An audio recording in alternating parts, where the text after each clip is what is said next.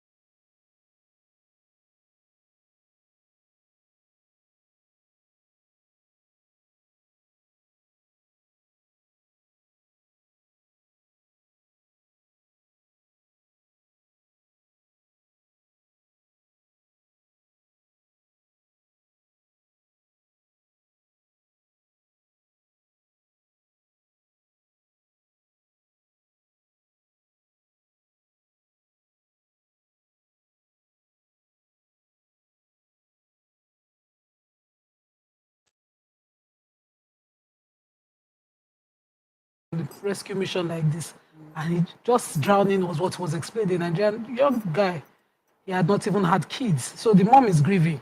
And to hear again that Nigerian army on peacekeeping mission can come to an area and the youth, because they said the community youth can behead, an officer of the Nigerian army in this country, when the army is supposed to be defending us against external attacks, we are attacking them within the country for a peacekeeping mission. I don't get it. But it will not be the first. I will not act shocked that this has happened. This is a first time, at least maybe for the Nigerian army. But the NDLEA cannot take a mission to any of the farms of these drug peddlers in Delta State. Those kind of audacity, those kind of high-handedness should stop immediately. If it is air and land and sea surveillance that should end it, it should be immediate. I was having a conversation, my husband was like, why are you so angry about it? Because it is enough that we deal with terrorists. It is enough, but when two communities, this is not just doesn't make sense. Yeah. I don't know what the youth consumed, but whatever they did consume, the consequence should be as grievous as what they did. Yeah. So for me, it really touched me because, as you know, I have a special affinity for our military.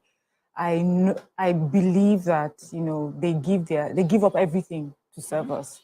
These are people that the moment they join the military, they understand that it may require their lives, and they're willing to give that up for the protection of Nigerians. And you would expect, certain love and loyalty towards them, and then for them to be treated this way, doing something to protect the community, and that's why for me, I also a part of me, I don't want to believe that these were just regular youths that did this. Could there have been some mercenaries, hiding under the name of youth to carry out such a heinous crime?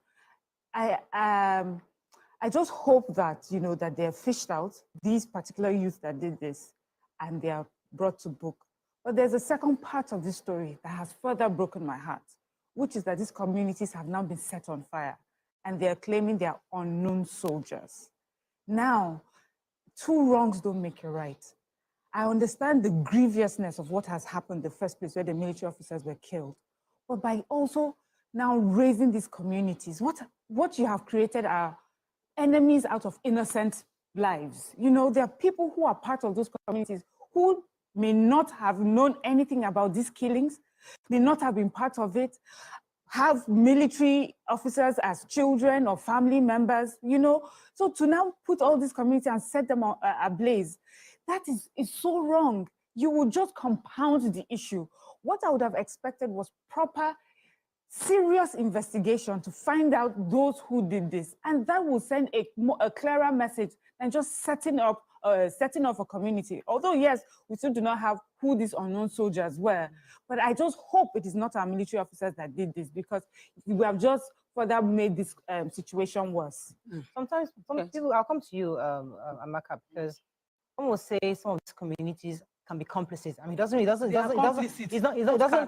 give them, you're right. We should also put innocent lives, we shouldn't put them at risk. Yeah. However, sometimes communities are all complicit. They know of these people, and some of them have been used. What are your thoughts? Let me come to you, Amaka, when you heard this story. So firstly, I sincerely condole with the families of the slain soldiers, right? The soldiers in Nigeria, the military, they're here to protect the nation. They will protect the military. Human beings, irrespective of the fact that they have trainings, and then we feel that they are superheroes and they have superpowers. But then we've seen now that they don't have superpowers, that they can be slain.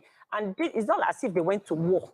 They went on a peace mission to settle people that are fighting or they're having issues. And this barbaric and despicable act happened on their watch.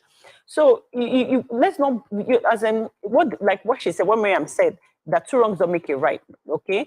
But then you don't, they said they are unknown soldiers. But let's not also push people, human nature, push people to now begin to have a high-handed attitude out of fear in order to protect themselves. Because with what has happened now, if you send soldiers now into another community or whatever, their attitude moving into that community is going to be different, because they're moving with fear.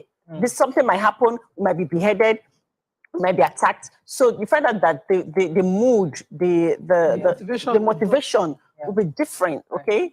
So this is really sad, and like Tinubu has said, the president has said that all investigation has given them the absolute power to investigate the issue and let the people be brought to that, because the community members, they know the bad boys, they know the bad people, they know the groups, the bad groups. But you see, you can't really win a war against terror if the people who are affected are not willing to exactly. There has to be a handshake between government and the people, because I also remember when U.S. sent army into Iraq, and there's only so much you can bring as an invasion. Exactly. The people on ground must be willing to say, you are involved. You are the ones who are doing this, and they must be willing to work with government, because there's only all soldiers can do is blow up. Yes. But really, what we'd rather soldiers do is engage the community who are willing to be engaged. This is what they did. So on a peacekeeping mission, they didn't blow up. They didn't blow up. Went into the community to try to get to the bottom of and they were an issue. blown up. And let me report to you how the bodies were found. Said at the NDDC jetty at the Coastal Delta community, the bodies of the commanding officer and the two killed majors were seen floating by the riverbank, as others were separated on land. They found other bodies on land. Now, some of the corpses recovered were seen to have been beheaded, while their stomachs and hearts of others were ripped off. No, don't tell me anything. If I was the president, I would level that place. I went to military school. I had a classmate in JS2 whose school stopped the moment the father died on a peacekeeping mission. I met her recently, and she felt too detached because she didn't finish school. Do you know how many lives end in the barracks because of these kind of things? Yeah. See, those communities will never, no matter how this investigation go, point to their sons and daughters who are the youth who did this, and say, this is the person, carry and go. Yeah. That's how they did to the NDLA officers who went to a particular village in Delta State on a drug investigation issue. They did not let one out of the 12 step out, 12 or 6 of them. They did not let one of the officers go out alive. Every single one was killed. This kind of audacity must stop. It must be, the consequence must be as grievous as what they happened. did. Exactly. So even this king that was talking in the video, I went to London, Okabo, you know, he must name names. Or there'll be consequences to his throne as well. So because the issue, the consequences are even higher, because we're trying to get Nigerians to believe in the military. We see. So thank you everyone for joining us. For those that have joined us, I see Tracy Jacob in there. Just eat plants. Just eat plants. I'm not sure you really do want people to eat plants continuously. We are not exactly goats, but it's all right. It's a great name. Yeah, about where they send the soldiers. Thank you for joining us. Roland Gabriel, thank you for joining us. I thought I should highlight this today because there is a kind of anger out there now against because of this activity of that is going on in Delta State, resulting in loss of life of about 16 soldiers, and I think there are about 4 senior officers among them. And there's a lot of heat, and so people are saying, "Oh, go and like you just heard, saying that you go and level a village." You know, I saw what you see. What I think is why are the soldiers sent to that place when why are they not sent to the jungle to find the missing students? See, I get your question. I think what people fail to understand is that everywhere needs security. Seriously, I think people need to understand this. When you see a nation that is functional, it's because they're taking away all the crazy people that could be killing people on the street, and they are deterring them from doing more. That's why you have prisons. And the reason why you have military is even greater than that. There are a lot of people that want to steal everything you have. And this military has to be present everywhere in the nation. That's how nations are designed. And people don't understand necessarily that soldiers and security forces have to be in the south. They have to be in the middle belt. They have to be in the east. They have to be in the west. They have to be everywhere. You can't send everybody to the north. You send everybody to the north. Look at what just happened in Delta State. Just look at what happened in Delta State. That these people were able to do this to security officials. What would they do if they can do this to major and soldiers? What would this type of people do to civilians? And I think this is what people fail to understand. Whenever I talk about security and how we don't have enough manpower, they don't understand it. I think there's a report I also saw, I think 2 years ago, under Buhari's government.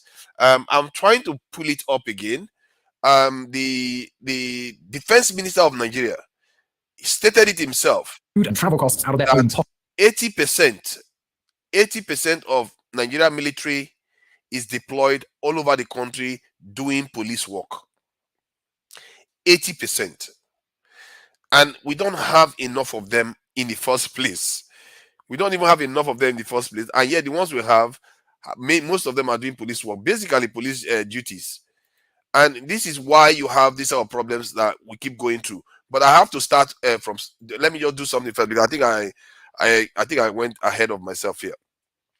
I think we need to recognize, we have to pay our respects to the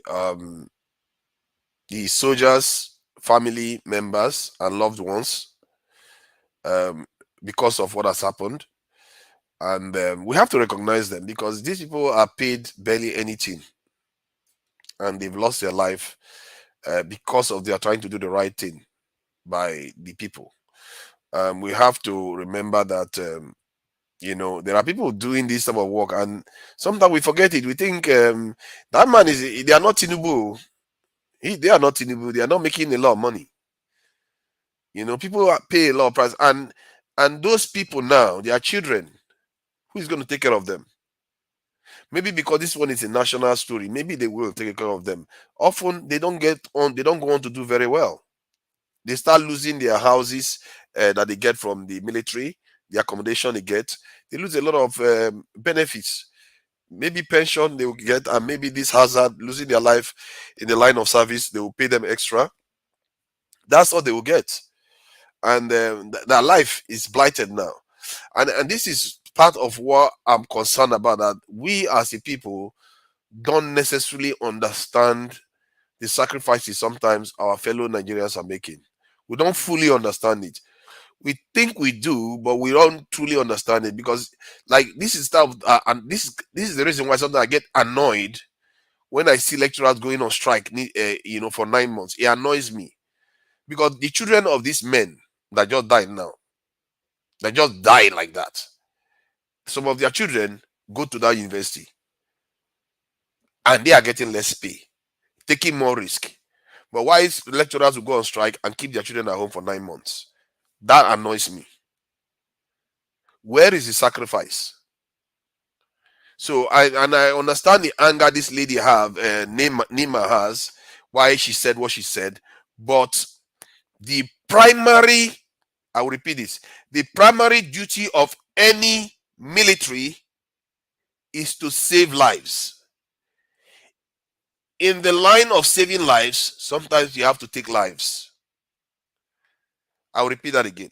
The primary duty of a military is to save lives, to preserve life. That is their job. They are the core foundation of a society. They keep society functional. In other words, they save lives.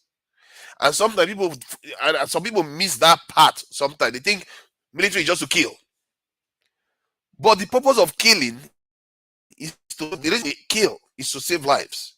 And the idea that a military should go and flatten a whole town because they experience loss of life or they experience casualties is unacceptable comment. It's unacceptable.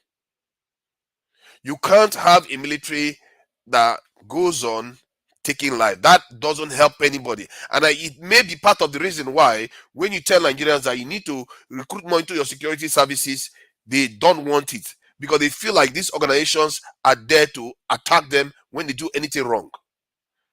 How can you advocate destroying, flattening a village that a lot of innocent people are there? Some of those people that are also part of that village, their fathers are serving in the military. So what do you make of that? So they should go and lose their property because some soldiers died. That is not a good behavior. And this is the thing that some Nigerians do. When we are doing some of all this, because we are angry, we don't think very carefully that, okay, flattening a whole village will kill a lot of innocent people. We destroy a lot of properties.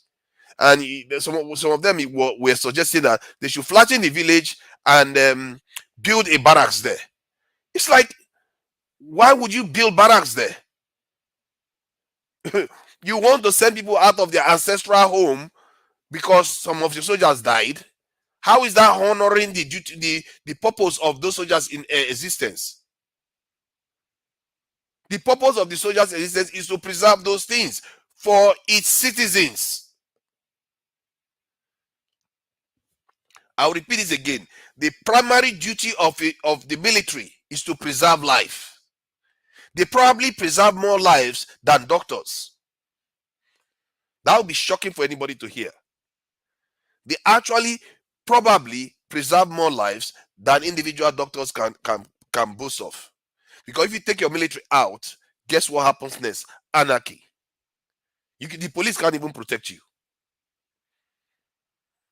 And that is what people need to understand. And Nyma needs to understand that too. The purpose of the military is to preserve life. They should not confuse that with anything. And I think the Nigerian military's doctrine, whatever doctrine that they used to use before, that resulted in OD and some of the things that has happened that has made people somewhat distant from them, should be rewritten. They need to reevaluate their whole purpose. The purpose of a military is to preserve life. That is their real purpose. And people need to understand that, and they too need to fully understand that you can't go and say they should go and destroy a village and destroy innocent lives and destroy a whole place. They are our own military. It's not like they are going to attack foreign military. This is foreign citizens or people from other countries. And even if that was the case, they shouldn't do that. You don't want to start wiping out villages and innocent lives needlessly.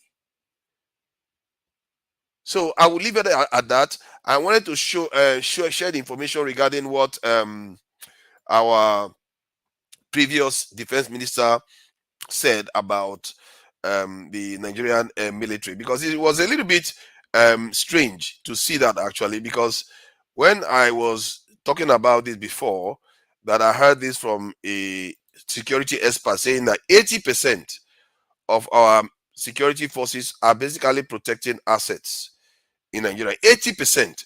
And when we say Nigeria has 200,000 soldiers, it's not a lot, because 50-something thousand of those are paramilitary. They are not proper soldiers. They are like guards, forest guards, things like that.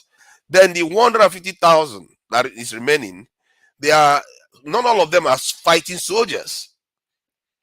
So by the time 80% of the actual possibly fighting ones are sent all over the country, how many do you think is remaining to go and chase the girls in the bush, to go and get the girls from the terrorists?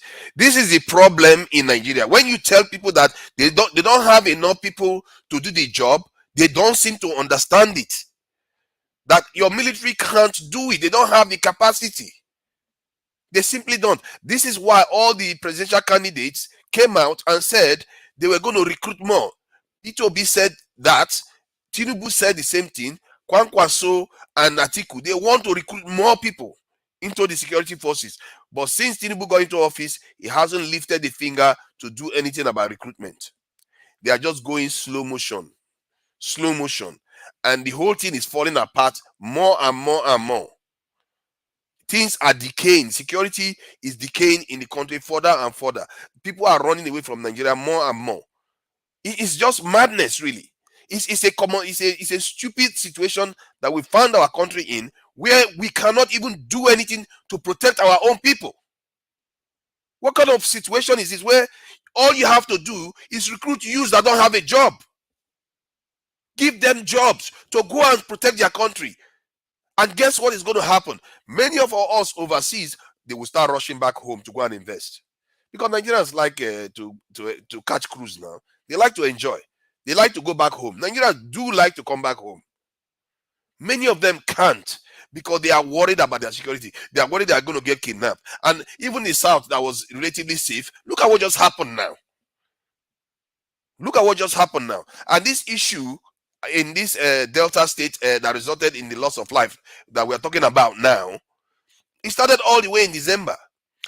There's a report where the people of the village actually reported that there was a problem. They even caught 2 young men and released them. They released them, and the other village paid them 30,000 naira as per the rules that they have. They paid the money for the 2 young men and they released them unharmed. And somehow they've allowed the situation to deteriorate even further, to the point whereby soldiers go there and look at the vicious way their lives were lost. I was sent some of the images, and it's not something you want to see. Why should we have to be putting up with this? Why? What is wrong with our leadership? You have 200 million people in Nigeria, and you are using less than 0.5% to secure the country. When some countries like Israel is using 7%, other countries are using 2, 1, 5%. Singapore uses almost 10% of its population involved in security. And that small country, Singapore, that is just 6 million, does more exports than the whole Africa put together. And yet, 10% of its population have connection to the military. Either they are reservists, they are serving in this capacity, or the another capacity. And somehow, because of the attitude of what this lady said today, is the reason why Nigerians don't feel comfortable when they hear recruitment. They don't like it. I'm telling you, I've been on this channel for a long time, and whenever I mention we should recruit more into our security forces, many people don't want to hear it. They don't like it because they worry that in the back of their mind that if you recruit more, they are going to be just as bad, if not worse. It's going to be a worse situation. But that is an irrational fear. But I can understand it when people like this lady goes on to say, if I was the president, I will flatten the village. What is that? Are you Thanos now? You just go around flattening your own citizens' villages? That is a colonial mindset. And this is the part of the problem where some of the rules that were put in place during the colonial periods are still in place because the British don't treat us as their own people. So when they have security forces and there is an incident or something that they need to react to, the way they react to us is different from the way they react to their own people in the UK. So when they left, the military structure remained the same, and the military attitude and traditions remain the same. The way the military perceive its citizens remains the same. They don't see their citizens as their primary duty to protect. Maybe that is changing now a little bit. It is beginning to change a little bit. But what this lady is saying is she seems to want to resurrect it again without even realizing it. And if it was a village, then would she say that they should go and flatten it? Is that a logical behavior to go and destroy the entire thing? If somebody does something in your family, you go and kill everybody in that family because somebody did something wrong. That's not how you do. That's not how you take care of a problem. The way you deal with people that take Nigerian lives, you hunt them down, get them, and make sure they face the consequences. Ideally, capital punishment. Because you can't take life and expect to walk free in this world. You can't. Anywhere you run to, they should be able to chase you down and make you face the penalty of what you've done. That is the way you deal with the problem. not killing innocent people, flattening this in villages and driving people from their ancestral lands. That is the way a colonizer army behaves. That is not the way a national army should act. And I don't know who is burning the village now. I just hope it's not the Nigerian military that is doing it, because some people are already saying that the Nigerian military is going about destroying the villages and causing problems in those villages. So I hope that's the truth of it. That serves no purpose. It just shows that the military is weak. We've been running a weak state. We've been running a weak military that cannot do their job. How can you expect one soldier to be able to defend over 1,500 people? It's not even fair. One proper soldier, the others are paramilitary. So if you look at the actual soldiers we have available, you can't expect them to be able to take care of 1,500 people. And this is why it's easy for them to be overwhelmed. All you have to do, they ambush them and they get into trouble. And then, because they get into trouble, to set an example so people don't even dare them at all, they overreact. When they overreact, people don't want to recruit more into the military because they fear that if you do that, these people that overreacted for that little thing, and we have more of them now, they're going to even kill us if we give them more. It's like asking Nigerians to recruit more NSAS police officers. Nigerians will never want to recruit more NSAS police officers because they know the consequence of recruiting more NSAS police officers. They will feel like if we recruit more, they're going to traumatize us even more. And that is how many people see the military to an extent. Was it not Showore that called the military mercenaries? If Showore is calling them mercenaries, our people subconsciously are seeing them as brutalizers and colonizers. Technically, they see them as some kind of foreign entity that is just there to punish the citizens. That should not be the doctrine that the Nigerian military should be taking. And it will be a very big disgrace and a dishonor to the lives that are lost if they go there and start burning villages and killing innocent people. That is wrong. And that has to change. Nigerians have to change their approach. They say they love the military so much, but you won't support recruiting more to help them actually deal with the insecurity that is pestering you. You won't even do that. The whole thing is a fiasco and a mess. It's a total mess. This is a simple problem to fix. I really wish I can find that link of the defense minister Irabo this thing when he was talking about the number of soldiers that are protecting this thing. Actually, that's the link there. Let me share it so that you people can see what he was saying. That the Nigerian military is deployed.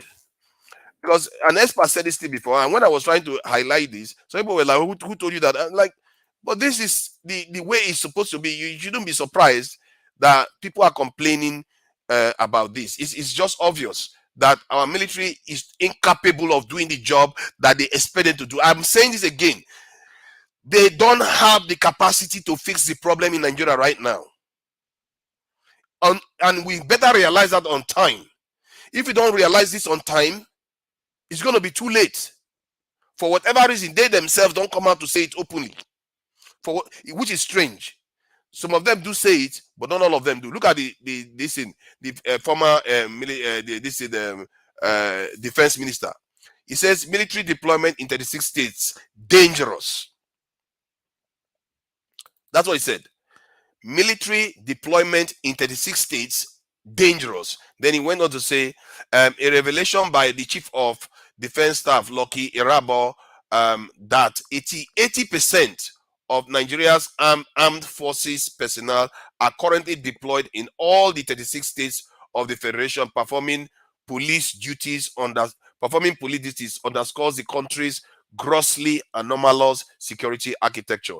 The trend undermines the security institutions and civil institutions and puts the country's fragile democracy at risk. The president, Major General Muhammadu Buhari, should act fast to save all three from irredeemable damage.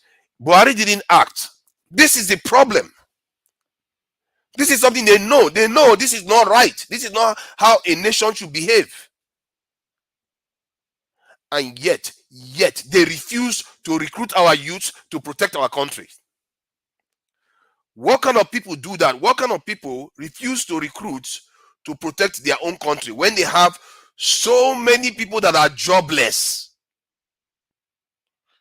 You have so many people that are jobless in Nigeria, and our wicked leaders refuse to recruit them to protect the country. What kind of people do behave like that? And I don't even know why he is coming here to complain about it. He is here saying it. Irabo, was he not the defense minister? Why was he not bringing more people into the military? This is the problem. They will come and tell you the problem. It's like, you know how they come and tell us, some people are stealing our crude oil, but nothing happens. Some people are stealing our gold from Zamfara, so nothing happens. Some people are funding terrorists, and we have the list here. Nothing happens. What is the point of telling us if you don't want to act? This same Irabo that is telling us this, why is he not recruiting? Why is he not shouting from the roof? We don't have enough people in our military. We don't have enough people in our police. Why is he not shouting? Yeah, I hear what you are saying. This is the electricity, because I've said it before. The citizens are allowing them to get away with it. They know. All of them know, including Tinubu, Peter Obi. All of them know. That is why they put it in their manifesto. They know what the problem is. But why are they scared of acting on it? Inspector General of Police came out the other day and said, Nigerian security forces are very, very few. All the criminals, they know it already. That's why they are laughing at us. That they know what is going on. That the criminals are laughing at, or they don't want to this thing. That they don't want to they are not afraid of people anymore. They just do whatever they like because the criminals know that they don't have enough people. Oh, then he went on to say, for us, we are not able to recruit. Why did he say for us we are not able to recruit? I don't know what it means. So, and yet the media doesn't pit them and say, what do you mean by that? You can't recruit. Why can't you recruit Nigerians? Don't you have any people in your country anymore? Are they all dead? All those young people that I see queuing, looking for jobs and looking to go and cut grass every day, you can't recruit them. Nobody is taking this seriously enough. What are we waiting for until the country burns? Until more tragedy? And this type of tragedy has happened before. Let's make no mistake. It's happened before. Nigerian soldiers have been ambushed and ambushed and ambushed repeatedly. And people will come out and complain and mourn the soldiers, and after a week or two, they move on. Next week now, if nothing happens again till next week, they will forget those girls. So the girls, they will be forgotten. The families will never forget, but the nation will forget. They will move on, and the media will not question the leaders and tell them, what is this you are doing? Why have you not backed up the military to be able to do the job that they are meant to do? Even if you did it in a form of a state of emergency, whereby you kind of recruit many into the security forces, then later on you draw down the number. You don't have to have them permanently in that position. You can recruit 2 million, 3 million today. Then in 3, 4, 5 years time, when you've dealt with all the insecurity issues, you start drawing them down because the criminal activity has reduced. You know, that is the problem. And I think you do have a point.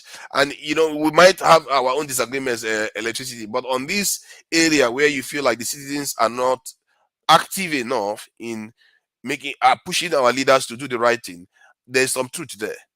Because you can even see the way Soludo is behaving right now, just because OT is the popular guy on the block now. So Soludo is trying to brown nose and make himself look, appealing to the people. Because he knows he has to appeal to people so that he can be popular too, just like OT. That is how it works.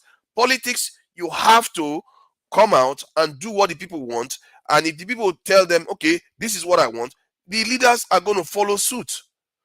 We are not telling them, oh, you need to recruit more into our police. You need to recruit more into the military. You need to recruit more custom officers so that we can feel safe in our country. Nobody's And that's what they promised in their manifesto. Why don't we even hold them accountable for what they promised in their manifesto? You know, what was it? Somebody even went and said this on that show. This in recently. You know, all kinds of statement that was made in that show today. I was really aggrieved by it. That even some people called from on the phone and said, they should destroy the place and put a military barracks there. It's like, why would you support that kind of behavior just because some people, and you don't even know the people that did it? We don't even know the people that did it. The people that did it could have come from another village, as a matter of fact, they could have come from another country. We don't have a clue. This is the problem. Our people need to be more more aware of why things are going wrong in that country. This issue of insecurity is a very simple problem to fix. It's not hard to fix. I say this again. It's not hard to fix. If people today grab Tinubu and say, hey, if you don't do this, we are not going to let you rest in this country. Tinubu will do it. You pass the order, police commissioner, police inspector general, start massive recruitment. And he will give a command to the chief of army staff and defense minister or NSA, start the recruitment drive. Within 12 months, you will see that our security forces can double in number. And the strangest thing is that it doesn't cost us a penny. It pays for itself. How many things can you invest in that almost the very next year pays for itself? That is some of the best investment you can make in Nigeria right now. Because if Nigerians feel that when they come to Nigeria, they feel safe everywhere they are, oh my God. Oh my God. Do you know how many Nigerians that are overseas that want to come back? The money that is going to be poured into that country. The money that is going to be poured into that country. And when they are coming, they will drag some of their friends from overseas over too. They too are going to come and spend money. And some of them may actually come and invest permanently in Nigeria. Nigeria's economy it's like it's being strangled right now. Our economy should be at least 3-4 times the size it is right now without even trying. Without even trying. Like, the government doesn't have to do anything special. Let Dangote refinery stay there. Just solve this insecurity problem. You see the Nigerian economy will just take off. That's all that needs to be done. Let me take some of the comments in the chat. Let's see. You don't know Tinubu. He actually said he will recruit 50 million to the army. What will you feed them? Cassava, agbado. Yeah, I think Tinubu completely. I don't know why he did what he did that day, because for some reason his mind faded. I don't even know. I've never seen Tinubu's mind fade that badly before. On a day he was making a very critical statement. If I didn't know better, I would think something was up. He was making a very critical statement about recruiting into the military, and something happened to him, and he froze for I think more than 30 seconds. He couldn't say anything. His mind completely went blank. And that's when he went and said Agbado, all the stuff that people now know about. Something is not right in our nation. Anybody that wants to do the right thing by our national security, they don't tend to do so well. And I remember last year, just before the election, I've forgotten the name of the lady that it kind of left the APC party, and she went and reported that Tinubu is not going to do anything about security. That Tinubu told her that if he did, that he's not going to, his life will be forfeit, that his life will be at risk, that he's not going to do anything about insecurity. And there is something preventing them from doing what they are supposed to do. They know what to do. They all know what to do. And it's a shame that Tinubu went and made that statement, and the whole thing, the whole idea of recruiting became a joke, which is at the heart of our solution, but it became a joke. It's like somebody coming up and saying, there's somebody with a serious wound, but let's take the person to a hospital. And by the time they say that, they just go and fumble it and say something very stupid, and everybody start laughing. Oh, he says you go take the person to a hospital. Look at how stupid it sounds. But that was the right solution, but he fumbled the message, and it's a bit of a shame. So let's see. You are giving them free advice for further. Yeah, it's free. What else can I do? I'm not going to charge them. This is, and I don't even know whether it's free. This is selfish too from my side. I want to be able to come back to Nigeria, and you think I don't like to catch cruise like everyone else? I want to go to Nigeria and enjoy myself. I want to go to Nigeria and be able to. There's so much to see in Nigeria. You want to travel and all around the country and enjoy yourself, but you can't do that while you are afraid of being kidnapped. You can't do that when there is this thing, tribal clashes going on left and right, or herdsmen are, terrorists are acting all over the place. So free advice, I'm not sure it's so free. This is selfish. I consider it selfish. I'm telling them do this because it's for my own good too. It's for all our own good. It's for the greater good of everyone else. So let me take this one. Are you saying that those in the diaspora don't want to come because of perceived? Yes. No, that is true. Electricity, they don't want to come back. I've been in meetings with them. I think even the guest on the show yesterday made the same comment. She said something about the issue people have. Number one is insecurity in Nigeria, that they can't come back to come and invest. And I've been in meetings where you see a lot of retirees, people with a lot of money and with a wealth of experience. But when they talk about going to Nigeria, what they will say is insecurity number one, healthcare number two. If you don't have good healthcare and you don't have good security, they fear for their lives. And many of them, some of them have partners that may be European. They don't want to come to Nigeria and they become a target. That's another one. So it's all linked. If you can solve that insecurity problem, the way Nigeria is going to transform is just going to be just astounding. Really, it's going to be a miracle to behold, and because people don't fully grasp how far Nigeria has fallen. We have fallen so far. The oil is covering it. It's making it's blinding us to the fact of the terrible state the nation has been. The oil every year is producing money to help us cover our shame of what we have done to our nation. Once we solve this problem of insecurity, watch what happens next. You don't have to do anything. Nigerians will take care of the rest. They would do. They would. As a matter of fact, Tinubu, don't focus on any economic policy. Don't focus on anything else. Your only economic policy should be security policy. Just focus on that one. Solve it. Leave the rest for Nigerians to take care of. The Nigerians will take care of the rest. Because when you have security taken care of, people will come in that want to invest in power. People will come in that want to invest in this in agriculture. People will come in that want to invest in technology. Because Nigeria is the largest population in Africa. In terms of countries, Nigeria has the largest population, like double the nearest rival. So anybody that wants to invest in Africa, Nigeria should be the first port of call. That's number one. If you want your business to succeed in Africa. And because of the influence Nigeria has in West Africa, if you capture Nigeria as a business, West Africa is your oyster. That is almost 500,000 population of business. So you can see we are not taking advantage of our position.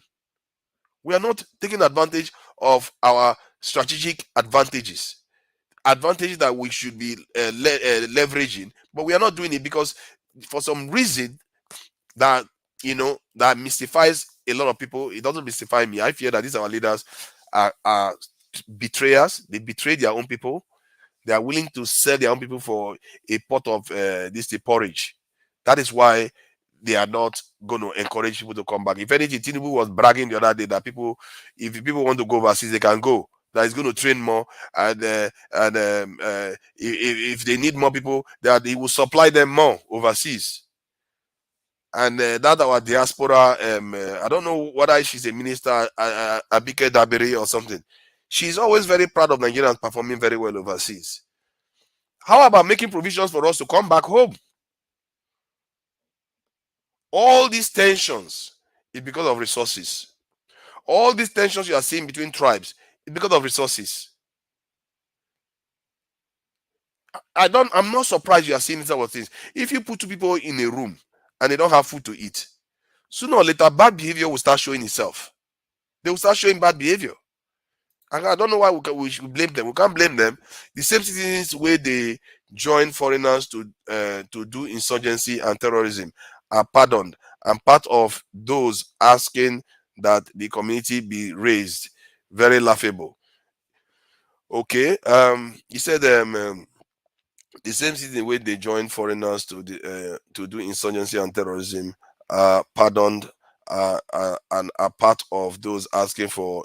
Yeah, you can see the hypocrisy in Nigerians. They don't tend to empathize with each other, and that is a very terrible behavior. If you have a Nigerian passport and you are a Nigerian citizen, never try to undermine Nigeria thinking that it's going to better you. Never try to undermine another tribe thinking that it's going to advantage you. When you do that, you are just disadvantaging yourself, because if one tribe doesn't do well, you are not going to do better. In the UK now, just because the Welsh are not doing that well, but because England is doing okay, the Welsh are doing well. If the UK is doing well, the Irish are doing fine. If the UK is doing well, the Scottish are doing fine. It doesn't matter, because everybody's affected if the nation does well. It is what they call rising tide, lifts all boats. It's just what it is. And the idea that we have to be tribal, it doesn't help us in any way. If you want to be tribal in terms of your culture, how you are going to enjoy your culture, preserve your culture, your language, your heritage. Be that. But don't do tribalism in a way that damages it. Because when Nigeria is suffering, your tribe suffers. Is there any tribe that is truly enjoying in Nigeria? Name them all, because we don't have them all. Everybody is facing the same problem. And trying to score one against another tribe will not get you anywhere. I give this analogy once, and I'm going to give it again. It's like somebody going into a swimming pool and pissing inside that swimming pool, thinking that, you know what, I can piss inside the swimming pool because it's just me. But the next guy pisses, and the other one pisses. The lady pisses, the boy pisses, the girl pisses. By the time you know it, you are all going to be swimming in filth. Guess where Nigeria is right now? We are all swimming in our own filth. We've pissed so much on Nigeria that now we are now swimming in it. It's our problem. Now it's for us to clean it up too. And for us to start that, we have to take our security seriously. Nigeria is losing $50 billion in GDP every year. Minimum. $50 billion is lost just because of insecurity alone. Plug that gap, insecurity has already paid for itself. If you just restore security, all that pays for itself. Businesses are going to be open for longer hours. They're going to open from now. Most businesses close around 6, 7, in many areas. But if there is security, they will open to 8, 9, 10, maybe 24 hours. Economic activity picks up, and somebody has to work those night shifts. We'll start to be able to do more exports. It's a win-win. We need to start changing the way we think about our national security as if it's separate from economic policy. National security is your number one economic policy. And most people understand this all over the world. That's why they don't joke around with their security. The moment there is most people in the West, they know what it's like now. The moment they hear gunshot, you see them. They'll rush. Police officers, everywhere, they'll surround the whole street. Cordon off everything. In the UK, the same thing. But if they hear somebody stole money from somewhere, forget it. Because they know stealing money is different from security. They know security drives people away. People will not want to come there. Security is very bad for business. If you don't have good security, it's a killer. It's a killer for business. Hence, if you value business, you value your economy, your number one economic policy is your security policy. That's how we should start saying it. And we all are in agreement I don't know. Are we? Is there anybody that is supporting? Let's raise the village to the ground. I hope nobody is there supporting that we should destroy the village, because that would be interesting to see. Further, tell us about the founding Nigeria that that states are still paying 18,000 in salary. Some states are still paying 18,000 in salary. I don't know whether they are still doing that, but if they are doing that, I don't know how you expect somebody to survive with 18,000. 18,000 it's not money. It's no money to survive on in Nigeria. It's not money. If you are paying somebody 18,000 and they're coming to work every day, you should be worried. You should be worried where they are getting the remaining part of their salary and how they are surviving. 18,000 is not sufficient for anybody to live on in Nigeria. So it's a criminal wage. So, but that is Nigeria that we live in, and that's the state of the economy as we see it right now. If that salary wasn't taken up, because if you give somebody 18,000, somebody is taking the job. Why did the person say, that's a little bit too little? It shows you how bad things are. That people are willing to accept a salary of 18,000. But that is supposed to be illegal now. Nigeria, I think minimum wage is 30,000 the last time I heard. So it should be way higher right now. So I hope that is not the case. I think private sector, they do that, but not public sector. Because the government is not prosecuting anybody that is paying under 30,000. They don't have the space. Where do you have time to be suing people that are paying people under minimum wage salaries? They should think of cleaning their home first before asking people to come back. Yeah, that is true. Now they should think about cleaning the home. Isn't that what we are talking about here? We are saying that they have to sort the country out first, ensure that this insecurity is taken care of. It's really bad. It's really, really bad and sad that Nigerians don't understand how inadequate our security infrastructure is. And one of the other things Nigeria will be like, oh, let's go and get drones. Let's go and get drones to patrol the skies and make sure we monitor everything. Part of it is because people don't understand technology much. Technologies have limitations. They have how many times they can fly in a day. They have weather conditions that can affect their performance. They have sometimes they can just fail. Sometimes you may not even have you can't cover everywhere at the same time. You may not have the necessary pilots to fly them, because the pilot that was trained last week left and jackpot overseas to go and work somewhere else. There are so many areas that provides a lot of problems to expect technology to solve. Americans, they know they have a very good technology. They have the best in terms of security. They are the best. But yeah, they have more than 2 million this thing involved in their national security. Not to mention the large size of their private security outfit. In Afghanistan, they had more private security operators than American soldiers on the ground. Private security from America went to Afghanistan. So that should tell you something, that these countries, they take their security very seriously, and they have people behind them, human beings behind them. And when Nigerians argue, some Nigerians argue that, oh, we have to rely on technology as, I think when they say that, I'm suspecting they mean that technology has a multiplier effect. In other words, it makes the need for people less. But when people think that way, they forget that the challenge of insecurity has increased because of that same technology, meaning that you need more people behind that technology.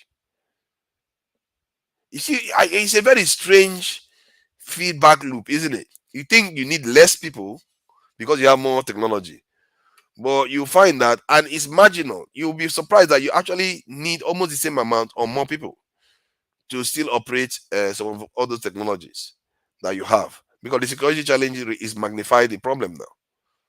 So it's not necessarily true that the technology can solve all your problems. If technology could, America would still be in Afghanistan, governing Afghanistan peacefully. Taliban would not have overwhelmed them. America would have won, would have been controlling Iraq today. Technology can only go as far as, you know, secure doing. It does help. It does help a lot. Make no mistake, it does help a lot. But the human beings are the most advanced technology out there.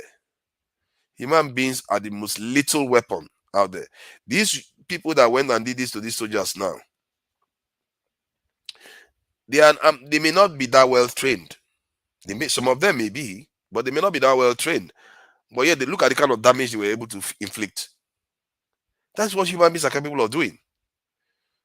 If these people that are supposed to be communal clashes, youths that are causing this our problem, then why are we so scared that if we recruit people into the military, they are incapable? They will be they will just be as capable. Maybe they will even be more capable, and they will be able to fight these useless bandits that go and kidnap young girls. They will be able to deal with all these terrorists, all these people that are coming to Nigeria to displace people from their homes and send them to IDP camps so that they can steal their natural resources. They'll be able to deal with all those things. So that is where we are on that one. Let me see the next comment. Chimps. Indeed, Nigerian surplus. That's what Brits has been benefiting even before 1900s via divide and conquer tricks. Many black families and tribes are their own worst enemy. Yeah, many of us are our own worst enemy. And the truth is that many of us don't know too. You know, it's not easy. Many of us don't know. And this is why I'm a bit more forgiving to the masses themselves. I don't know why I call them the masses, the people. Because if you don't know what you don't know, do you? You can't blame them when they don't know. Nobody has told them that this is what is right and this is what is wrong behavior. If anything, what we encourage in Nigeria is bad behavior. Actually, I think one lady gave an example that I found quite pertinent to this point, where she said that when people are doing good business in Nigeria and they make 5% profit, for let's say for example, and they watch their colleague get into business and they go and make more than 100% profit because they are corrupt. They go and steal government money. They go and connive with government officials, get contracts, and go and make a lot of money. So that man or woman that is doing a good business in the right way, making 5%, will be discouraged. Like they will be thinking, why should I do this when my colleague can just go and double their income overnight because I'm doing the right thing? Who is rewarding me? Who is recognizing me? So you can see why at the middle class level and in this entrepreneurial level, Nigeria is not as vibrant as it should be, because all they are waiting for is to make money. I think I just heard this recently on net media. I don't know how. I've not confirmed it. When I saw a news on net media about a Nigerian train line that they wanted to build from Port Harcourt to Abuja, and it turns out that a government official or a national official went and put their name as the company that that was awarded the contract to build it was a Nigerian that is behind the company. It's like we want to corner everything. And that Nigerian, when he gets that project, he's going to kill it. Because he's going to be looking to steal money and kill the project. This is the nonsense that we do every time. We are just eating away at our state and our country, destroying everything of value within it, until we are in this sorry state that we are in, and it's going to get worse. I fear it's going to get worse. I'm sorry. It will get worse in Nigeria before things get better, because the way things are going, before people will get the awareness to do the right thing, or the leaders will choose to do the right thing. I don't know whether they will ever choose to do the right thing, because they have the opportunity now, but they are not choosing to do it. They have the opportunity, they refuse to do it. Child, the Beloved Country by Alan Payton. Yeah, that's interesting. So until I wear khaki, my life doesn't matter. Yeah, that's true. That's what that lady is saying now, because other people's life don't matter. No need argument today. Everybody get your energy. Thank you, One Nigeria. Because I'm a bit frustrated with these people. You know, when you hear the hypocrisy in the air, you are calling for the destruction of a village, but tomorrow you will be the first to start talking about other things, other people that marriage. You don't. The politician will come to your office. You don't hold your feet to the fire that they should fulfill what they promised in their manifesto. How do Nigerians not understand that they need more people in their military? I think the part of the problem is that there is this myth in the air that Nigerian military is so powerful, and I call it a myth is because Nigerian military is not so powerful. Is the nation, that the potential of the nation, that's what is powerful, not the military itself. If you take this size of our military and put them against the military of this thing, Algeria, I don't think the Algerians will smoke them. The Algerians are better and with better technology and far more people. Again, hear that this is an African country, Algeria, right there. The only difference is that they're not black nation. Algeria has more advanced technology than Nigeria and has more than 3 times the soldiers Nigeria has. And guess what? Their population is more than 4 times less than Nigeria in population. That is the proportion of the magnitude of the difference is crazy. And yet militarily and security wise they are stronger than us. Why do you think they take their security so strongly? We can't carry on like this. We simply can't carry on like this.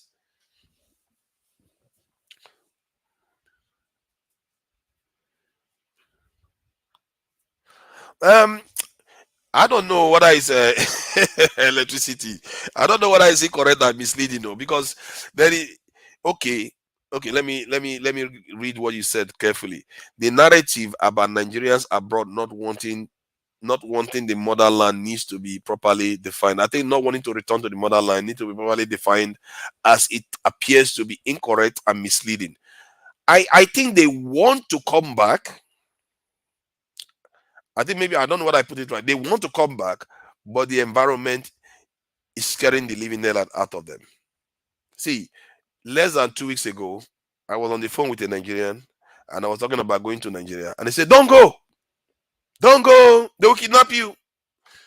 And don't go with so and so person, they will kidnap you. That's Nigerian that did that. And funny enough, she actually went to Nigeria. Well, after they go to Nigeria, but they are telling you not to go. But the person did say that I can go because I wouldn't draw attention. The moment, look at me now. Once I get into Nigeria, I just put on my shokoto and my bariga. Nobody will know where I'm from again. They will think this guy is a proper Nigerian. Nobody will recognize that I was in the UK at all. So I will be arguing with conductors and taxi drivers and police officers in junction. So, but that is that anyway. On one end, the issue remains that Nigerians don't want to go to Nigeria. Okay, they want to go to Nigeria, but they fear insecurity. They fear lack of. The other one is a bit of a lesser problem in terms of healthcare. What is the other one again that they tend to talk about? Infrastructure. Healthcare is a big one. Healthcare and insecurity. The insecurity is like, if you put them in percentage, if you ask me to guess in percentage which one is, I would say insecurity is about 60%, healthcare 20%, infrastructure, then you start looking at 10% from infrastructure. Education too it does come highly, because some of them that have children, they can't settle here because their children can go to good schools here. So in Nigeria, I mean. So that is why the education comes up too. But most of the things they just need is good healthcare and good security. If you have your security sorted, as a matter of fact, I think they might be able to even overlook healthcare because they can always go for private healthcare in Nigeria. Is that security one? How are you going to get your own private security? They can look at what they did to security officers. How many military soldiers are you going to hire? So it's a very, very difficult situation for people to face. I'm just going to open the channel. I forgot even to share. I should have shared. I should have shared link a while ago. I guess it's a bit nice to come on and just try to show some of these things. Let me just share this video of the project Ned Media was sharing yesterday. I don't know how true it is, but maybe some of you will know, and you can let me know. UK company to build Port Harcourt to Abuja railway line, it brought a bit of excitement because traveling by road in Nigeria right now is fraught with a lot of danger. Apart from the unnecessary roadblocks in many highways, especially in the south, there is also the danger of being kidnapped along the way or robbed, or anything can happen to you. It's a jungle out there. So after the announcement, curious minds went to work. People started digging, journalists, everyone, especially the Foundation for Investigative Journalism. They found out that this company that they signed an agreement with is actually owned by the former Speaker of Lagos State House of Assembly, Ikuforoji. Maybe he's a front for a big fish, but immediately they announced their findings, he quickly resigned his position. That's not even the only surprise. The company has no experience whatsoever building any railway line. They have never built even 1 kilometer. 1 kilometer is even long. They've never laid any railway line anywhere in the world. So how do you sign an agreement with a company that has no experience whatsoever building any railway line? Why should the government go through a third party, a middleman? This is a hoax. They need to deal directly with the people that will build the railway line, just like Buhari did during his time. All the railway projects that he did, it was done by the Chinese, who construct them directly by themselves. There's no middleman. This is reminiscent of what happened in the Mambila Power Project, when a company, Sunrise Power and Transmission Limited, the company doesn't have any experience in building power whatsoever. They wanted to play the role of a middleman, get the contract from the government and sublet it to a company, a Chinese company that would do the job. Of course, we all know how that saga went. The contract was never awarded to the company by the Obasanjo. Yeah, you see this. I think I hear what you are saying, literally, that which citizens are they bringing to the country? Of course, they are Nigerians, but I guess what I'm saying is that the rate at which they will come in, they will come in a lot more, and when they come in, they will not be so cagey. Yeah, I don't know whether you want to come on stage. You want to come on stage? Let me bring you on stage if you want to. So that's what I'm saying. It's not that they don't want to come home or they are not coming home at all. Maybe most is not. Maybe you are right there. Actually, maybe it's not most. I don't know whether it's most, but a significant amount of Nigerians don't want to come to Nigeria or feel concerned about coming to Nigeria. And many of them do come. Like I will go to Nigeria, but I do have my concerns due to insecurity, these issues. So even the ones that return have their worries. You can't. Okay, the question might be, how many people come to Nigeria and not worry about security? You very, very little. You have to be coming to somewhere in Lagos. May I come in? Am I Yeah, allowed yeah, to yeah. speak? Yeah, of course, of course. Go ahead. Okay. First and foremost, good evening and good evening to the viewers. Just to set the premise in which I am going to ask you questions, I'm not dismissing anyone's concern as human beings. We all have our concerns in life. Even you that you are sitting there being in the UK, you have certain concerns of being in the UK. Would that be correct? Yes. Good. So I asked a question in respect to the airlines. How many airlines, most major airlines, I beg your pardon, comes into Nigeria, Lagos, Port Harcourt, Abuja? Which citizens do they bring into the country? Mostly Nigerians. So, and they are coming from abroad. Would that be Yes. correct? Yes. So, the narrative that those in diasporas don't want to come in due to insecurity, we need to really redefine it, because we are not helping. We are not helping the image of the country. Like I said, the premises. I'm not dismissing anyone's concern. So we're destroying, or we are not portraying the image in a proper way. I'll give you an example. A YouTuber called Soma Aku. She's currently in Nigeria. She posted it on YouTube that I am going to Nigeria.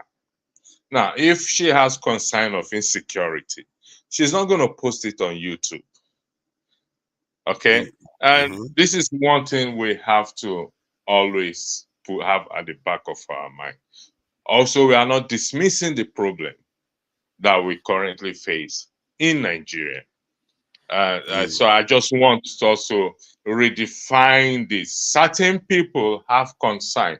And to be honest, those who have that concern, somebody fed them that line. Like what you said, you gave an analogy, an example of people who told somebody, don't come into Nigeria, but they came into Nigeria themselves. So are they not concerned of the insecurity? They are telling you not to come. And also those here will tell you not to come. Send the money home. We'll do with the money. It's all playing on people's mind. I'm just going to tell you the truth. So we need to redefine it, because if we're going to get things right, there are over 2 million people, 200 million, if that statistics is correct, citizens we have in Nigeria. So yes, there is issue of kidnap or bandit and soldiers being killed. We're not moved, because those that were kidnapped, the soldiers that were killed, sadly, and their lives are not better than those that died in hospital due to negligence. Those that died on the road due to the bad roads and everything. Their lives are not better than this. So if it's going to be fixed, it's going to be across board. So yeah, but do you think that it's a bit insensitive at this time to be saying that their lives are not better than those that died, given that they just lost their lives? You see what I mean? No, it's not insensitive. It's not insensitive. Anybody who claims it's insensitive should come and tell me it's insensitive, because the reason why they were killed is not people who died on the road is due to bad roads. Yes or no? Most people that died on the road is due to bad roads. Okay? Yeah. And those who died in the hospital is due to negligence or due to the fact that they failed to carry out their first duty to save life, not to put money before life. Would that be correct? Yes. So, and the soldiers were killed. For what reason were they killed? Due to one reason or the other. I'm saying if they are taking such action over the soldiers because they were wrongly killed, I'm not supporting their killing. I'm telling you that such action also must be taken or should be taken against those that kidnap people, those that stole money that they're supposed to use to repair road and build hospital. Such actions also should be taken. All lives matters. My life is not more superior than yours, forefather. Your life is not more superior than mine. All lives matters. That's true. I think I agree with you on that. Why should I take this differently from somebody who died, who could not afford to pay hospital bills, and they put it as number one that you have to give money before they can treat you, and the person died in that event as a result of bad policies or whatever it is. So why should that be different? I don't understand. Why should it be different? Why should I take their life? Why should I think the soldiers' lives are more better than the 200 and some people that were kidnapped recently? Why? How about those that were kidnapped years ago that they've not even found them? Why should it be different? True. Why should it be when different? we are pushing narrative, we have to be very careful on the narrative we put out there. The major airlines come into Nigeria every day. Lufthansa, KLM, British. You've not heard any one of them say they're not coming into Nigeria because they don't have passengers. And it is those in diaspora that come, whether they have paper or not, it makes no difference. So let's be careful. I want us to be careful because we are representing the people as well too. And when we sit down there and we keep saying such things, it's not good for even for the foreigners. Okay, let me ask you then, for all the Nigerians that have expressed issues with insecurity in Nigeria, that because of it they are not, even if they are coming to for visit, they are never looking to stay in Nigeria.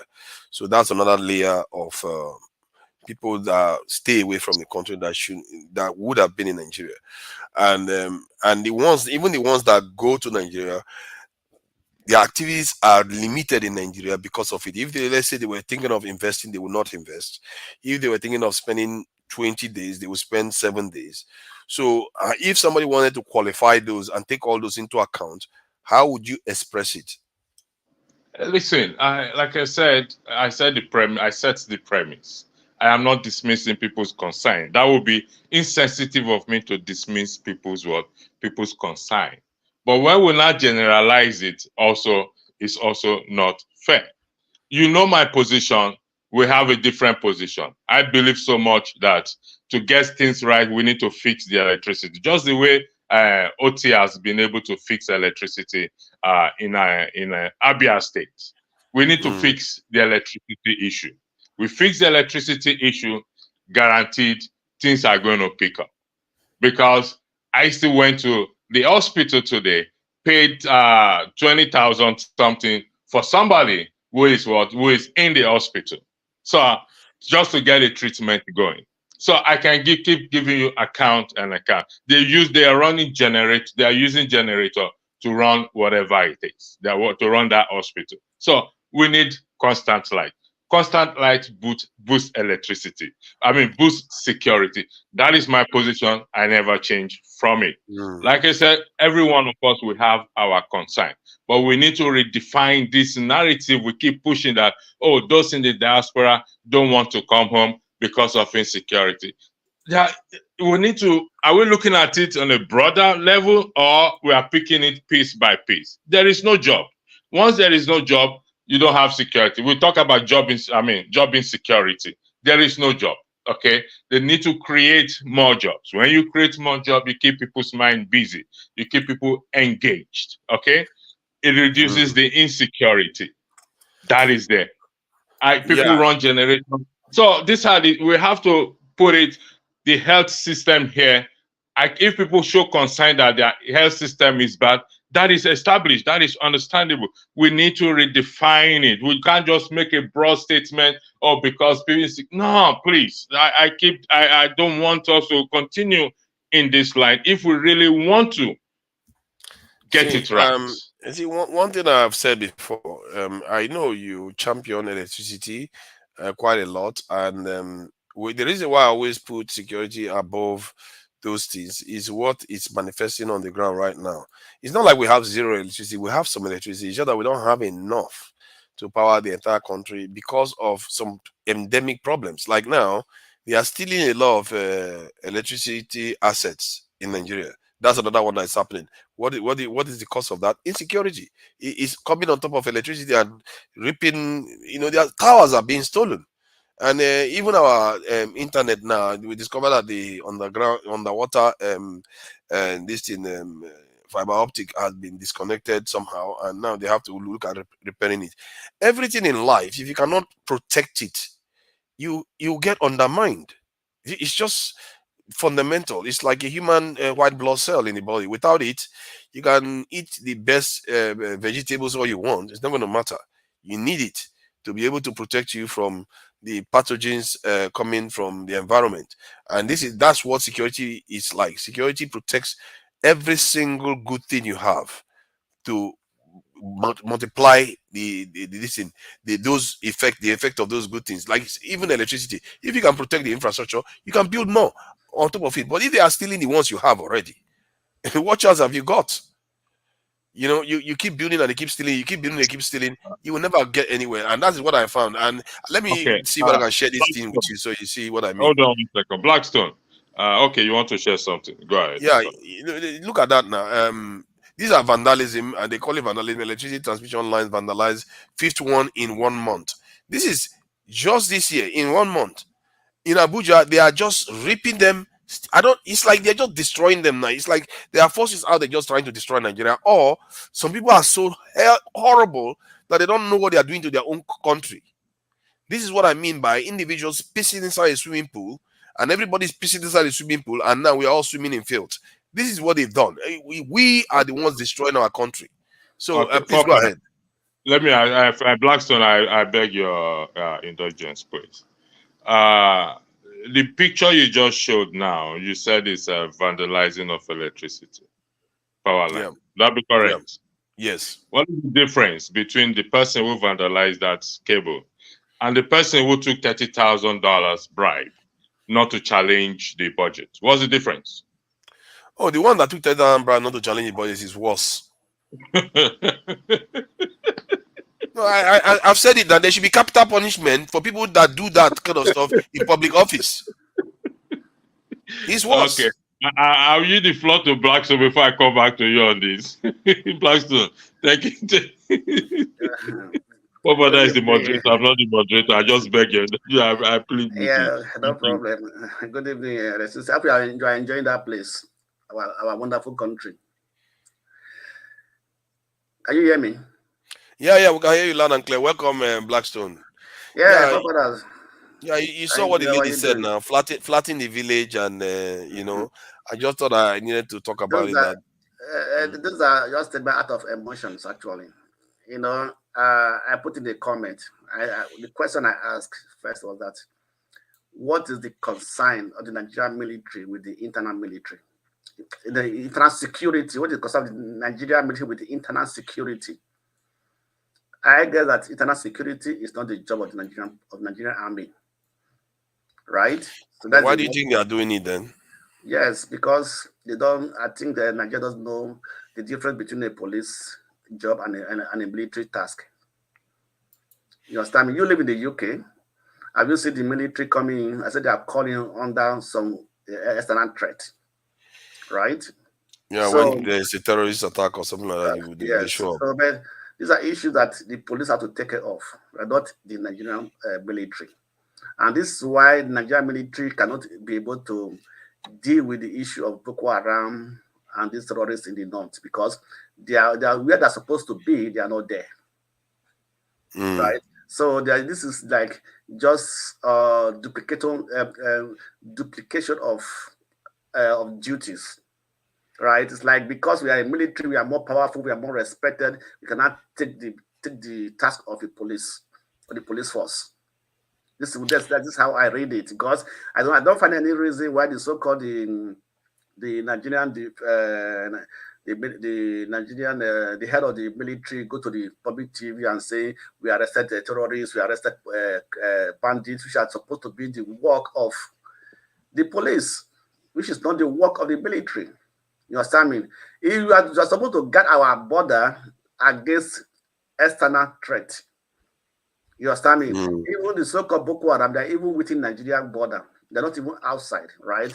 So they are supporting the Nigerian police to fight insecurity. They are supposed to be in that area whereby they say that those insecurity or those people are overwhelming the Nigerian police. Not to go into cities, states, and everything. You know, I've never seen a country where the military person will be dealing with a civilian. Will be questioning a civilian. I've never seen it anywhere in the world. Also in Nigeria, it does happen. You understand? You are seeing that, you are describing what you are seeing as a problem, but I want you to tell us why it is happening. Okay, you say it's because of prestige and stuff like that. Yes, well, it's about prejudice. It's like they don't understand the difference between the task of a military and the task of a police. These are quite. There's a clear demarcation between these two security agents. You understand me, right? So you cannot come into my territory and take over my duty. I think the reason why the military has to be that stretched is because of the challenges that they have. They don't have enough people, so they have to stretch themselves all over the country. Yes, I'm not talking in that way. You understand me? If they know their duty, they will be overstretched because they are taking other people's duty. Right? That's why they are being overstretched. But those people are already stretched. That's the point. Police is incapable of doing their job. Because okay, fine. Why don't we employ more police? Then let the military take care of the border points and the external aggressions, or maybe the articulated or things that the external threat, the thing is coming in, or the issue of the Boko Haram and things like that. You understand me? So there should be a clear demarcation between these two people, the police and the military, what they are supposed to do. So if the police force called on the military, okay, we need support, they can come in. Right? They can come in. So what were they doing in that place? What was the main reason that they had to go into that place whereby they were not ambushed? What was the main reason for it? What were they going to? Where were they going to? Who were they going to fight? What is the insecurity in that place? If two communities are having some crashes, that's the job of the police and the local chiefs.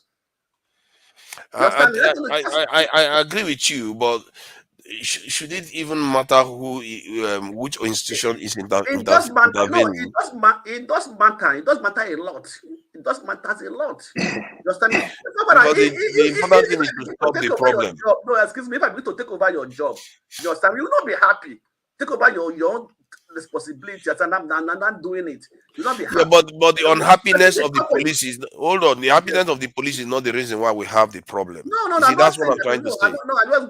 Hey, sorry, Mr. Blackstone. No, let me finish. You understand me? So the police has a duty. The military has its duty, right? It is very sympathetic that they have to, at least they went through that place and they were killed. For me, it is, I sympathize with them, with the family and everything. But let's also try to put this in the right perspective. When we are bringing out things, when we are doing this, let's set it right. You understand me? Right? In America now, the military cannot be called in to take over the duty of the police, or what I said the police call for a backup. Yeah, they do call for national guard now, which are technically reserved for the military. Yes, they call. Not that they just go into not that they are going into the city and need to take over the duty. Right? They did call the military too, to be fair. I can show you in December, before this incident occurred, that they went to the military to tell them that this problem is occurring, that they need to come and help resolve it. Yeah. Man, I think I need to come in. First of all, I'm actually disappointed. You actually disappointed me. Agree with what Blackstone said. That's not right. Okay, which one? What Blackstone just said. You say you agree with him. I don't know what everything he's saying, right? No, I actually disagree with him. Yeah, that is. I completely disagree with him. Okay. I don't know the details of what happened. I know in the case of Udi, some policemen were kidnapped. That was how that problem started. No matter what happened, I don't know. I think the way you speak in Blackstone, it seems you're defending what these criminals that killed. I didn't defend. No. I didn't defend. I'm just saying the duty between. From what I heard, I'm not sure that there was crisis. You are not sure. Maybe you didn't hear me very well. There was crisis in the community. Where there is crisis, a form of war, the military can come in. However, even if there is nothing, nobody have any reason to kill military. If that community, to be honest, the chief of the community, the leaders of the communities, they should provide those people that kill those military men. They know them. They should give out the names. They should provide them. If they don't, whatever they see, they will get it. Why will you just slaughter military like that? Like, why will you slaughter people like that? There is no any justification for this. That is evil. Call it what it is. You could say, oh, the military. It's unacceptable. What did I call it? Actually, if I were the president of Nigeria, I would tell the military to seize the whole country, to seize the whole community. Obasanjo, I'm not saying, hold on. When Obasanjo did the same, excuse me. When Obasanjo did the same thing, here is my fear. Wait, excuse me, wait. When Obasanjo let me finish now. Hold on. Let me do wait, excuse me. This happened before. When Obasanjo did the same thing, everybody condemned Obasanjo. Why must he send the military to go and wipe out the military? Chill. Yes, so this is the same thing we are talking now. Let me finish. I'm not telling the military to go to the community and kill everybody, but those people that did that act, if they're not more there, they must be released. They must be handed over to the military. Excuse me, do you think they still be in that community? Those people that did it. Finish. Hold on. People know them. Get their name to the military. Military will look for them. No matter where they are, let the DSS, let the military look for those animals and get them and bring them to book. There is no justification. If I were the president of Nigeria, I would order the military to seize the whole area, and these people, they must bring them out. No matter where they are, you must fetch them out. You can't be doing that. The other time, a policeman, DPO or so, was killed in Rivers. I know they've killed the guy now. I mean, they can't just be behaving like animals. Why are you killing military? Why are you killing them? If they are there to keep peace, why are you killing them? You can't do that. To me, it was very painful. It's unacceptable. As long as they did go there to kill people, to slaughter people, you don't have any reason for killing Nigerian military. I completely disagree. I'm with military on this. 100%. Let me correct you. I didn't tell you that I was in support of people. I was talking about the duty, the responsibility of the military and the police. I didn't say the guys did well or they forget. No, I didn't say that. I never supported the killing. I never supported anything. So my point of view is that why was the military in that place? Well, at least I think that the issue was supposed to be an issue of the police, not the task of the military. So if the police went there and they were overshadowed or they were overpowered, they cannot call for a backup for the military to come in. So at that time, it would be a different ball game. You understand me? So that was. I guess that is another scenario now, but we are dealing with this current scenario right now. I want the support of the killing. I don't support them killing the military people. They are killing any Nigerian officials. Everybody blood. What something? What respect? Every living being. What need to be respected in Nigeria? Nobody need to lost their life because of insecurity or because of what the country is going through, right? Yeah. Blackso, let me be very clear. I think electricity wants to say something. It doesn't always interject. Let me quickly say this. Electricity, please, 30 seconds. Let's leave my guy. 30 seconds, okay. We have people from Niger Delta here. Let me tell you, that region, it's not a region you need police to go into. Police cannot. They don't have the strength. They even kill how many military? You are talking of Nigeria police to go do what? The police don't even have capacity to get into those regions. I'm telling you. You need to. Niger Delta is the most corrosive part of Nigeria. Okay. I usually tell people. Okay.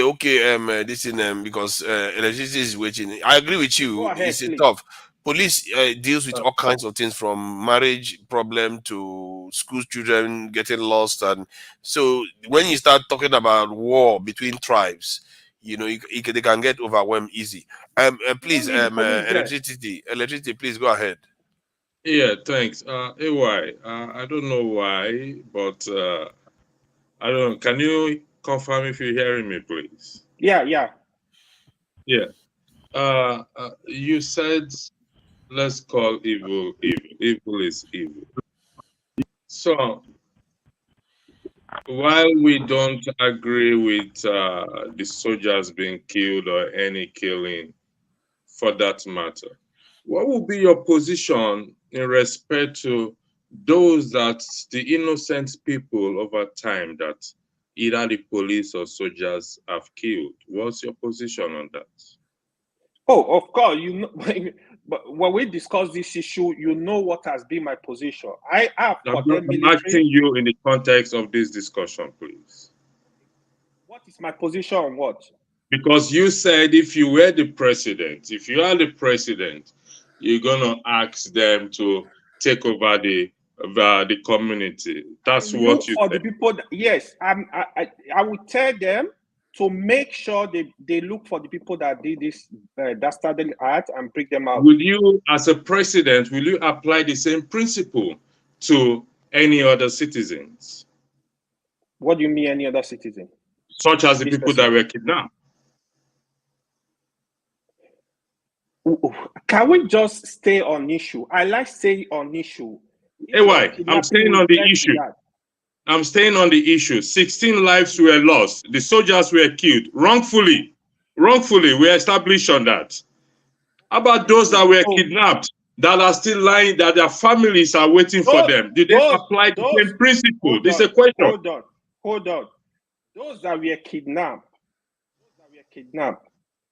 I will make sure, I will do the same thing. I will make sure the military, I was in support with president for not pay, say he's not going to pay any ransom.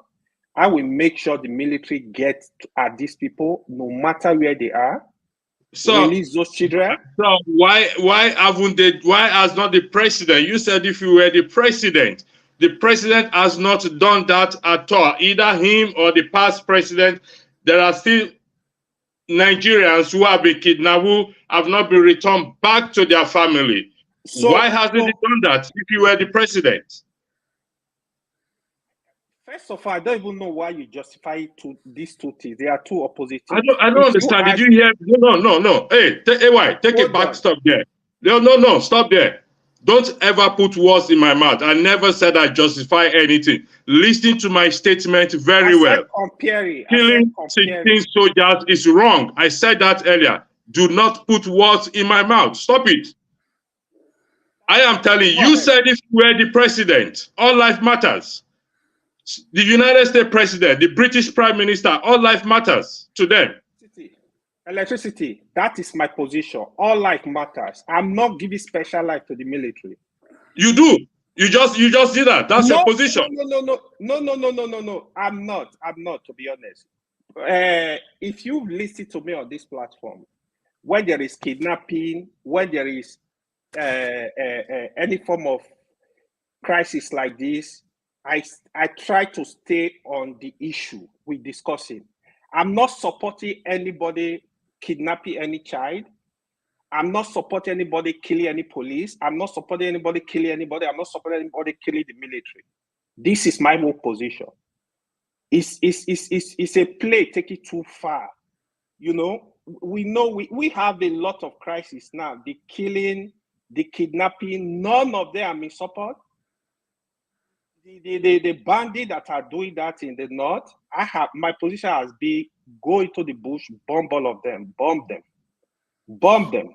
That is why, because that's why they have the power to still die the government and be doing what they are doing. Yeah, but I think the mistake many of us keep making. You just said go into the bush, bomb them.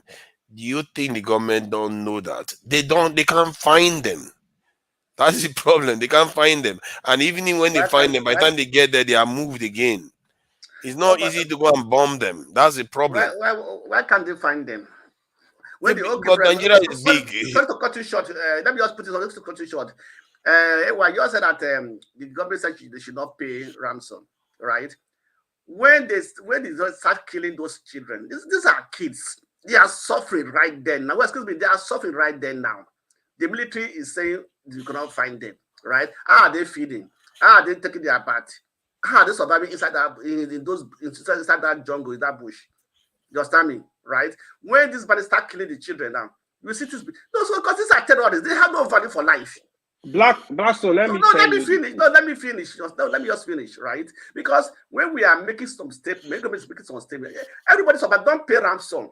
If you are not paying ransom, then what is the alternative? Excuse me, let me finish. What is the alternative for you to release these kids? So you to bring these kids back home.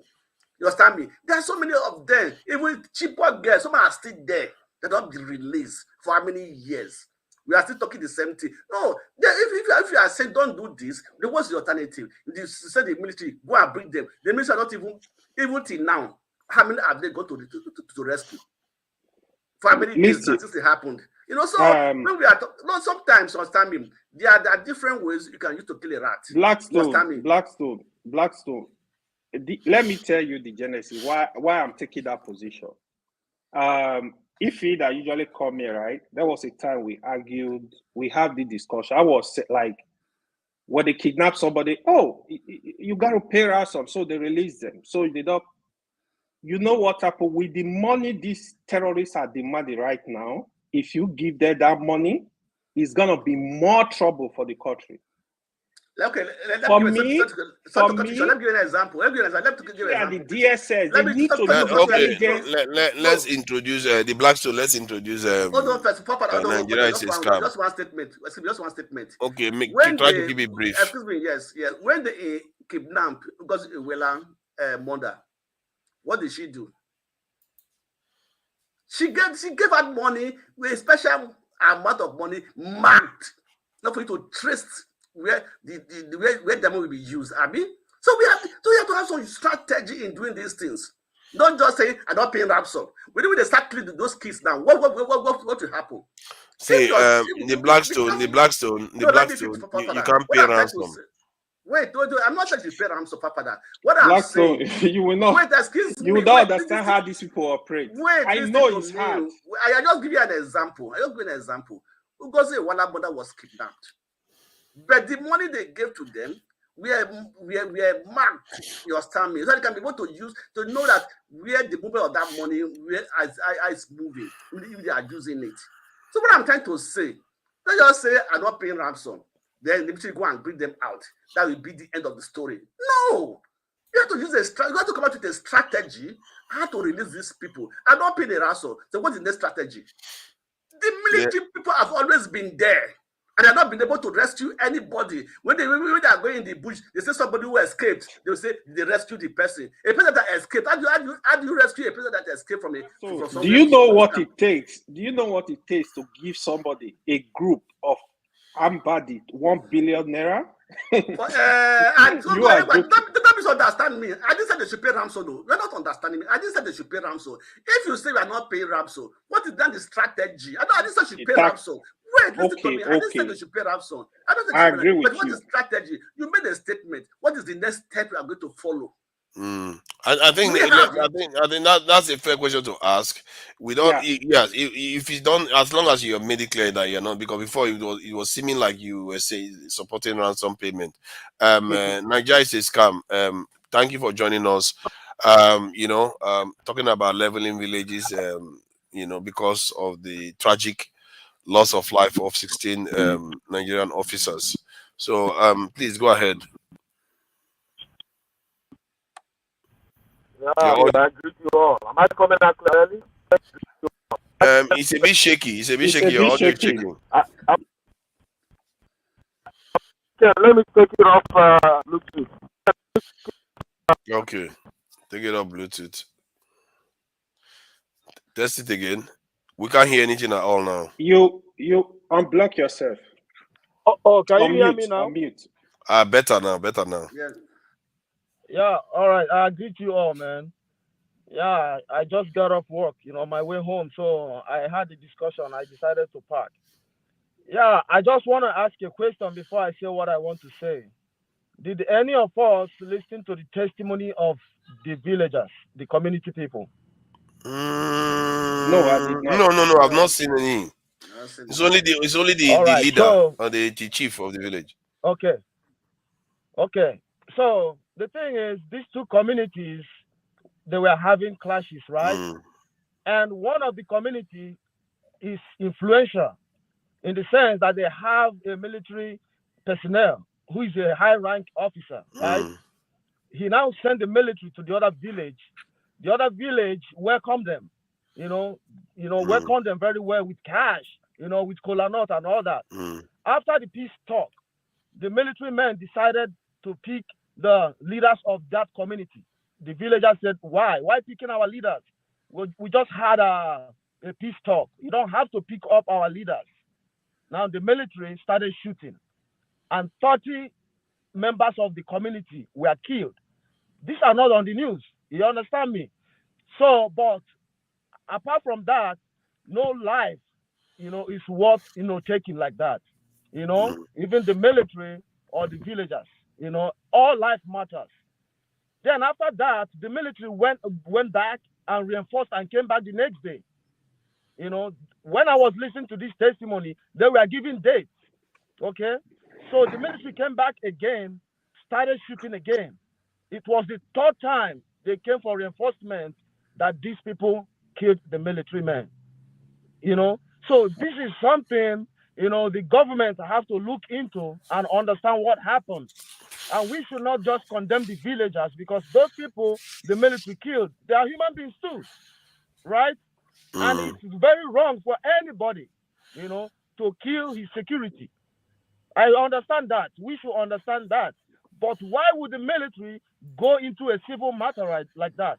They did that because the general or the army personnel in the other community, he has people, he's in the government, he's the military. That's why he used his influence to send the military over there. This is not a case for the military to intervene. Nigeria is calm. There is no war there. Hold on. There is no war there. We didn't hear there was a war. It was just a clash. So it's the police job to go there. It's not the military. But it's very wrong for any life to be lost like that. That's all I have to say. Nigeria, where did you listen to this narration? It's on the YouTube. It's on Twitter. I'll look for it. Yeah, we need to get confirmation of this. And I must say, AY, does it not sound like something that may have a little bit of merit to an extent, because it's not in the character of Nigerians, especially in the South, to just go all out and just kill the military officials, just like, except they feel like the military officials have taken sides somehow. Because the military, they were supposed to be negotiators, isn't it? Like, kind of trying to meet mind. But it appears that, because I don't think one side can be that angry with the other side to the point whereby they just go and kill the soldiers in between. How about killing their own, the two people from each tribe? When I was making my statement, I said I don't know the details. If this is what happened, I mean, now what Nigeria is scam is what he was just saying. I will look for the video, such video, and watch it. I wish you have your link. Nigeria is a scam, because that sounds like something we have to have proof. I don't have your email. I could get the information from Twitter and from X and send it to you. That's it. I watched it. I listened to 3 people from the community testified on camera, but their faces were blurred. They didn't want to show their faces. Yeah, the nonsense in Nigeria is just too much. I'm telling you, man. Our problem is too much. Electricity. It's not that. It was just the way it was doing me. This, I don't support any form of killing anyone. Not military or not. No. You gotta be serious. Military or non-military. It's not that I was supporting them to do any evil. Like, it's just too much. Just too much. AY. Hello. AY. Excuse me. Can I make a contribution? Hold on first. All right, guys. One second. Thank you for sharing with us. I really appreciate that. Thank you. I know that Nigerian community do have crisis. They do fight communities, right? But it is hardly as if the military go there and intervene. The communities called that after their crisis and everything, they come back together and sort their problem out. They come to a peace settlement. You understand me? That language that what were happening now, those militants. Those were militants. You make me laugh. I swear. Wait now. You make me laugh. Wait, listen. Come, wait. What's that mean? Communities do have misunderstandings. Most of this is due to land border.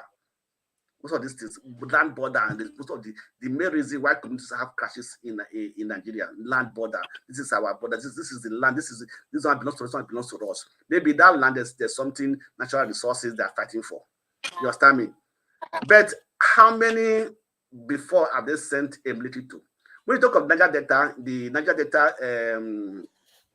Delta issue that happened that was Jonathan, militants and everything. That was quite a different ball game. Those were not community crashes. Bro, you don't understand. You don't understand. So you don't understand. I never understand anything. Why? No, I don't understand. I don't understand anything. Good day, guys. From that, So you don't understand the region. I've listened If there is patiently crisis in Warri, in her police cannot stop it. to your talk, and I also listened to some of electricity's um, talk too, and I see some elements of bias from what you said. You seem to be concerned that what the military did in Delta was barbaric. You Who, seem to be me? no. I'm talking about forefathers and electricity, Okay. and then probably I just feel that this thing kind of hit home. That is Just to why. save you the trouble, I never said anything that, if anything, that I No, was. No. electricity. Everything you Forefather is said. still on defense. I was sympathizing Everything. with the See, military. everything you I'm not. said I didn't to say that me they did points to anything wrong. bias. Points to bias. But what did I say particularly that You is said they biased? leveled the village. You said what they did was not right, and Hold on. which is true. Which is true. I mean, Hold on. I'm not saying you said anything wrong, but I I'm think you only are completely saying. missing the premise of the show. Let me make this clear. Forefather, let him highlight the biasness. Give him I mean, it's So, making I want to save him the time. I want to save him the time so that you know. Don't save me. Don't save No, me. I'm hold capable on, of. electricity. We have I'm to have capable a. of making my point. Just You let me can land. make your point, but let's be sure we are starting from the same point, because so that we don't get confused here. The point I made was that a lady was calling for the village to be leveled, and I was against it. You can now go ahead. Was calling for the village to be leveled, and I've heard you. That wasn't the only summary you gave. You've made various statements, and you said you were not happy with the way the actions the military took. No, You understand? I never said that. Okay, so are you happy with the reprisal attack the military took? No, why would I be happy that they were attacked? God forbid. But you're not. You see, you're just flip flopping. But that's fine. Let me make. I don't think you understood what I was saying. Then that's why you see. This is why it's good to get a common ground so that we know where we are coming from. My position is that you shouldn't recommend a village be flattened because those actions took place against the military. Because the military has to go after the perpetrators, not innocent people. Because some of those people in those villages they could have family members that That are is my serving in the position. military too. That is my position. It's irresponsible. Okay. But Get the people out. I just kind of felt like something hit home for you to come out with that because you have always been a defender of the So, government. are you insinuating You have forefather is always from been that a village? defender of the military, the government, and you never seem to see anything wrong in every action they take, even when they don't follow the law. So my own take is that, see, whatever happens to any part of the country,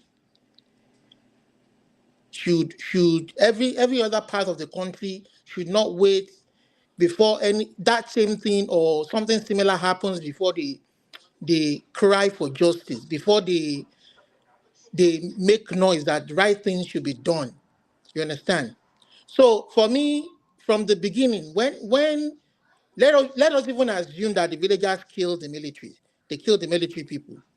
As a sitting president of a country, and as a normal human being, where investigations have not thoroughly been carried out, you justify the reprisal attack of your military men against armless civilians who level their houses I mean, I'm not even going to react to that presenter or that journalist in Nigeria's statement. I'm more concerned about the president of the country, who is supposed to be the chief commander, the biggest, the most powerful man in that country.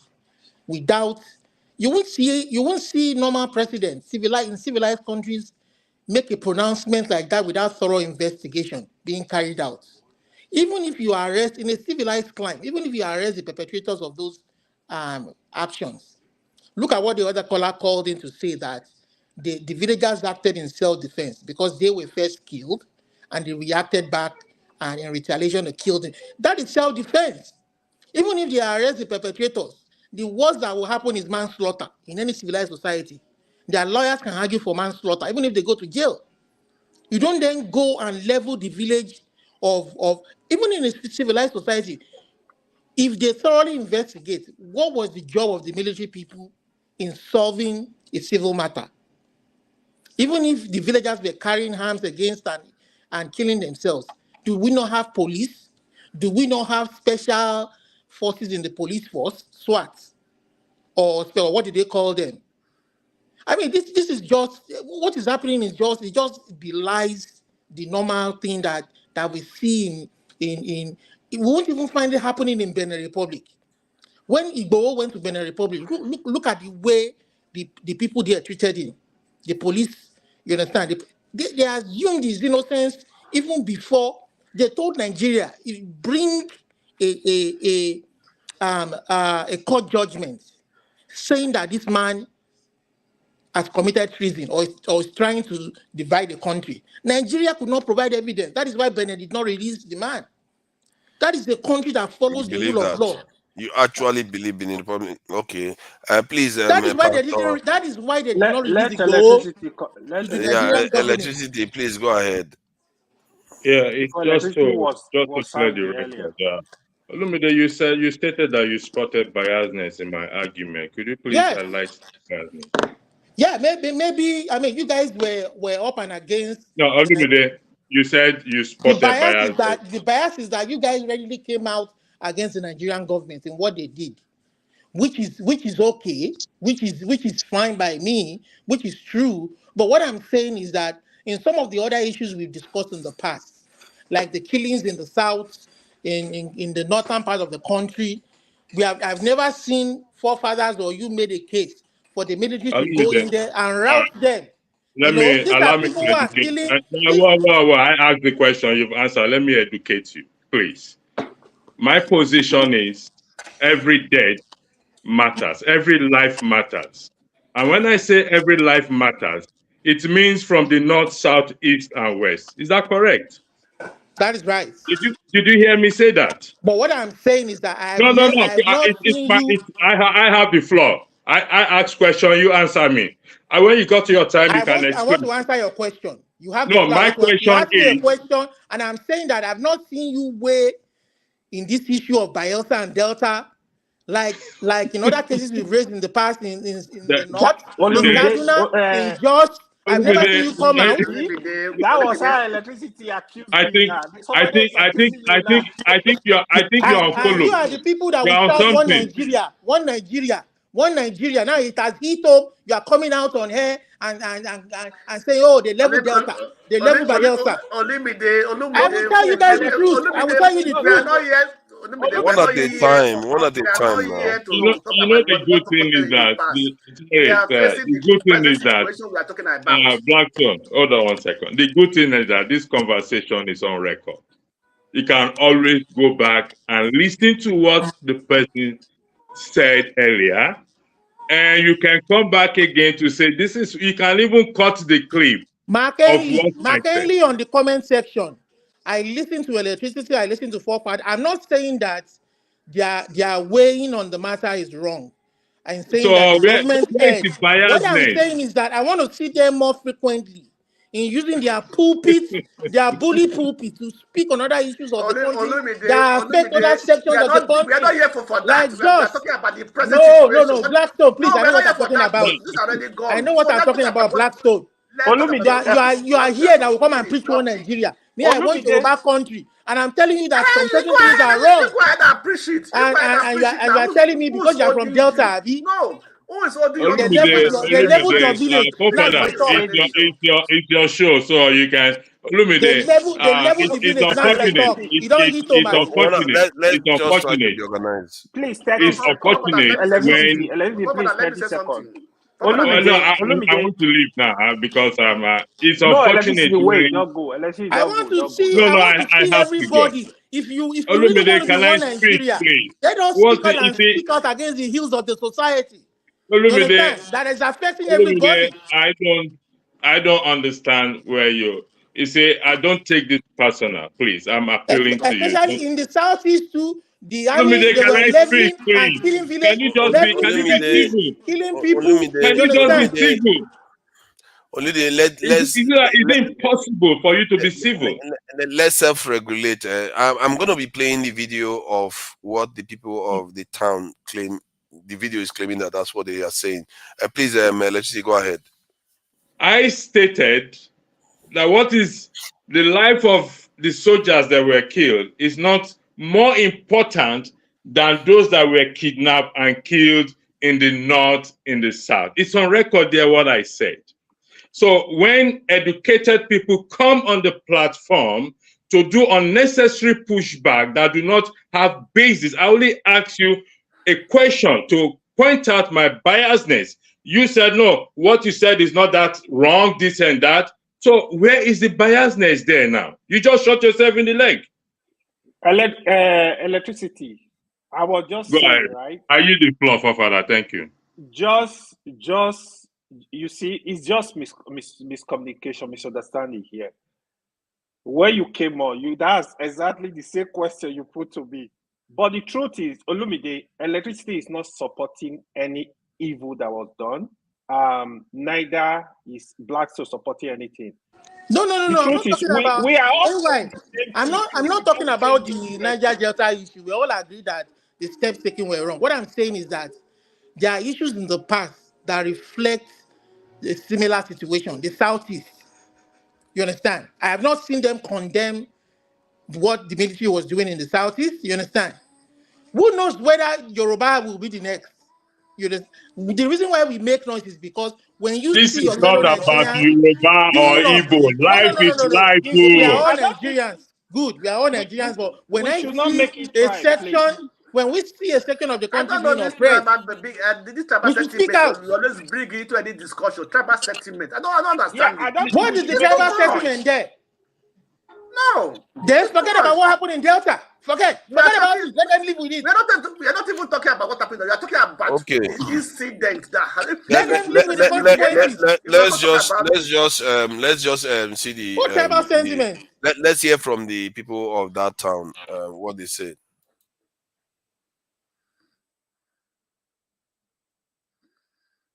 No audio. No audio, forefather. No audio. Yeah, let me sort that out now. Yes, no audio. So we're only seeing pictures. Well, as the military to initiate a thorough investigation into the assault on villagers and the subsequent burning of homes allegedly carried out by some military personnel. The plea was made during an interview with our correspondent. The reports. Addressing newsmen, indigenes of Ukwama community in Ugeli South local government area who prefer to remain anonymous recounted an unsettled incident that occurred on Thursday, March 14, 2024. They recalled their surprise when military personnel arrived in 2 boats purportedly for a peace talk with the community chairman and leaders. The villagers described how the military personnel were warmly received at the community town hall with kola nut offerings and support, leading to a peaceful dialogue. However, tensions escalated when the military insisted on taking the community chairman and some leaders for further questioning after the peace talks, which was refused. This refusal, they claimed, prompted the military to open fire, resulting in casualties within the community. Additionally, they recounted a subsequent attack on Friday, March 15, 2024, where houses were set ablaze, forcing residents to flee for safety. On the 14th of March, 2024, they at home that very day, they now saw that some military personnel, army came to Ukwama. So they now welcome them. They say they want to walk around the community. They walk around the community. Say they want to go to the town hall, they have a peace talk. They now went to the town hall. They now entertained them as the military men. They welcomed them. So they now asked for the community chairman and the community leaders. So they sit with them and they have a peace talk together. Then after that, they now asked the community chairman and the community leaders, some other leaders, to follow them. So they say, we have already have the peace talk with you people, so you have to go. They say they must take the leaders away. So they said no. So from then, the army turned the whole story to violent. Right there in the community town hall, there the army started shooting our people there. Then from there, people started running. Some were killed instantly. Then everybody ran away because nobody expected a shooting of army in the community that very day. Then the army now went. Within a while, the army now come back again with more reinforcement, gunboat, and all that is. And instantly, about 20 persons was killed. Then when they come back again, they begin to shoot. They kill nothing less than 50 persons. Then the following day, they now mobilize again. Some of the army, they are coming from Bamandi, and some of them are coming from Okwabe. They come together and burn the whole community down. That was on the 15th of March. So the whole community was raised down. That very day, we don't expect. Now we just see some 2 gunboats come with army. So we can't surprise. Say we don't get problem with army. Now we ask them, what happen? Say they come for peace talk. So now we welcome them. It's a thing that very day. After the entertainment, when they won't go, they say they won't take our chairman and the leaders along. We say, for peace talk, when I come, I won't carry our leaders. They come out. We know go allow and carry the come out. So the army they just change all of a sudden. Not be like people we entertain just now. Then they begin open fire. That process of firing, our youth, old women, children die that spot. More than 20 of them die instantly. Later they come out. When we say they will come back again. Begin the open fire. Then on the 15th of March 2024, they come back again, burn the whole community. Burn every house is when we say they will come a community. Some of us now, our children, we never see them. Our parents will never see them. Inside the bush now where we hide now, so they there. Now to the top so. Tone is in the comment section. He says they are. So we won't make government come rescue us. Come and tell us. Now. Let's listen. Can you man be this boy? Who born you? Listen, don't talk to me that way. Mo listen. They play video. Mo listen. Be simple for one. You alone don't have. Okay. Let's just take it easy. Bad mouthing. I will give it to you the way you want it to. Just it's okay. It's video is playing. We are listening to a video. You are interjecting the video. I'm not talking to you. I'm talking to forefathers. Be simple for once. For once in your life. Be simple. Tone made a comment. Can you tell him, disputing what you are playing now, can you tell him to come and tell us the true facts? Yeah, let me get Tone in. Tone, you can come over. Maybe he feels that maybe they are saying this just because of they are worrying about reprisals. It's possible.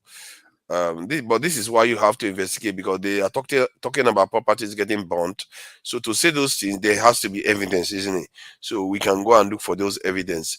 What they are saying, if there is no proof of it, it can easily be found out. Yeah, on I the ground. agree. Exactly. I agree very well. So they said the whole committee was raised down. So why can't they send people there and go around the committee and see which places was raised down, which houses were burnt, and these are the evidence they are talking about. It is a physical evidence. So let them go. And so why don't they the government let's finish the video so we can carry on. We can discuss it later, because I find it quite fascinating anyway. Let's carry on. That members of Ukwama community initiated an attack on the military personnel in the river, dismissing such claims as entirely false. We Ukwama community, we very peaceful community. We not attack army for inside river. The army they come meet us for peace talk. We entertain them for inside our town hall.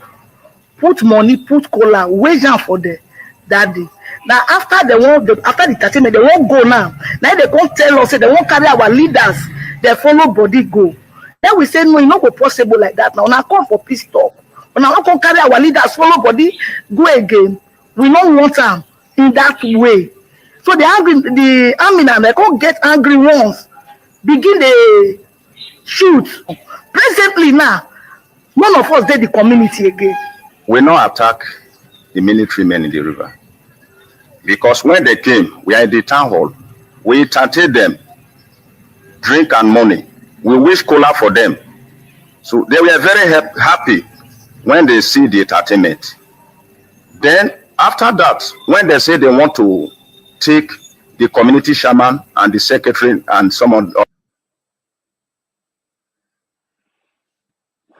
So that, yeah, it looks like they were repeating themselves again. Yeah.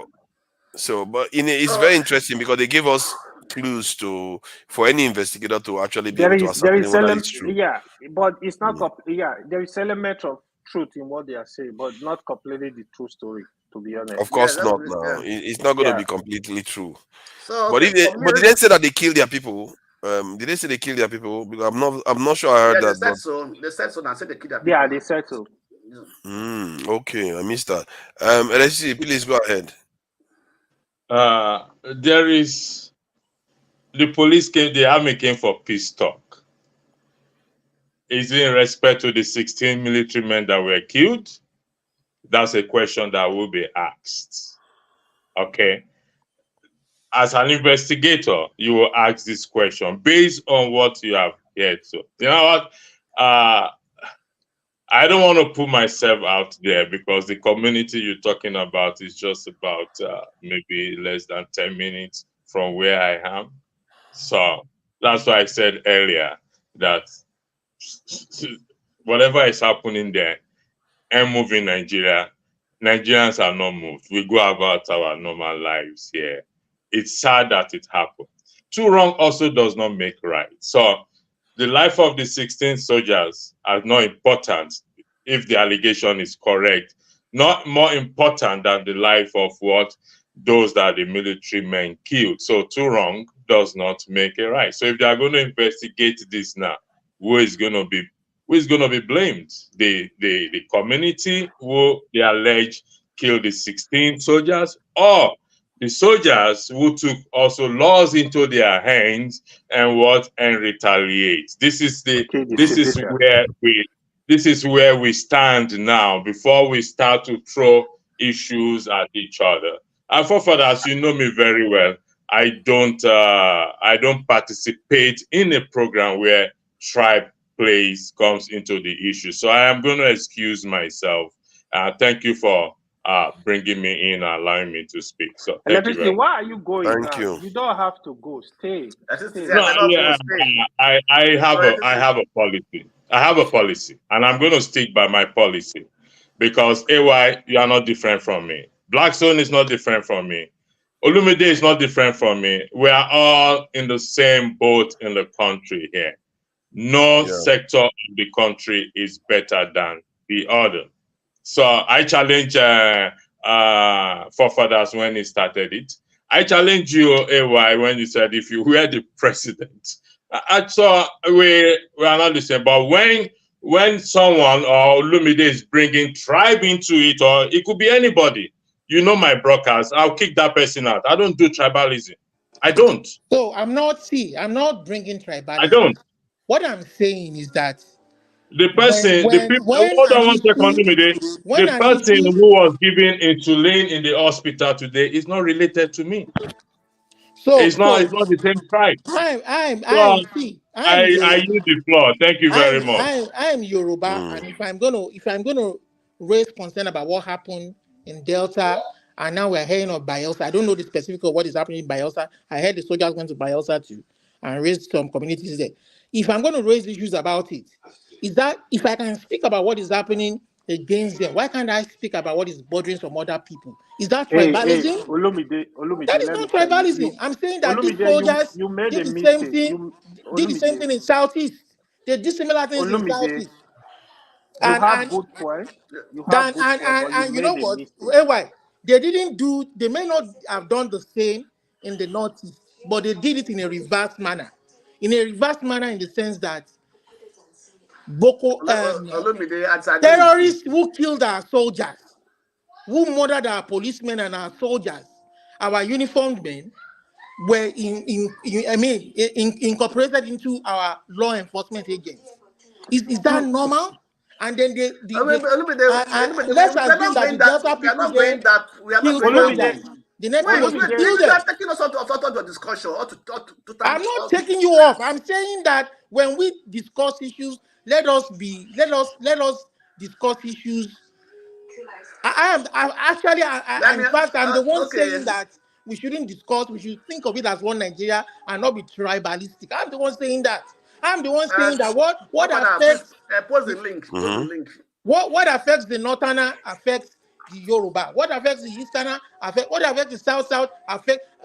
It is even me that is making that noise and shouting. See, Olumide, actually, for me personally, Forefather will attest to it. I have problem when we try to discuss issue, we compare what is not right. People, I even see people in the comment section, oh, you support what is happening in Israel. Why are you not? What is the problem? What is our problem? Who did this to us? Why are you comparing military in Israel, what is happening, to a local issue right here? I personally don't like issues to tribe. Whose audio is that now? There's an audio playing We music. don't even Of have to course, go to that. it's Olumide. AY, we don't even have to go to that extent. Let us focus on at home on issues that bother us at home. Let's leave. We don't have to go that far. Let me say something here. Olumide, it's not that electricity was supporting it, neither do Black. So we disagree, actually. Me and Electricity, but it's not that he was supporting anything there. He was just comparing. That was the one I was questioning. I was yes, AY, let me say something, please. I want to say about this situation, actually. The question I want to ask, right? Who gave the command to those military guys to go to that community? Exactly. Let me finish. You also remember when the NSTARS issue, the killing at the your toll mom. gate Your in mom will Lagos. fix it. You understand me? Until today, Please, can we all mute our mic, please? Sorry, can we all mute our mic, please? Next minute. Up to today, they are still asking who gave the command to the military to go there and kill. So what I'm trying to say here, this power play, people who think that in hierarchy, in the forces, the military police and everything, who can just single-handedly command, right, the military boys to go and carry out an action without the approval. Because the president is the head of is the chief of the armed forces. Right, so they cannot just leave their barrack, go into a community, and begin. What has they got to do with peace talk within the community? Is that their task? That's what I was asking. That's not the task of the military boys. That's not their duty. That's not their job. That's the job of the police.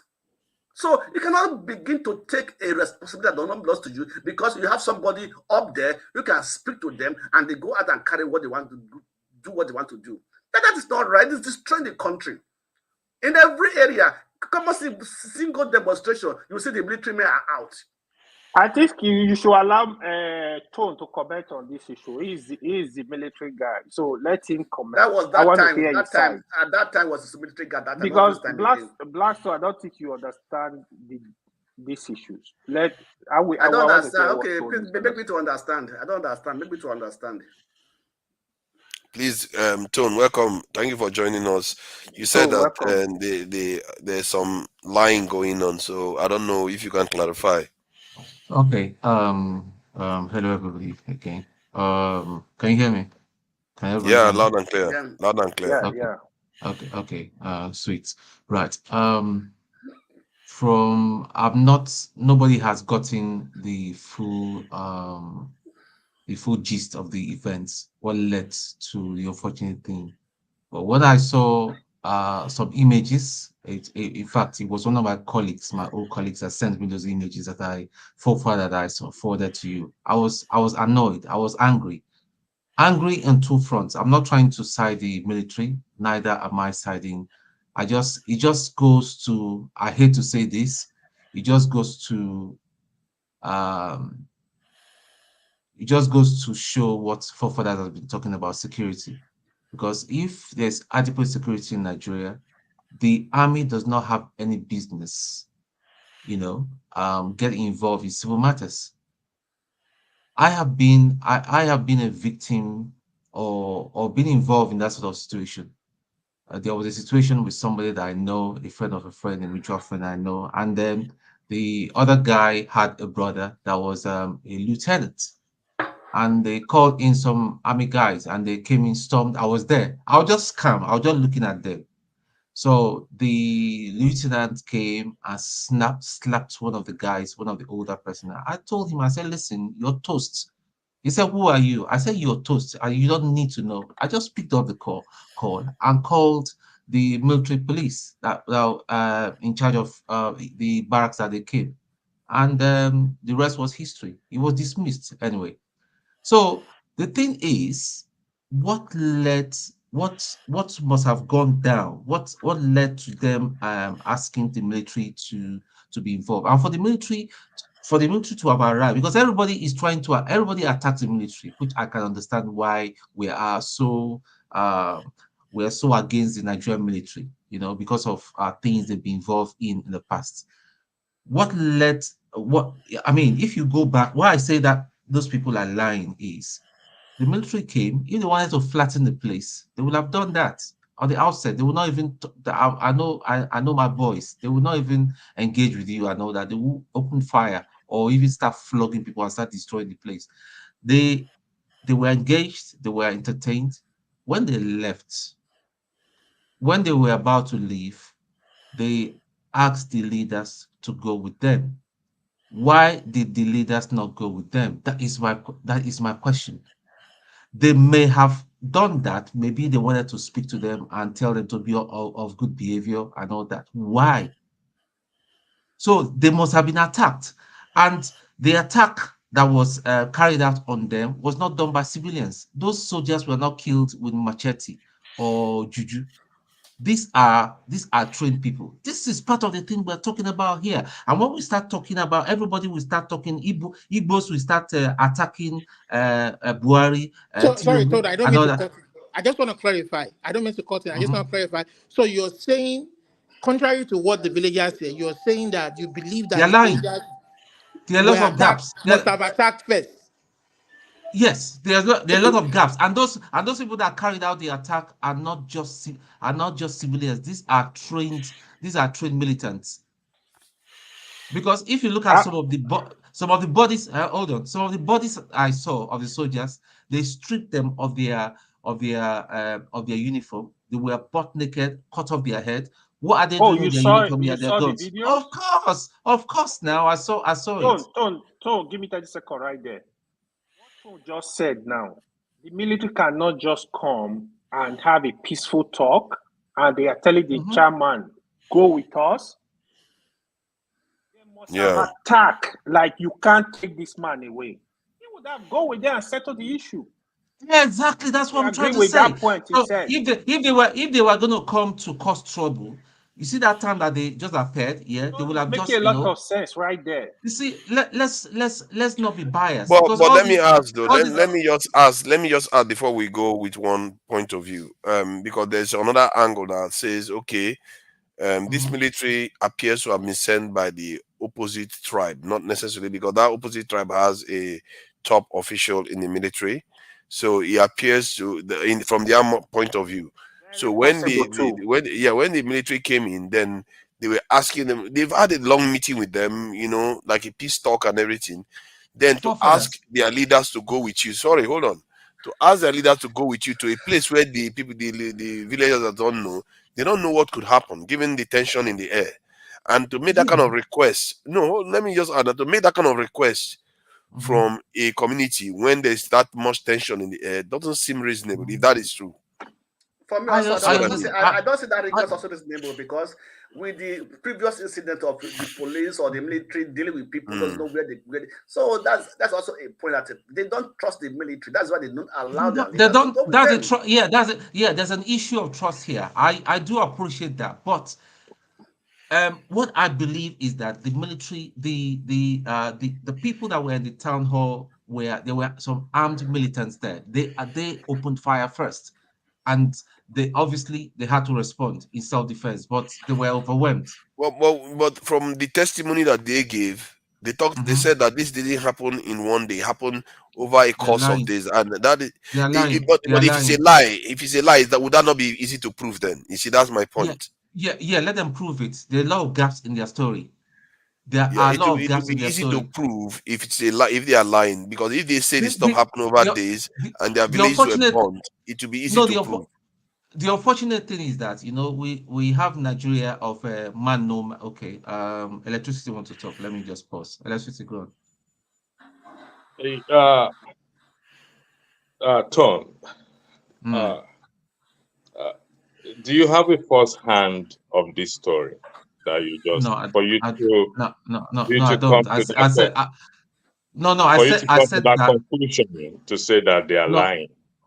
No. I said that from the beginning of my when I started talking. I said that I do not know the full story, but from what I can gather, there are holes in their testimony, and I will declare that is a lie. It's untrue. There are holes in their testimony. Could you point out the hole for me, please? As an investigator, I'm asking you this question. Could you point out the hole for me, please? He just pointed it out. Okay. AY, leave it. Detective Electricity is Could you on point out the hole, please? Okay. Electricity. I'm a military person. Let's say I was the commander on that day, or one of the commanders on that day. If I wanted to go and cause mayhem in that location, I will not come and sit down with you and start being entertained. As we're jumping down, man, mayhem will start. We'll do what we have to do and get out of that place. But for the fact that they actually sat down, engaged with them, they were welcomed. Maybe they even drank, which they shouldn't be doing in their uniform. But you know what Nigeria is. That happened. That went to tell us that there was some degree of calming and all that. Even they said, the lady there said that they were surprised when they demanded that their leaders, some of their leaders, need to go with them, and that was when the friction started. That was what kicked off the friction. Okay. So hold on 1 second. They said they came for peace talk. Would that be correct? Yeah, that's what it was. They So came if to they said they came for peace talk, let me finish. If they said they came for peace talk, let's rephrase it. Electricity, let's rephrase that. You know, in the UK, we say they came to keep the peace. The peace talk wasn't anything. The army does not have the jurisdiction to initiate that. They came to keep the peace, because there obviously there might have been some skirmishes between them and the other community. Okay. So the army actually came to keep the peace. Okay. So, like I said, you've still not pointed the lie there, because if their leader, you are not the commander, because you right as if you are the commander. If they want to come and wipe the whole entire, they will wipe it. But they came with a different approach to go with their community leader. So they've not done anything wrong in terms of coming to have a peace talk, in terms of going with the community leader that led to the altercation and the shooting. They didn't deny that. They didn't deny that they were entertained. And there is no denial that 16 soldiers were killed. None of them said that. The two people that were interviewed did not deny that 16 soldiers were alleged to have killed. Maybe there are more, or they are less. We don't know the truth. Would that be correct? Electricity. Will you agree with me that the whole 16 soldiers were armed?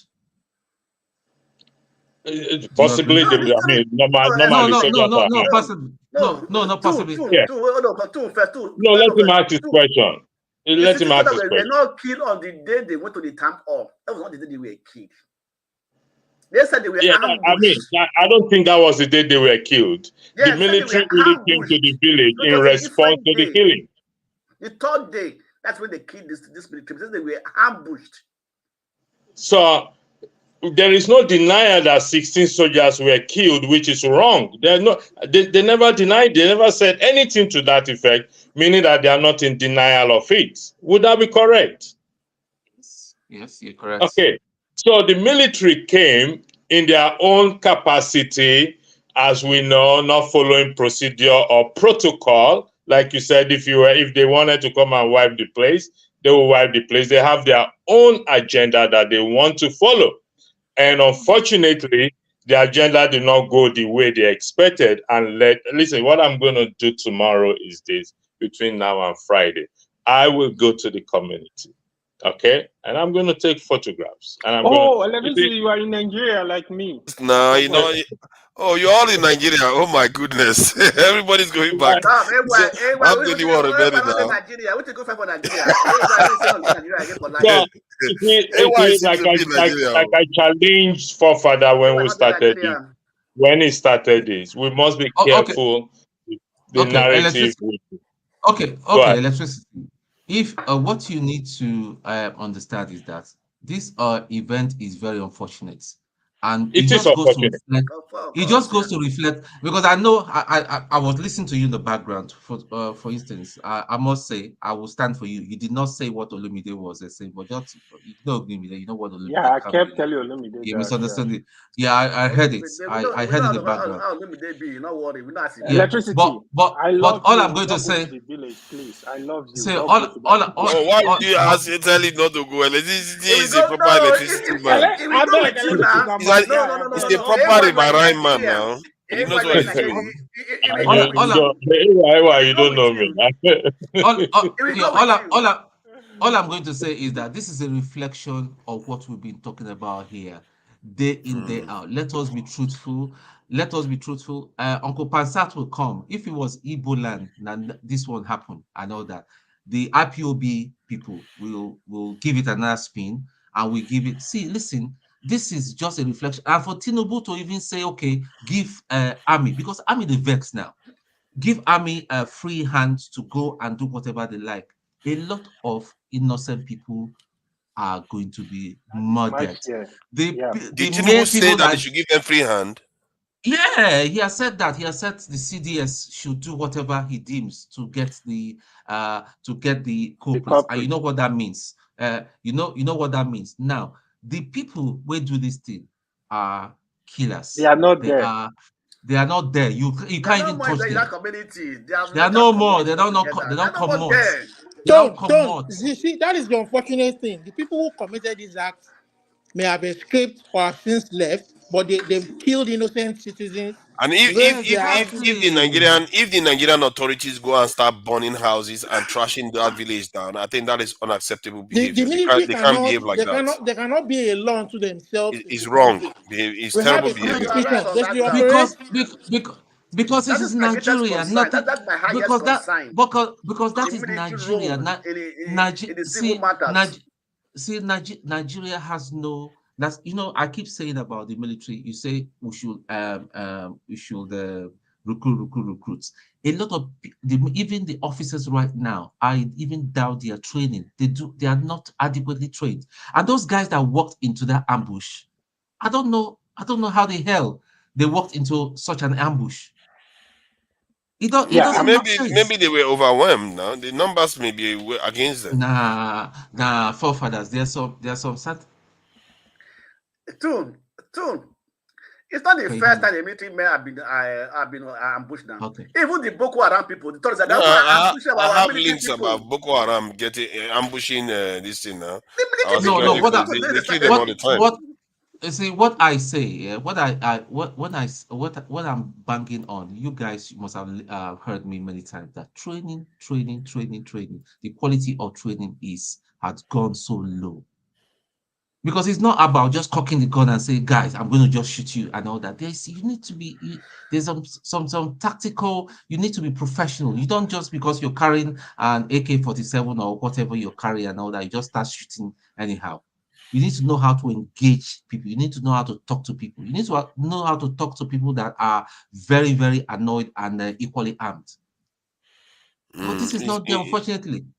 This is one area where they this is ambush Nigerian soldiers, and this is another thing that annoys me. When they do that in the north, you don't hear them saying go and flatten the entire town and all that stuff. You shouldn't be saying they should go and flatten town. It's a legal statement even. You know, I don't know why people just It is very allow this kind of illegal. stuff. I thought that No, that's no, like no. For that lady, for that lady, she's just talking from her rear end. She's But just but rubbish. anger. but Tone, let me ask you this, Tone. Hmm. So from what I understand in this case, right, it seems there was reinforcement.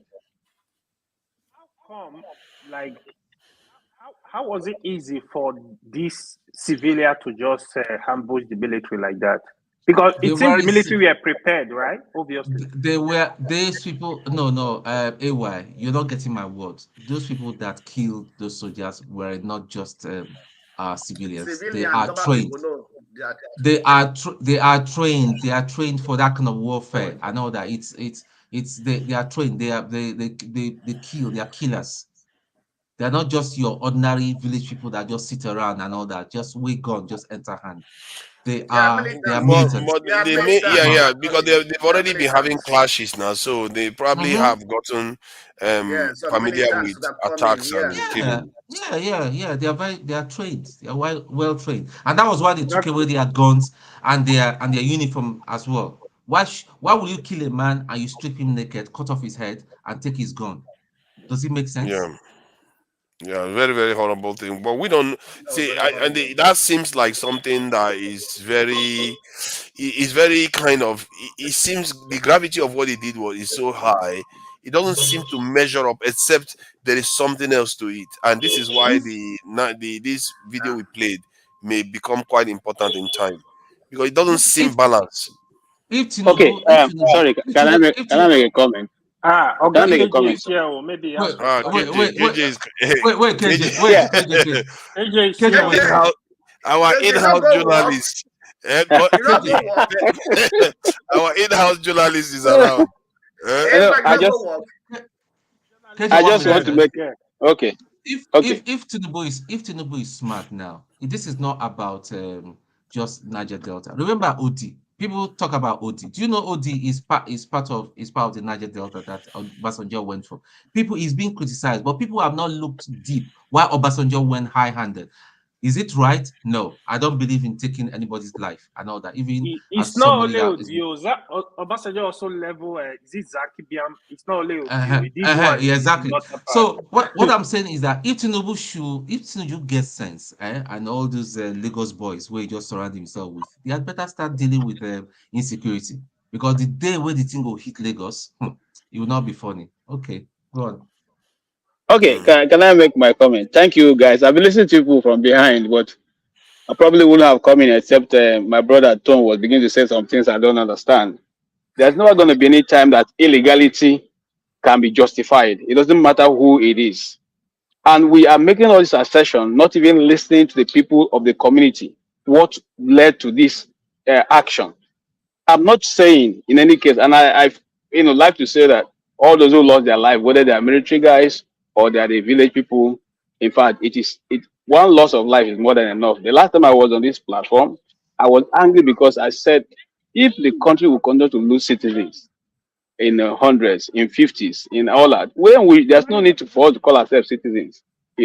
Now the village own narrative is that the army had informed them that they were coming for peace mission to cause settlement. Now, they offered them kola nut like every other Igbo community will do. They offer them all the things that they will need to, and every AJ, are other they Igbo African tradition. community? It's an Igbo community. Now, but that's not the case now. Let's not spin it. No, that's not the case now. It's in the Delta State. But at the end of the meeting, which ended very well, the army now demanded to go with the head of the village, and one other secretary, that they are going to take those people and go away. And the people said, no, you said you came for peace settlement. Why then will you carry away our leaders? For what reason? I thought we have finished the discussion. Now it's based on this that they started argument, and maybe a trigger happy guy decided to shoot down some of them.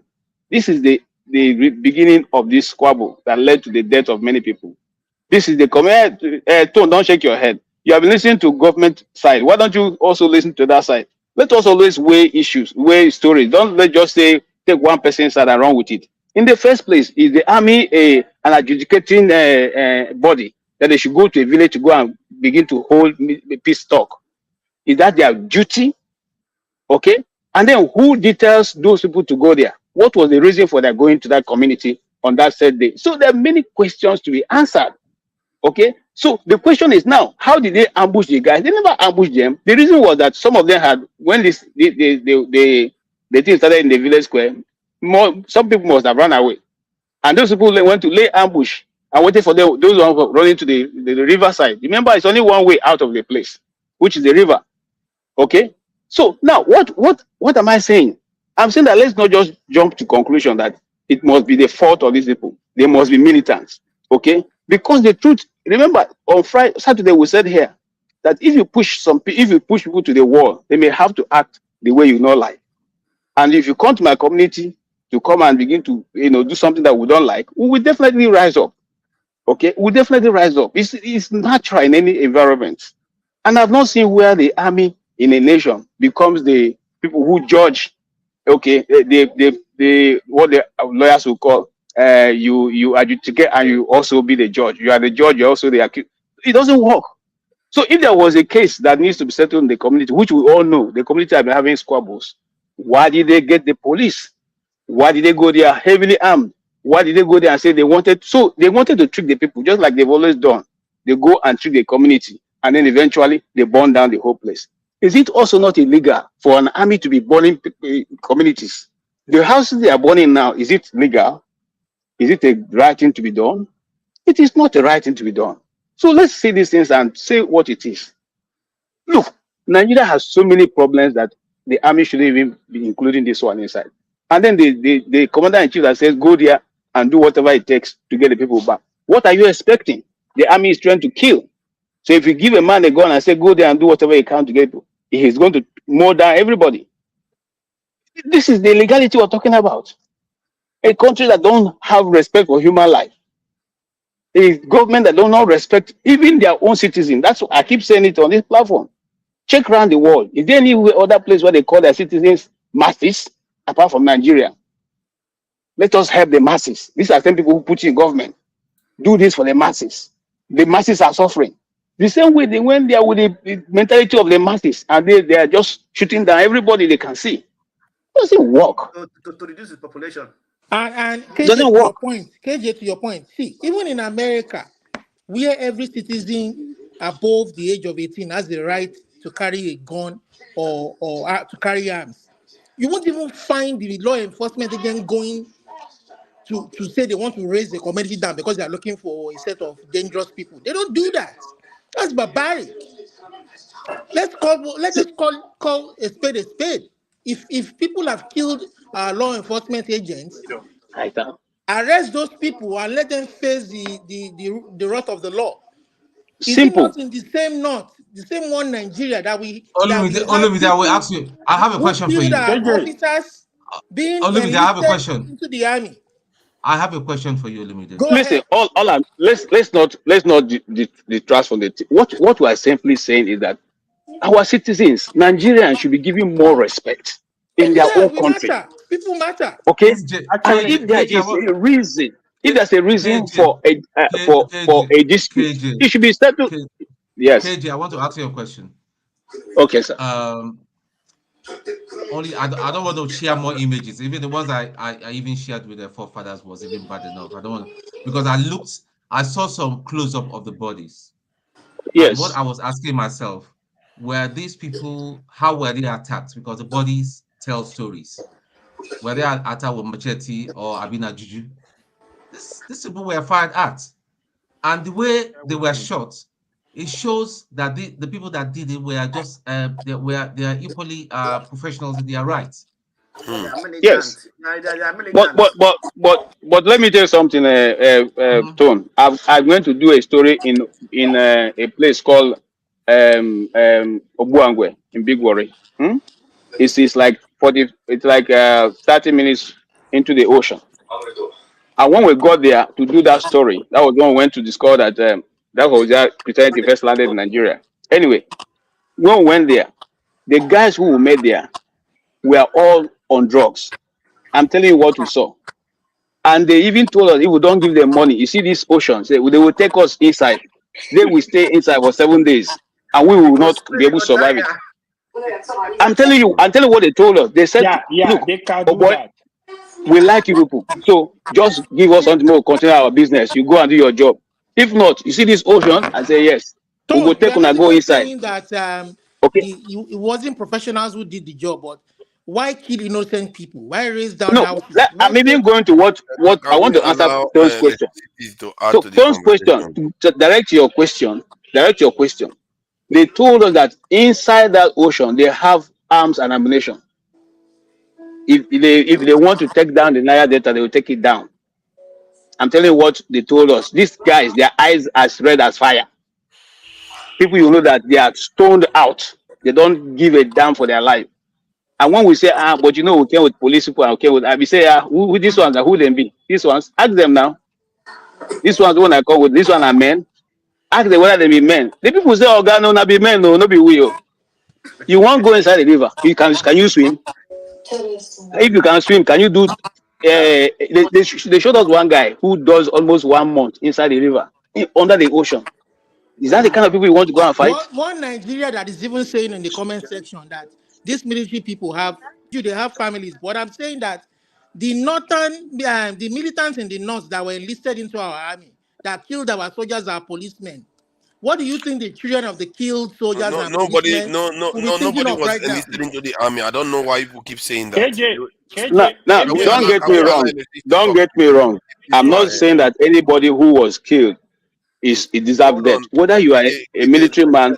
Let's allow electricity to come in so that you can carry on. Okay, electricity will come in. I can't see your name, but come in, please. Yeah, thank you. Tone, just a question. You keep emphasizing on the way and manner they were killed. What's the relevance of that, if you don't mind me asking you?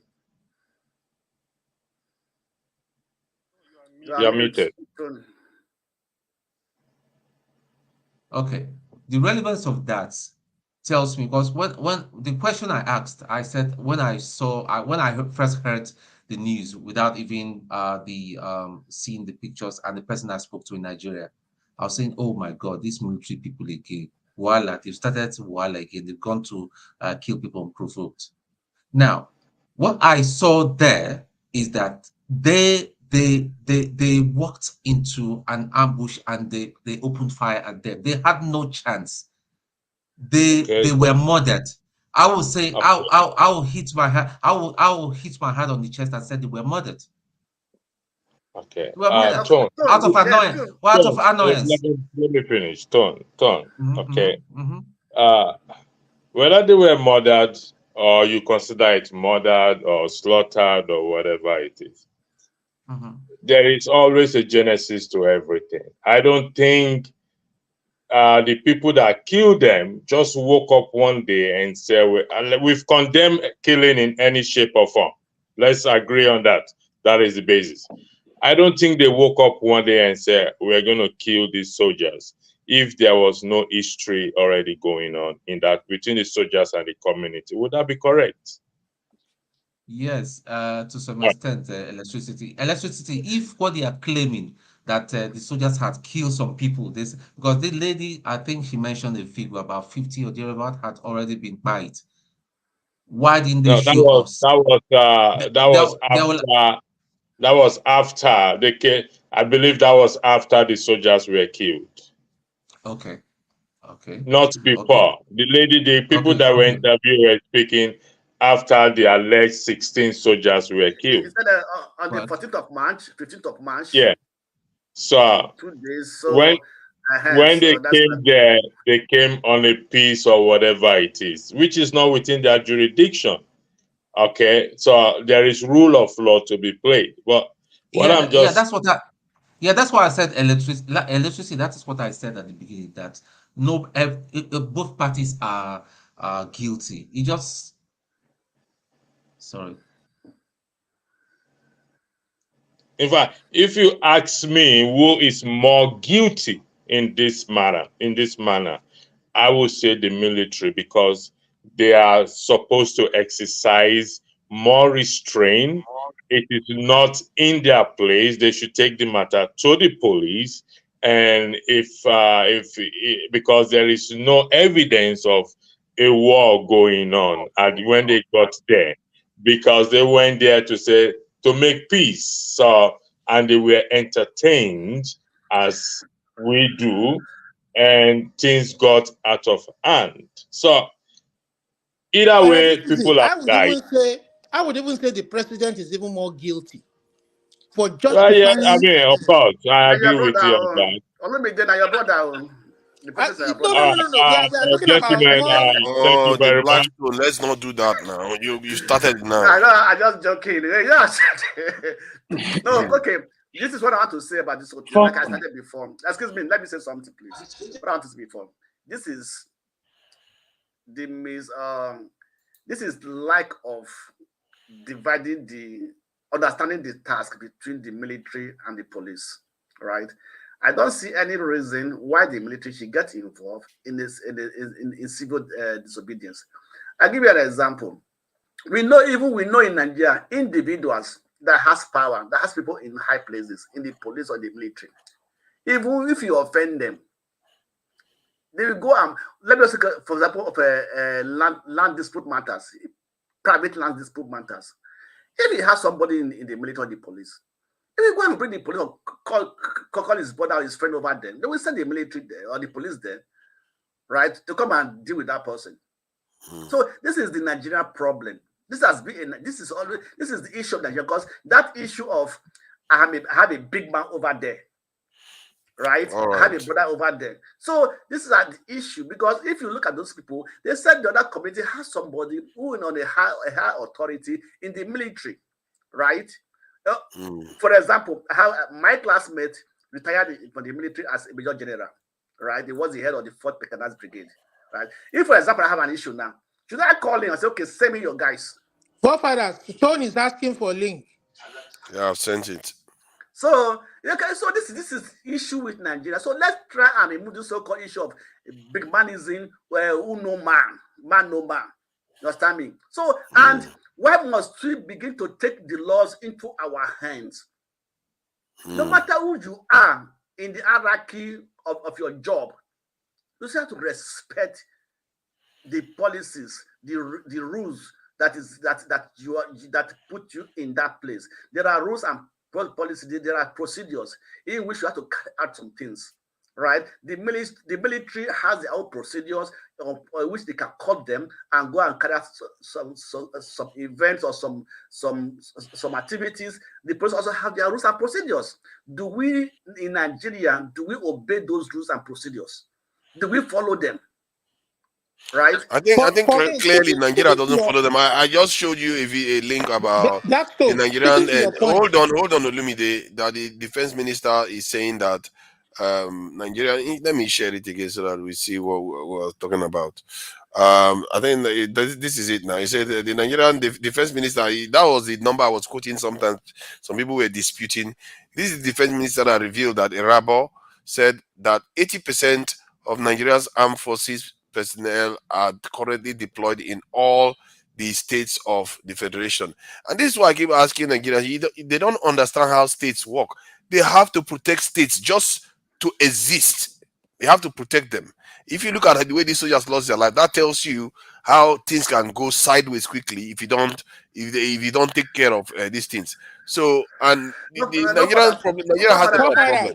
Don't mention the soldiers that lost their life. Who I sent them? disagree. I disagree with that statement of Who sent them work? Nobody sent them work.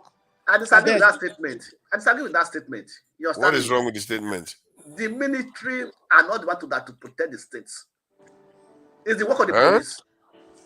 No, excuse me, the military are supposed to protect the country from external forces, not internal forces. That's what he said, man. That's what he was saying. So why must he send? Okay, why must he send it? Why you say that they are all in all the 36 states? Protecting who? Guarding who? Fighting who? I mean, so Forefather, I mean, to Tone's point, you have military people on roadblocks with the police. What is their duty there? What is their? I agree with you. And to Stone's point, that's why they are not being respected. To Stone's point, but that is the point he's highlighting. You see, and the idea that the police, hold on, the idea that the police, that the military doesn't do internal this thing, it does internal stuff. But the one that is complaining mostly about is even simple things like, you know, things that the police should be able to handle. They are handling it. There are many things that the police cannot handle that the military has to step in, like intercommunal fighting. That is not a police thing. It goes beyond what police can handle. But forefather, listen. The police have an arm that takes care of all this. It's called the mobile police. They are an anti-riot, anti-whatever. Internal problems are handled by the mobile police. That's what they're trained for. That's why they're called the MOPO. That's why they have all kinds of different gadgets to deal with civil disturbances or unrest or whatever it is. It is not for the army to be called every time. There's some countries you don't even see the army at all being deployed. To be fair, I'm coming. The reason why the army have taken over these things is because of money. Towards the weed too far. That like mobile police tend to be mainly in the city. Sort of like SWAT, they tend to be mostly in the cities. If you have a major problem where two states or upheaval has gone too much, you will see that even in America they'll call the National Guard to come in. No. What I just said is a function of the mobile police. When you make a suggestion, you have to look at it holistically. But in America, they call National Guard. Why did they call National Guard? See, it's not just about numbers. You can increase the numbers, but you can also they have SWAT teams like mobile police in Nigeria. You can equip them. Why don't they call the SWAT team to come and take care of like that? In situation of trouble, they can use the helicopter. You can deploy them with the helicopter. You can deploy them with plane. It's not just. But we don't have enough people. You have to use the tools. You can. Oh my God! This guy, you are not listening. You see, Olumide, even the chief of defense staff is telling you that they deploy 80% of their forces in all the states, and they are doing relatively mundane things. When big stuff happens, then they can't even deal with those ones. How you can have a unit. This is about planning. For the cheaper girls. Let me ask you a question. How many states in Nigeria are having problems like in the southeast, like IPOB or the militants? I mean, apart from the north, the Boko Haram. Then other states, which problem do they have that need the military? Which problem do they have that need the military? See, the question you are asking is like saying, while I have a door, I don't have a security problem. But if you remove a door, then suddenly you realize that you have a security problem. The idea is that the reason why you are not seeing problems in Lagos is because there's enough of them to secure Lagos. The reason why you are not seeing problems they're not about securing Lagos. Please, let's be clear with ourselves. They're not about securing Lagos. Because it's you and your army is the one securing Lagos. Foreigners. Lagos has many paramilitary. You understand me? Lagos has many paramilitary. You understand me? So they're not about securing Lagos. I think the nobody just argue for the sake of it. You just argue for the sake of it because how can you say Lagos doesn't have military in there? Lagos has a lot of soldiers in there. I didn't say they don't have. They are not supposed to be there because. Then why are you arguing with me? That's exactly what I said. Wait, Papa, don't understand me. I don't see any reason why the military will be in all the states. We say 33%. What? No, excuse me. 33%. 33% of the military are shared around in all the states, right? And 80. whereby our border, 80% of our border are open. Everything can hurry. In Nigeria, don't even know it's Nigeria. In Nigeria, don't even know it's Nigeria. Who's not in Nigeria? That is a country that doesn't know who is their risk. The NSA head has come on TV and told you that they don't have enough people to do it. That is impossible. Listen to me now. Let me finish. But they are putting people in the states regarding the state or regarding the governors or the governor's wife and everything. You understand me? That is security they are providing. You understand me? But at our borders, at our cross borders, the military are not there. You understand me? But they are inside the community where people live. So because I don't understand it anyway. Have you bothered to ask yourself why they choose to be inside? Because to avoid bloodshed like this. Most of the bloodshed you see in the middle belt is because of communal clashes. That is not how many communities are crashing. Please, let's be. In fact, this I don't understand anyway. Why?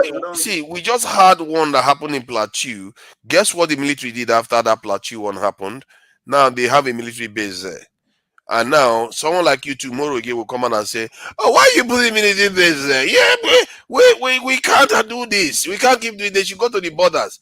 But when the problem happens, you will be the first to criticize them. Why are they not there? They can't be everywhere at the same time. You don't have the people.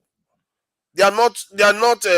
What kind of omnipotent? So you know what, forefathers, we are trying to still go through your bill that they have to employ more military people. It's quite.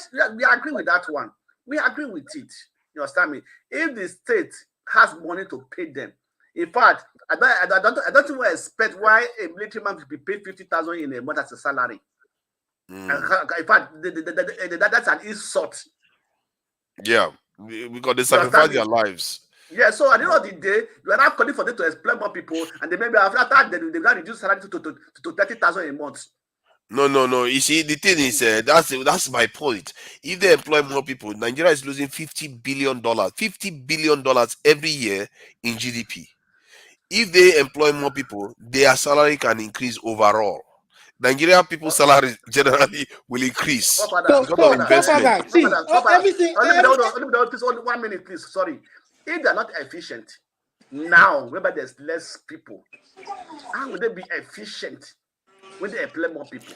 Yeah, but did you just see what you just did? You define something as being inefficient. Personally, I consider them to be exceedingly efficient. So, forefathers, see, given the resources they have all of this, and the numbers they have, Nigeria is relatively, we are not all dead.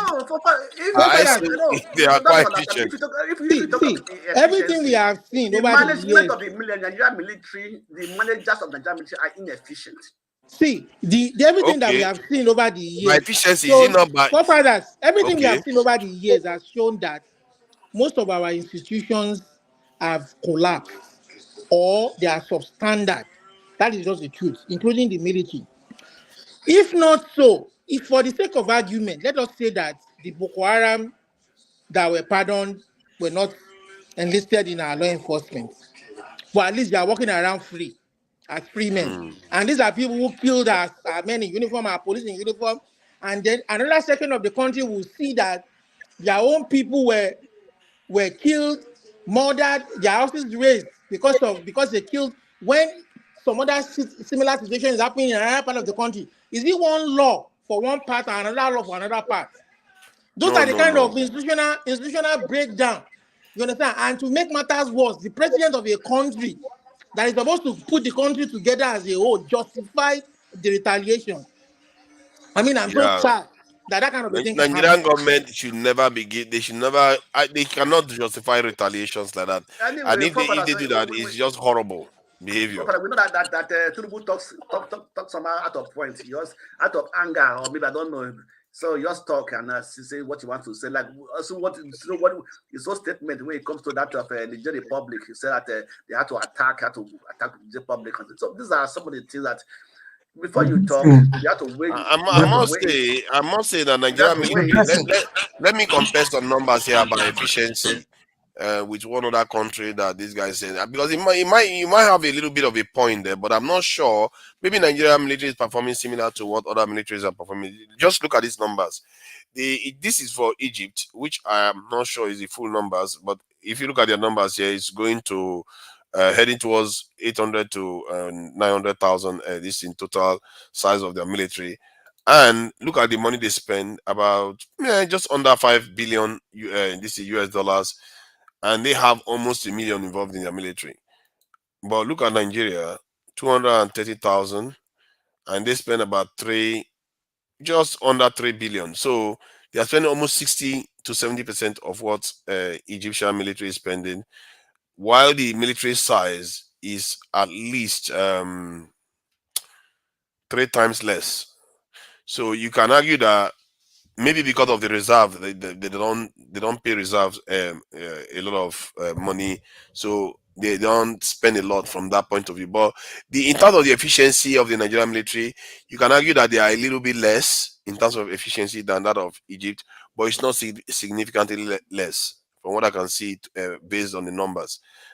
Our problem is this ridiculous. Egyptian population is half our population, by the way, and just in case. And look at the size of their military. They are willing to pay that money to keep their country secure. While we that have oil, they don't have oil. I don't even know what Egypt is bothering to protect. I guess the pyramids are worth protecting. Let me tell you. Let me remind you something. If you go back to the early 80s, you understand me? Everybody who is leaving secondary school, college, right, want to go to NDA. Right? Mm-hmm. Yeah. You want to go to NDA. But today, what is it today? Nobody want to go to NDA. Nobody's talking about it. Soon, you can be able to that.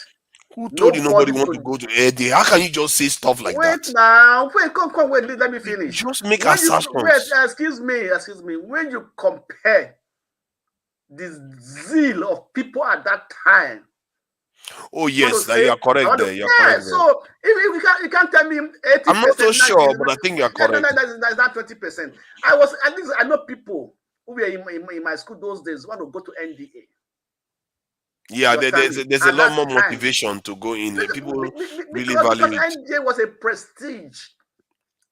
It was a prestige at that time. It's still a prestige. But a lot of people have turned their face from it. It's still a prestige, though. Okay, for example, now, Papadas, if now you go to NDA, right, and you finish, how are they going to treat you? What position are you going to have? What's going to be your salary? What respect do you have? See, the Blackstone. So there are many factors. No, excuse me. There are many factors that determine what to choose in life. So they get a lot of things. The Blackstone. They the military. They send them for training all over the world. They get a lot of perks, from just going to NDA. Because the moment you come out from there, within a year or so, they can assign you to another country to go and study, and government is going to pay for everything. They do have a lot of privileges in the efforts, everything. I just said they don't get a lot of privileges, right, Stanley, right? But today, what is the respect, the value of the Nigerian military? The value of the Nigerian military is the same as the value of Nigeria. It's quite poor. So that's why people are also keen again to go to NDA. And if you go to NDA now, what it used to be before, like all Nigerian universities that we are having, like those days we had the first 5 universities that once you graduate, you can have that was recognized, the first 5 universities in Nigeria that were recognized by most foreign universities, very high universities, high training universities at those days in Nigeria. So those universities today are no more. They're no more there. So everything has been going down, deteriorating in Nigeria right for a very long time. Nobody's talking about this. All these issues is the lack of trying to see how why this is happening. But we are not seeing those things, and we are letting everything go down the drain. So we have to try to do something about these things. Don,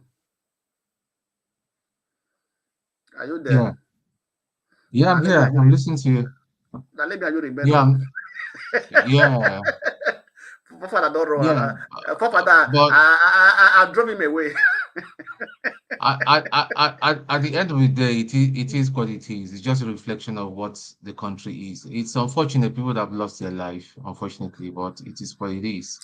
Nothing is going to happen. Tinubu is a coward. The person that threatened his wife the other day couldn't even just respond to ask the military to go and nap him. The guy is still the worker, that threatened the wife. They said the guy apologized and they don't even know where he is. That's what I heard recently. So the guy apologized and they don't even know where he is at the moment. No. When somebody threatens your life for Europe, apology is not enough. they will still need to take you to court or they still something. need to Yes, of they course. still You need get a visit. You get a visit caution, from. yeah. They go They caution said you, they, You have yeah. to they, They, said, they, ask. they, said, You they get said they to don't know answer where a it few is now. questions. They said they don't know where he is at the moment. They are looking for yeah. him. What does that tell you? You don't know where criminals are. Do you have a country? Yeah, share that country No, there. So we know Are where we the all in civilian are. agreement? What? We Okay, know where the civilian let's are. take a quick, totally unscientific poll. Do we all agree that the village should not be flattened because of what happened? of course, The you don't 100%. okay. The Blackstone. Why must the village be flattened? Why? Okay. Why? For a moment there, I thought Blackstone wants to say flatten the village. No, why? No. I don't know now. This is all that So you hesitated before you answered anyway, now. anyway, it will not happen. They can't flatten the village. And in Yeah. fact, they're going to solve the problem amicably. That's just the truth. So But we shouldn't forget if they to. want to if they want to flatten the village, they've already sent people there already. But Blackstone, don't forget that the ammunition and some of the weapons are now in wrong hands, and then Yeah. use that weapon kill people further in the future. So that's Yeah, just the that is it. I put there's no. partly I put his blood on Tinubu's hands, and at the same time Mhm. I also put it on the this thing the platform on the hands of the fellow Nigerians, including myself, because They don't I've been care. complaining about this forever. Nigerians they keep saying they don't want these things to be happening, but they are not pressuring the government to actually act in that direction. The No, thing is that people like Tinubu, people like Akpabio, people that are in privileged places. So far, they are secure. They don't care about what is happening outside of Yeah, their they don't. They surrounding. don't. That's They just the really thing, don't. Mm. you know. what I think in Nigeria, what I think that this power play is too much in Nigeria. This power play. Just look at every. But for example, I ask myself, why are people so crazy to have that so-called title, chieftaincy title? Why are Mm. people so And their people so chief crazy was for it? not even in Nigeria, I think he said something that he was overseas, I think London or something. All this, it's like No, they're no, always no, no, no, no, here. no, no, no, not even the chief. Now, chieftaincy title, simply Mm. because it made them feel that they are bigger and better than other person. Of course. And also the respect that we the citizens give to them.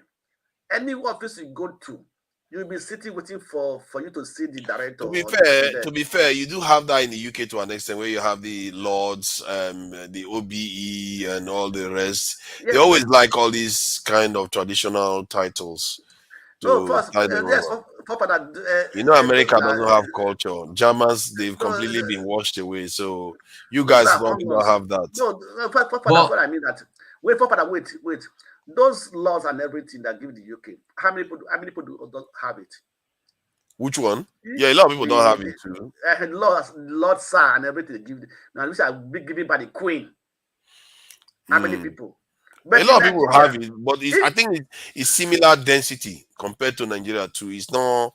I don't think it's any less. They give quite a lot of people those things, and every year they keep awarding new ones. Every year, it so a is lot of people do have it. it is like people that wonder that this national honor they give them by the president. It's just something like that. You understand me? But every community, when you have money, go to your community. You say, I want to be, give me a chief's title.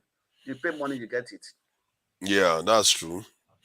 Yeah, it's not often by merit now. It's just like Nigeria has corrupted itself so badly that um I think there needs to be a total reorientation, and I don't know the words for it. Maybe other people are better equipped for it. There has to be a way of thinking about doing the right thing as a way of enriching yourself. People just think that they have to do whatever it takes, damn morality to get to the wealth. But in reality, what they are ensuring is that their overall wealth will be lower. A few people do yeah, get away with it. A few people do get away, but the vast majority don't get away with it. So they are ensuring that the overall wealth of the nation is poorer, is less. forefathers, what is going to happen at the end of the day is since these maternal touch high and powerful people, it's all just going to fizzle away. And we should forget those kids that were kidnapped. Nobody's talking about it. Nobody's talking about it. This one has taken it off this thing now. Tinubu will there's probably be happy. How many days Yeah. now? Kids less than 6 years, some are less than 6 and everything. How are they taking care of them? How many days now? You think they don't prepare? They prepare. They have Nani and all of them. These people, they are well invested. They have Nani. They have. They've already even probably they planned for them. These ones they have plans for them. It's not like our government that don't plan 10 years. These ones they have plans. They already arrange wives and husbands for all the girls for the next 10, 20 years. And so it's up to the government to do what they need to do. It's an embarrassment of. I don't think the government cares. They don't care. It's not for them to worry. If we are the ones that should truly be embarrassed that we allow these people to be getting away with it, what they are doing to us. Well, I think if the army people should start having sense now that if they start following their so-called commander-in-chief, you will just put them in serious long thing. They better start thinking. Because this commander-in-chief, he has got no clue at all. The man has got no clue. The whole thing just. Hold on. Sorry, the Blackstone. Let me just make one announcement. Those that haven't subscribed to True Nigeria should go and subscribe to True Nigeria. But if you subscribe before, don't subscribe again. There's no point subscribing. I just thought I should say that because I don't promote this channel. I'm trying to get to 500 and I'm limping along. It's okay. you get there. I get there when I get there. I'm trying to get to 500. Just subscribe because if you subscribe, it will help me get to 500 and it's going to. But why don't you start? Why don't you start broadcasting during the week when Dr. Damages is? No, let me tell you. No, let me tell you why. Let me tell you why. Let me tell you why. Why you are not moving forward? Why you are not coming to your channel? Because your topics are not of interest to many people. Yes, there's some truth there.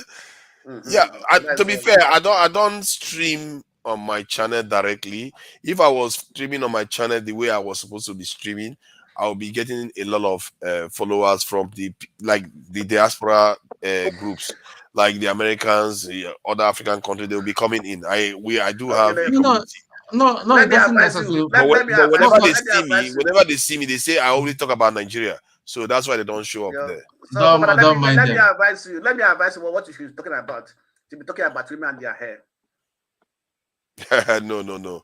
I talk about them when I need to talk about them. I don't just talk about them just for the sake of it. You will see all of the coming. You'll be having more followers. No, the truth is, I will have you get. You see, the way this is work is that it's a threshold, and when certain events occur, when your topic is of essence, then people will gravitate towards you. Like now, when security issues are occurring. If I wasn't streaming from Dr. Damage, I was streaming strictly from my channel. Chances are that I'll be attracting more attention towards that channel. I'll probably get more followers because of it. Wait, forefathers, are you self-employed? Why? To some extent. Why would I tell you that? I don't share any information publicly. Sorry. No. He's self-employed. No. I'm not asking. Well, how do you know? Don't worry. I know now. Don't worry. I'm not. I find a way to scrap a living. I found a way to scrap a living. No, he's self-employed. He's a contractor. Okay, fair enough. How do you know? How do you know I'm a contractor? What makes you think so? What I'm trying to say is. No, what I'm trying to say is that you could stream for 1 hour either on Thursday or Friday.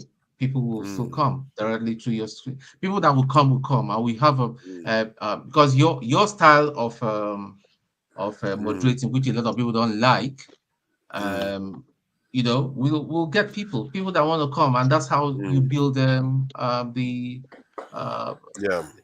it's true. It's true because you sometimes you actually create your audience. They don't necessarily.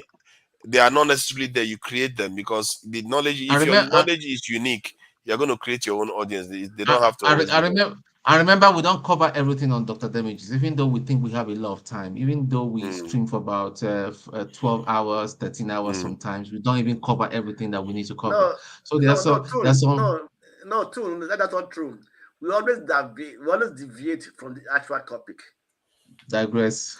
Yeah, digress from it. Like they just came to the now we have to bring the issue of Nigeria and everything, tribal stuff. So if you follow that, now we have already deviated from what we want to talk. So that's what they always this one is I'm a bloody student.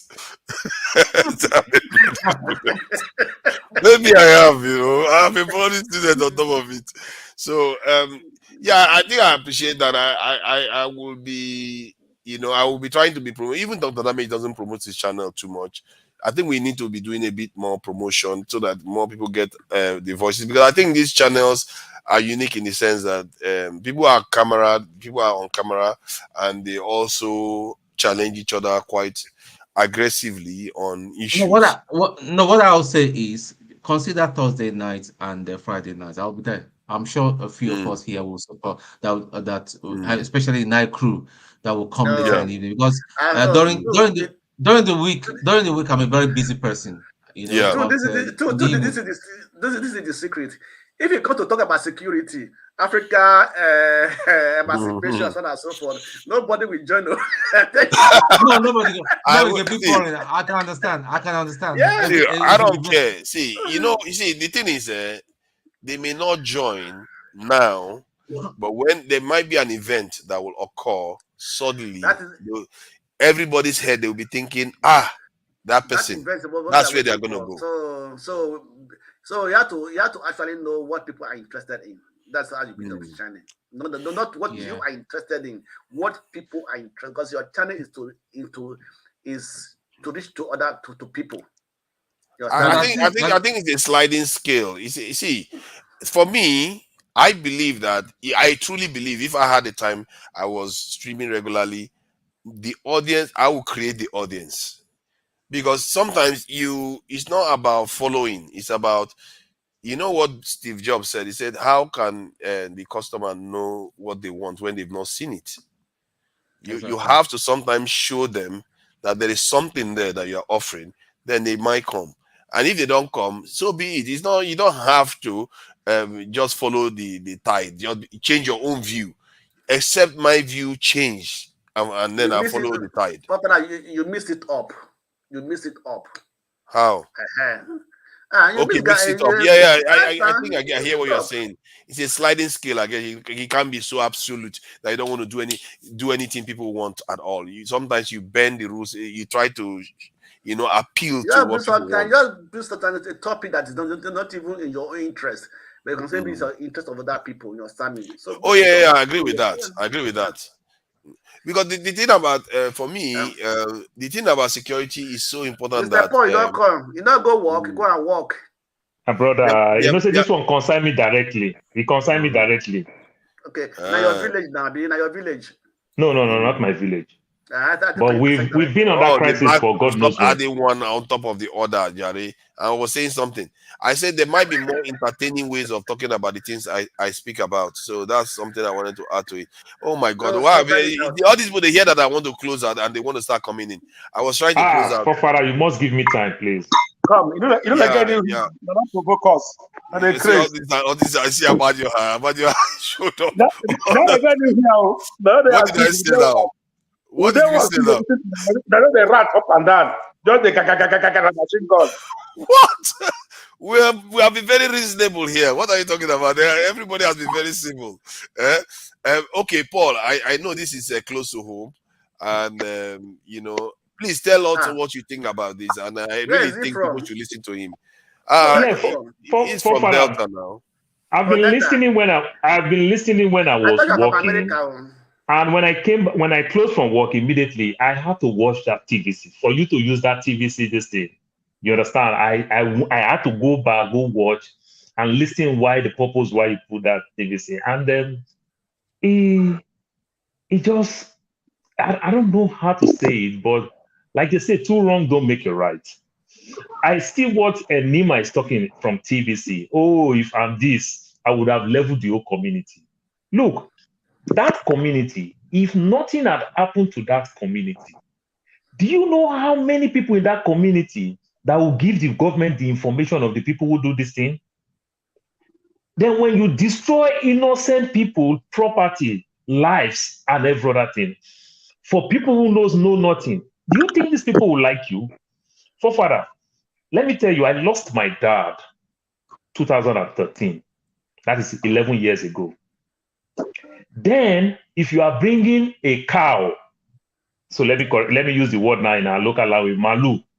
You understand? If you are bringing a cow to my town, you understand? And you know the way we are in our place. People might die in London, America, Lagos, Rivers. They'll bring that human remain back to that person's village. We pay soldier 1,000 naira 11 years ago. Right now, as I'm telling you, you pay soldier 10,000.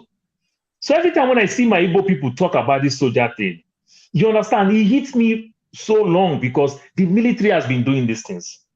I lost my loved one. Why am I paying military to bring a cow to my own village?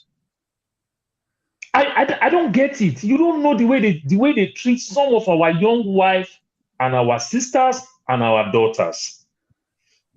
You understand? So sometimes people don't see this transfer aggression coming from different ways. You understand? So there are little things that is building here and there.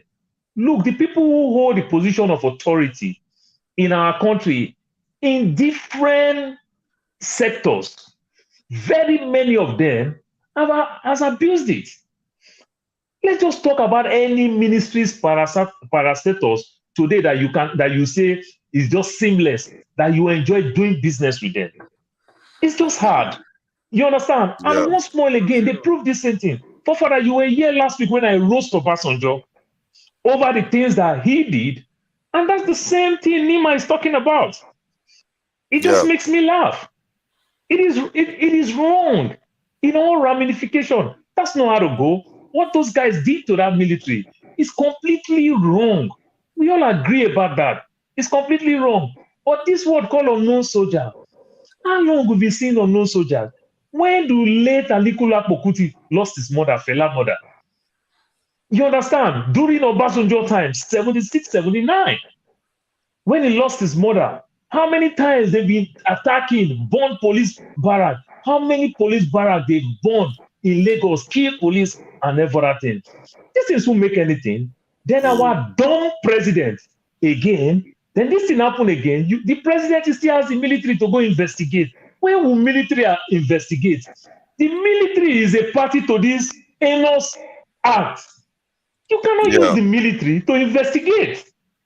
Because right now we are blaming the people and we are blaming the military. The military cannot be a judge, you understand, and a jury in their own court. It will never work. It will never work. So Tinubu is stupid with what he's talking. And I see people say, oh, I appreciate what Tinubu is doing. That is very, very wrong. Continuously, if you continue to reduce our police to Boy Scouts, we will never forge ahead. Never. We will never forge ahead. The military, I said it the other day, Forefather, when me and you were talking here. The military are not ordinarily, they are not trained to do these things that they are doing. They are overstretching these guys.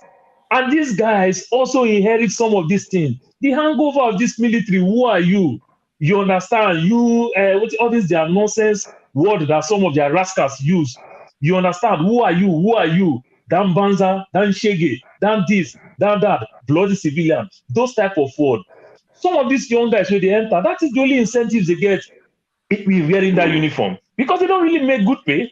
It's just the incentive that they can intimidate. They can sit somewhere. People will buy them free drink. They will intimidate. They will forcefully take people's girlfriend and everything. So some of them just do get property though in Nigeria. Let's not forget they do get property. Wealth. How much are they earning their salary? No, I mean they have property in the barracks. Military they do have property in the barracks. Military don't have property in the barrack now. How do you call it that military have property in the barrack? Father, what are you talking about? If anything happens, how do they live in the barracks then? I think Forefather, those guys that live in the base, as you are talking today, those 12 guys that we lost today, in the next 6 months, they will evacuate their family out of that place. Exactly, that's what I mean. So how do you call it property? How do you call it property? I'm not saying, I mean that they provide them accommodation. That maybe it's that's a barrack now. It's a barracks now. Every military person in a barrack. That's a barrack. And forefather. No. The Blackstone. I'm so sorry. Thank God we have one military person here. Can you tell me any new military base that they build anywhere in Lagos, anywhere in River State for the past 20 years? The money don't go pocket.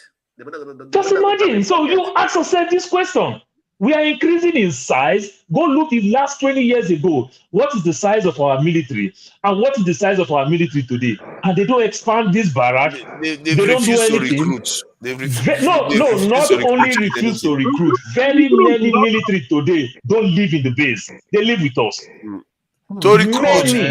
you have to build houses. Now you have to do all those things. That's an economic stimulation. They don't want to do it. Forefather, the one that they've recruited, as I'm telling you, very many don't have a place in the base. You understand? They don't even have a place in the base. It is serious connection. Wow. You can even get a place in the base. There's a military man here. Let him talk. No, Paul, hold on. Uzo was saying something, I think, was it yesterday or the day before yesterday? 3 years ago, on Friday. About the barracks. Yeah. Wait, Uzo. You see that Ikeja cantonment is supposed to be one of the best in West Africa. But because of Magomago, even within the army and all that, water was running. Even people in neighboring Maryland used to go into the barracks to fetch water. But after some time, the whole thing just dried up. They started going across at the back to PWD, which you're correct. If there is one arm of the military that looks after the welfare of their personnel, is the Air Force. Air Force look after their personnel more than the army. The army, they're just anything. Even some of them in that Ikeja cantonment, can you believe that there's some bachas there? Yes. That just goes to tell. See, corruption. The corruption within Nigeria, it's just on an level. It's out of control. It's out of control. When we have every day, say our military personnel and effort need to be taken care of. That's my problem with you. Your own now recruit. Me, I therefore take care of the ones you have already. Then we can get more. Right? That's what always my own stand. Let's take care of the one we have, because I know many people. Listen, I was in paramilitary. I know all these things. Man, the guys are suffering. Me, they go paramilitary. Me as a business guy, I see they do all those paramilitary stuff. I buy my money, enter barrack, barrack. If I enter barrack, I go they give military people money. They buy their stuff. You go be like say me say I be what kind big man when they get ahead. A whole field commander. Now you go dash now you go buy and stuff. It might that can't say like this, right? And that kind of person, if you get problem anywhere, you just call them. Oh, guys, we are there. Somebody hit my motor for back. He no care. If not your fault, it will be your fault. You will call there. You go this do anything doable. As far as that's the problem. Okay, looking at 2 days ago, before now, me and you, Father, I'll tell you this. Everybody is talking. Even I listened to so many military commanders retired. They were all of them are reference to OD, Zakobia. What happened this place? These people doesn't remember OD as Zakobia. I said, are we going to continue on this? Yeah, tell what about it. Nice. Father of the nation, can you go and take care of the children?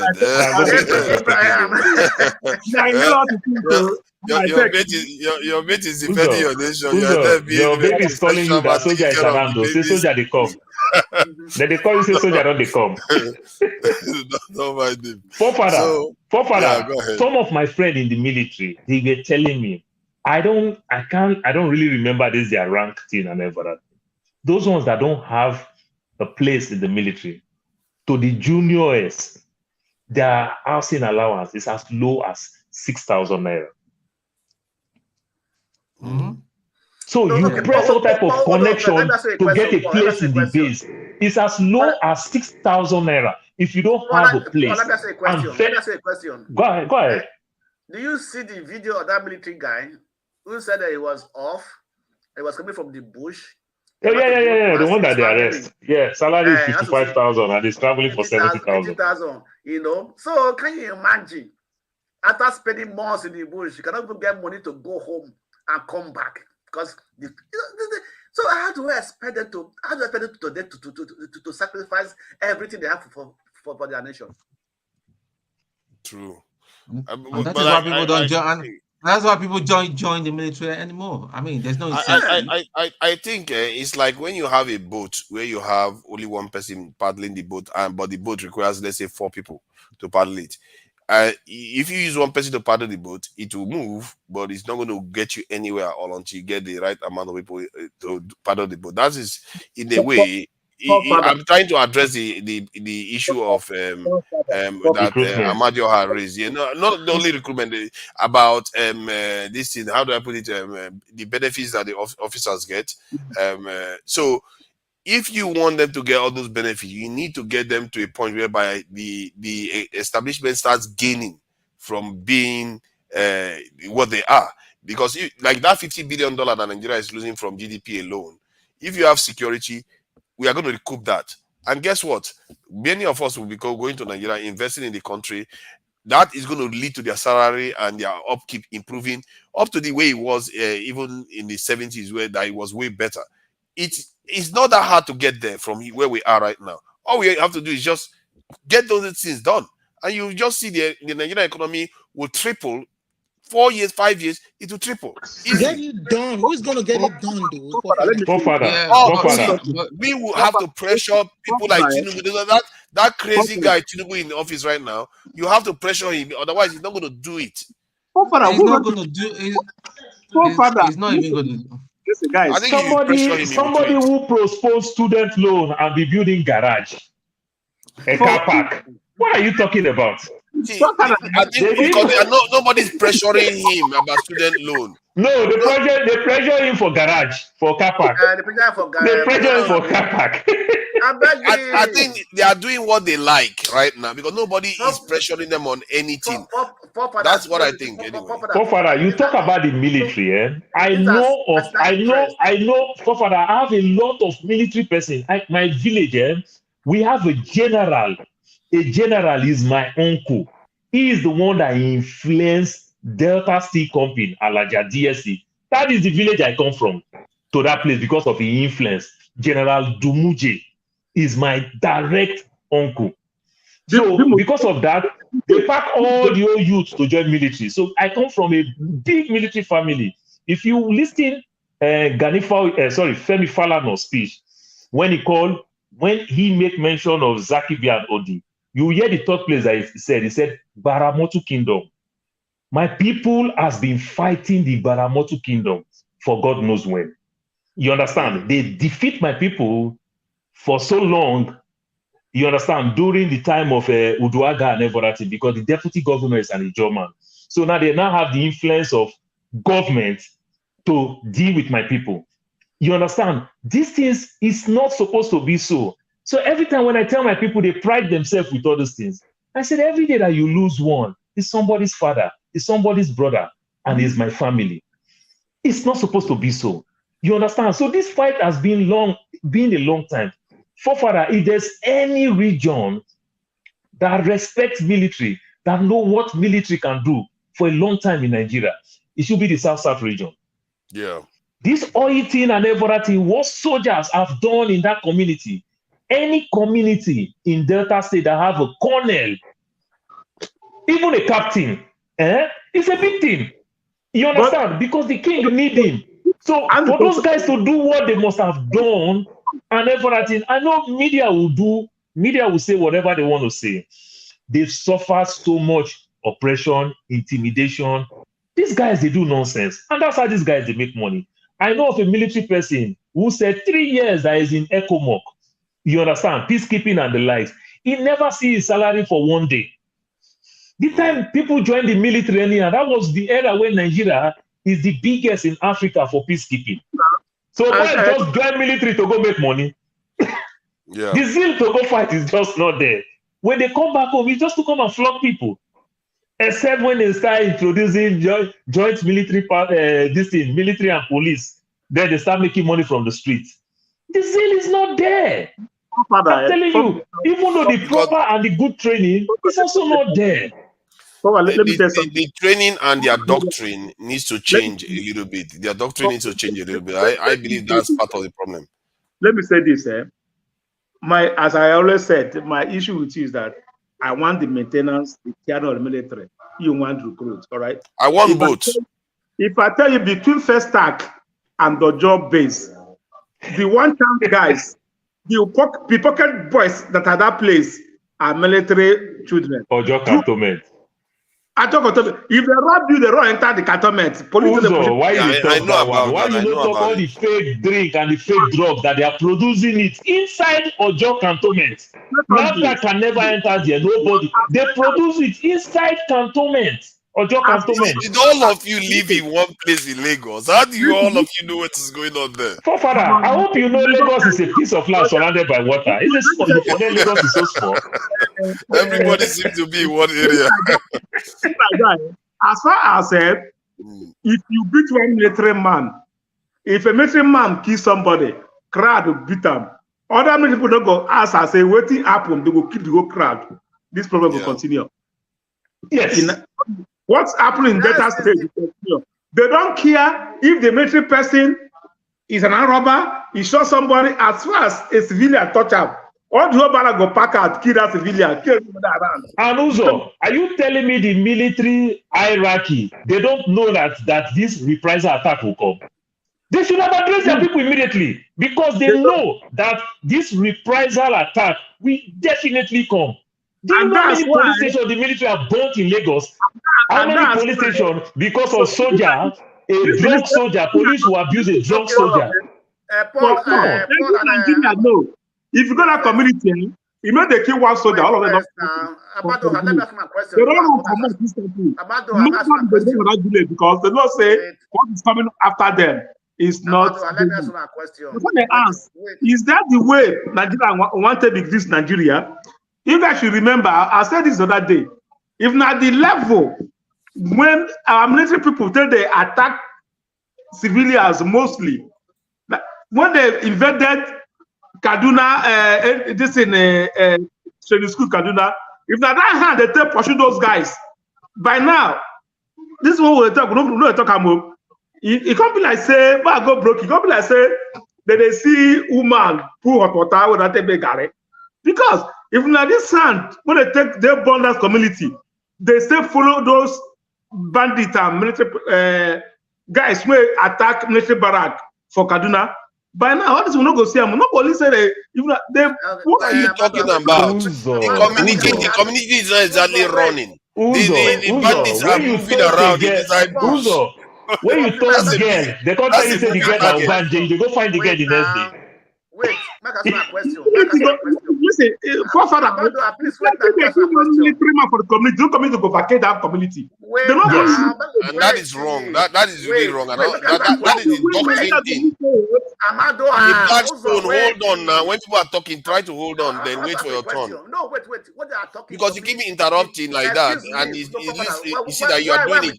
It leads to noise. Let me ask a question. Ask a question because but it doesn't mean you should be interrupting people continuously. But you can let people finish before you ask a question. I'll be asking you to wait. Let me ask you a question.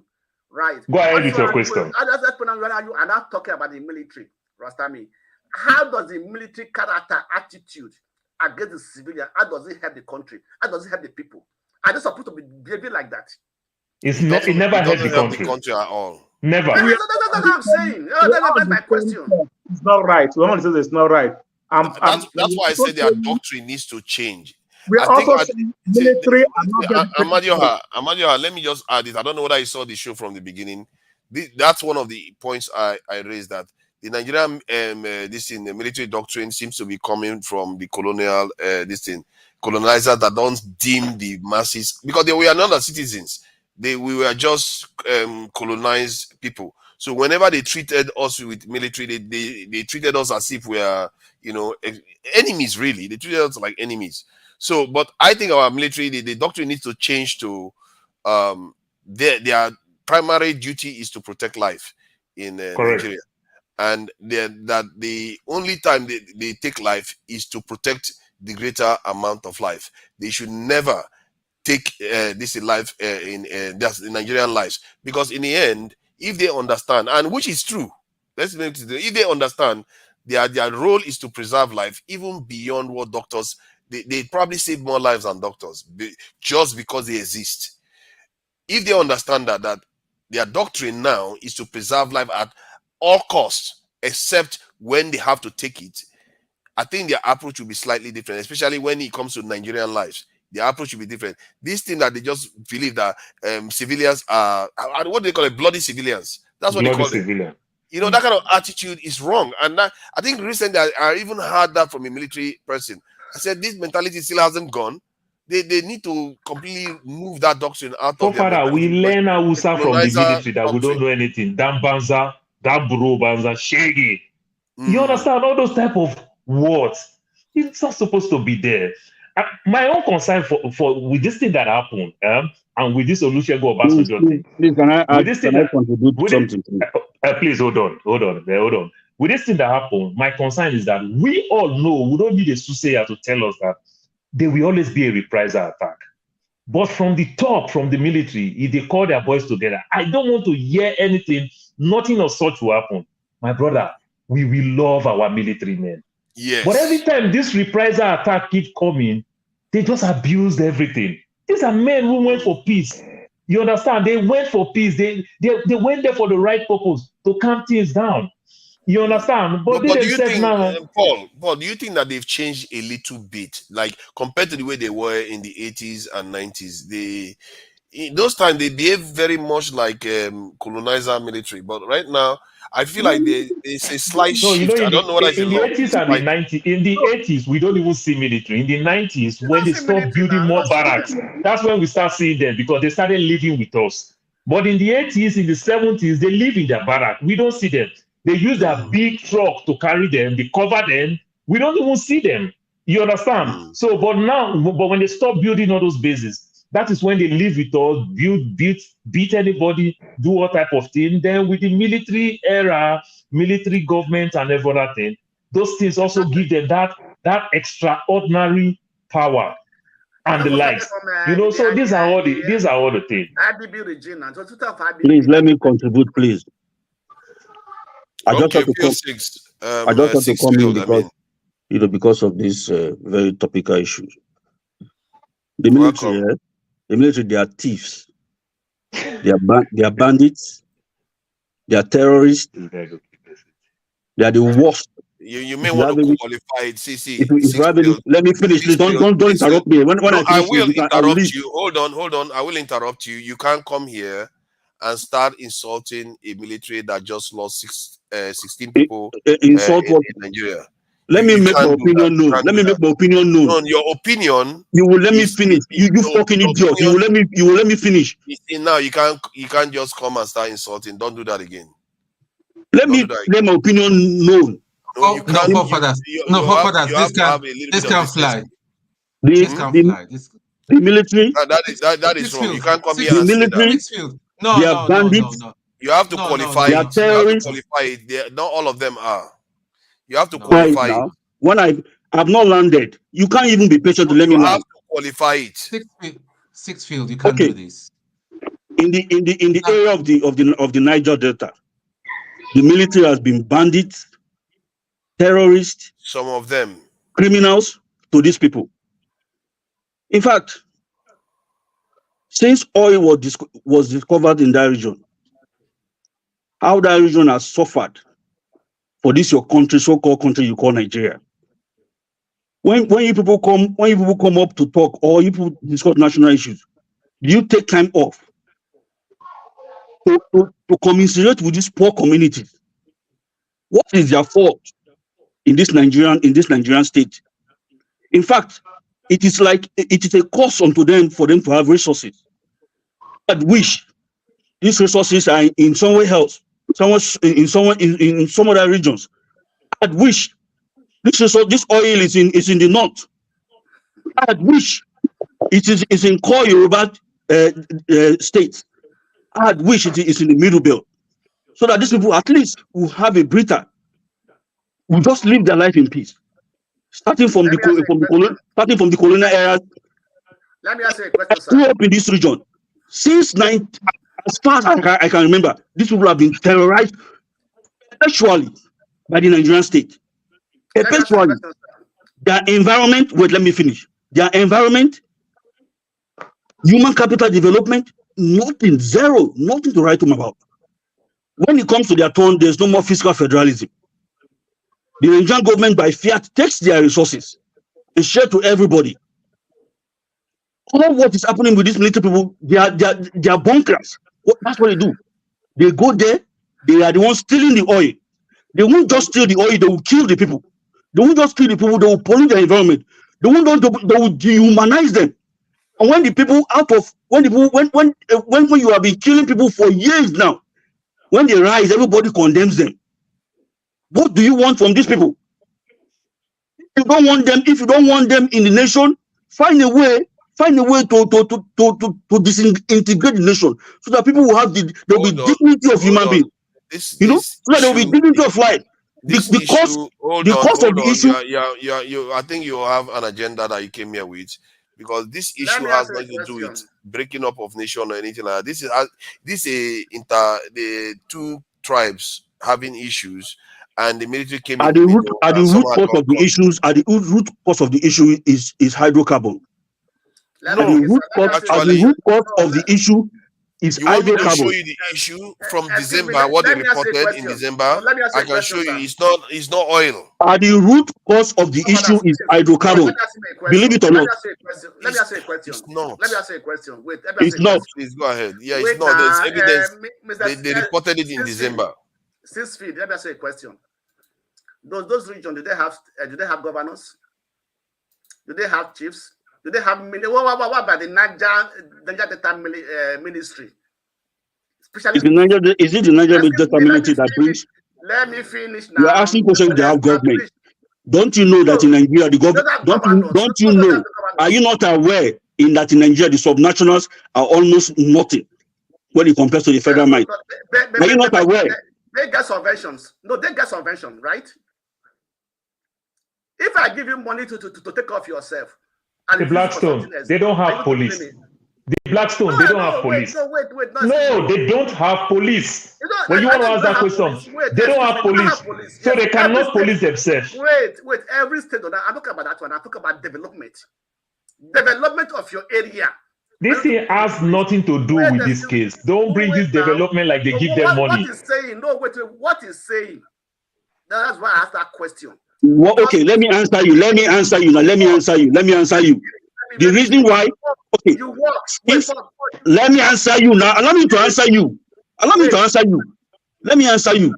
If military people were killed, I'm not in support of it. Let me underline that fact. But when you go and level a village, how do you justify that? They don't have a right to level a village. How do you justify? And this is what has been. This has been consistent with these people. When there's a crime in the society, you come and you come and declare collateral punishment for the whole society. You come and declare punishment for everybody. I'm talking to you that there are people overseas that this is their village, that have been overseas for donkey years. They don't know anything about this, what's going on. But their ancestral lands have been demolished. They have no hand in this issue. In this same country, the military people have been killed up north. They have never gone to their villages and killed everybody. The reason why we are discussing this issue is because there's injustice in this issue. That's why it is topical. Because if military were killed, we all commiserate with the military. But when you go and kill innocent people, you level a village. That is why you are discussing it. It's unjust. We agree with that. We agree with it. It's unjust. No, this is not the first time. It has consistently been the case. My brother. Let me say something to Nigeria State. My brother. You can oppress people for I agree with you, my brother. You can oppress people for how long? Very soon. These oppressed people, they will get their freedom. No matter how it will come, nobody knows. But I assure you, my brother, Nigeria is I assure you, these oppressed people in Nigeria, this oppressed community in Nigeria, one day they will get their freedom. How it will come, nobody will know. But I'm telling you, you cannot oppress people forever. You can never oppress people forever. No matter how powerful you think you are, you can never oppress them forever. One very day, people will gain their freedom from this Nigerian state. I rest my case. My brother, you're You see, absolutely six. right in everything you have said. Olumide Nigeria now. is Olumide, nothing wait but now. just a jungle. Let me Six fields. stop it. Six. And the cost in our country. And I said, I did the Six diaspora. Don't fields. mind them. They just go around. I'm getting a little bit impatient with people that just Blackstone, do let me this. tell you. All you just do Blackstone, is let me insult the tell you country. what will What is the happen. solution you are Let me tell you what will preferring? happen in Just US, insulting your country in constantly. Canada, You in see, as UK. Forefathers, can you meet Olumide? Yeah, these people they just keep chattering anyway, and he's still talking. Though he doesn't even know he's muted. It's all right. It's all right. Can we? Let him keep Can we? going. Can, I see. can we just? I think we have to be careful Can we about just? just always insulting Can our we just? country. That's all we Can we just seem just? to do now. Can we just be sensible? Six field. I understand. I understand your pain. Maybe you have somebody. Maybe you have somebody in that community, or you know that community well. That is what we've been saying. You see, the unfortunate incident that happened should not have happened if we had the country. And this sort of similar situation will still happen. Unfortunately, it still happen. Those thieves there in the government, because you keep blaming the military and all that. I understand, but it's not all. Who are the people? Who are their commanders? Who are their generals? And then who are controlling them? They are all fat bellied and all that, being controlled by Tinubu. Now Tinubu has given the CDS and all that the order to do whatever they like. Is that how a sensible commander in chief should behave? Totally It condemn that. doesn't make sense. It doesn't make sense. And when we're having a go at Tinubu and all that, these are better people will start saying that we're being tribalistic, that we're obedient, they will call us obedient, they will call us all sorts of things. What everybody is clamoring for is a company that will work. Can someone meet their things, please? The background. What we're all clamoring for is for a country that will work properly. We don't know what happened. It's not nice when they sent me. I mean, I've seen bodies before, but this one traumatized me. Even the ones I sent to forefathers were like nice. It shouldn't be happening, and if it's not dealt with, it will still repeat itself. Okay, I was even going to ask a question. I want to ask you guys. We are all in. Some of us are in Canada, US, UK, France, Europe, Sweden. What would if a citizen, a civilian, saw an armed, a uniformed man, army of any country, respective country, attack that army, begin to slap or beat that army? What would normally happen? In the United Kingdom. Sorry? In the United Kingdom. You mean the United Yeah. Kingdom? What will happen in our respective countries?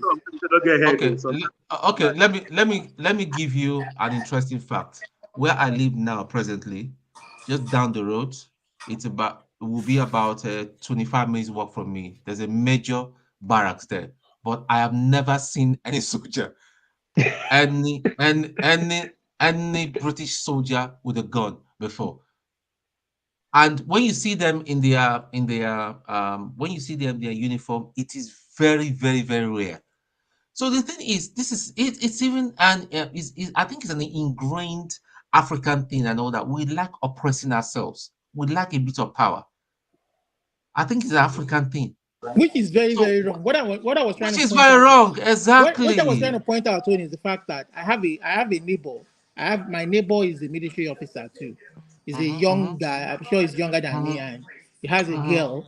If me and my neighbor get into any argument, for instance, begin to insult each other, begin to, in the Nigerian climb, the next thing is for that guy to arrange for his boys to come and Because he deal will with me. just a phone call, of course. And drag me. But you know what this guy would do? This guy will call 911. This guy will call the cops. Yeah, but we know this now. Let me just share some information so that the sixth field. Let me just share this with sixth field so that he understands some of the aspects of this is six dead, many wounded as Delta communities clash over land dispute. You see what I mean?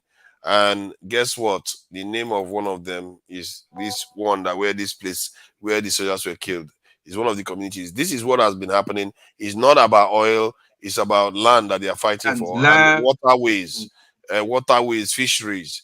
and they try to resolve this. This is go back well in December. I saw a report yesterday that it was in December when they tried to meet, and I didn't know that they are already killing people even. This one is how many days ago? January. They were killing people in January already.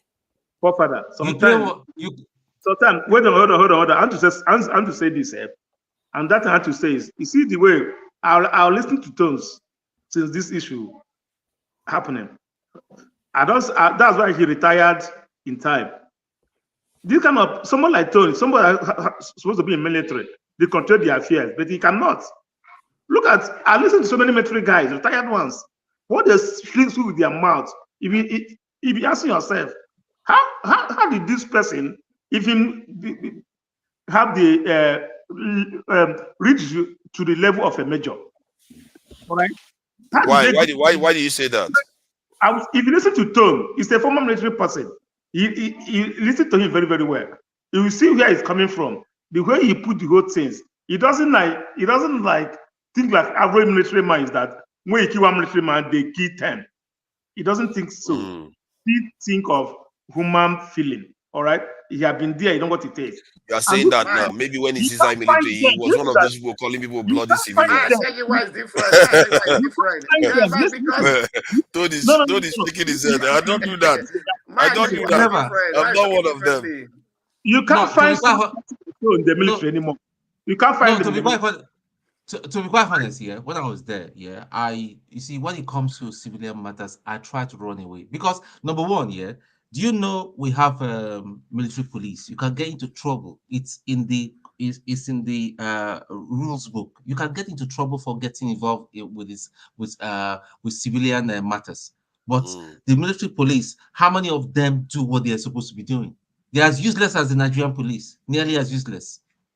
Don't do it. Yeah. Wow. So, but when the military in your time, they probably were doing the bloody civilian mentality. Did you hear it, and did you frown upon it, or you just pretended as if it's not my business? Let them carry on with their culture. Well, or did you participate fully? Did you participate fully? Well, anyone that was under me, and I understand that you went to mash up somebody, it will not be easy with you. They know my stand with that. Maybe because I was a bit more enlightened and all that. And there were a few of us. In fact, one of my seniors, my immediate seniors, his dad, I don't want to mention his dad. His dad was a minister, a federal minister at the time. He nearly lost his life in Liberia. He was flown out, but he never returned back to the country. I don't know where he is now. I'm not in contact with him. So there were people that got into the military not because they were riffraffs, if you want to put it that way, or they were they just wanted to serve their country. The pride to wear that uniform was there. But now, Shingba, they again. Yeah, somebody like you joined the military. You are abnormal in the military because you were born in the UK, you went back to Nigeria, this Western thing, I want to go serve my country. Those funny things. Guys said that they say they won't go intimidate all the people who collect their girlfriend. They won't go meet landlord. I'm telling you. Look, let me even come in. Let me come in a little bit. Sorry, sir. In fact, KJ, officially, even they don't know that I'm British. So that would have been even a problem. They didn't even. It was late. No. They didn't even know. Contrary to contrary to what Tony is saying, even to tomorrow, you see how the bloody civilian this thing. I didn't know that, Tony, you were in Liberia. I have a very good friend who was in Liberia, gave his life in Liberia. His name is Sonny. He was a captain. It depends on the badge. It depends on the badge because yes, I can't remember his badge now, but before he left Liberia, he became a major. But he went back. He was among those who was killed with the general who was ambushed in the airport when they were returning back. On their way to the airport, when some. Wait. What did you say his name was again? Sonny Ewa. Oh, I know. Okay. Okay. Know. So why I'm saying that, see, the mentality of the military, Nigerian military, have not changed. It is still the same thing. What has changed is the command structure. those who are in charge, those who claim to be in charge, those who have decided to put their friends and well-wishers at positions that will not help the country, those who have brought in their tribe and religion into it. And so the army has been now reduced to a mere ragtag army that cannot defeat a simple ragtag forest dwelling, stick carrying, AK-47 carrying terrorists in the Nigerian forest. That's what they reduced the army to. We will forget that this same army has been the only successful army that have been able to restore a country back to civil rule. They have been the only successful one. Even the military, the American government can't boast to do that. Okay. What are you talking about? Iran is a democracy now. No, Iraq is a democracy. Iraq is a democracy, yes. Were they the ones who returned it? Yes. They didn't restore it now. What we are saying is that on record, the Nigerian army stands shoulder high. Unfortunately, some people will not allow it. I remember what General Malu said. Late General Malu, what did he say? What did he leave the army? He cannot stand and be commanded by a man coming from US who is a general who has never been able to fight a war completely and been able to restore the country, to come and command him and tell him what to do. No, it should be the other way around. What I'm saying, let's say that not taking anything away from the military, we all regret what has happened. However, in the developed nations, General Flynn is an example of an American well-decorated 4-star general that was arrested by the police, okay, taken to court, okay. And you see, the army does not have power over the law, unlike it's done in our own country. Agreed, some of us wanted to enter the army because it was prestigious to wear the army. I remember that our late friend, once he came to visit us and we were coming back, we were escorting him, and we got to the main road where the taxis were passing, and a police van passed. Okay, and he was in his full regalia with a plume, at that time he was still in NDA. And the police van passed and then reversed back. And you know what he asked them? Am I not seeing? They said, sorry, sir. Am I not seeing? That's sorry, sir. Where are you going? He said, we are going to the barracks. Or you take me to the garage. And they came down, saluted him, and opened it. That was the respect. And this guy was still in the NDA at that time. That was the respect that was accorded the army at that time. However, all that has diminished with time. Now, all of us are fighting for money. Everybody is out looking for how to make money. If they don't post you to the place where there's money, you bribe your way into it. If the east is where money is, you bribe your way into it. If by the riverside is where the money is, you bribe your way into it.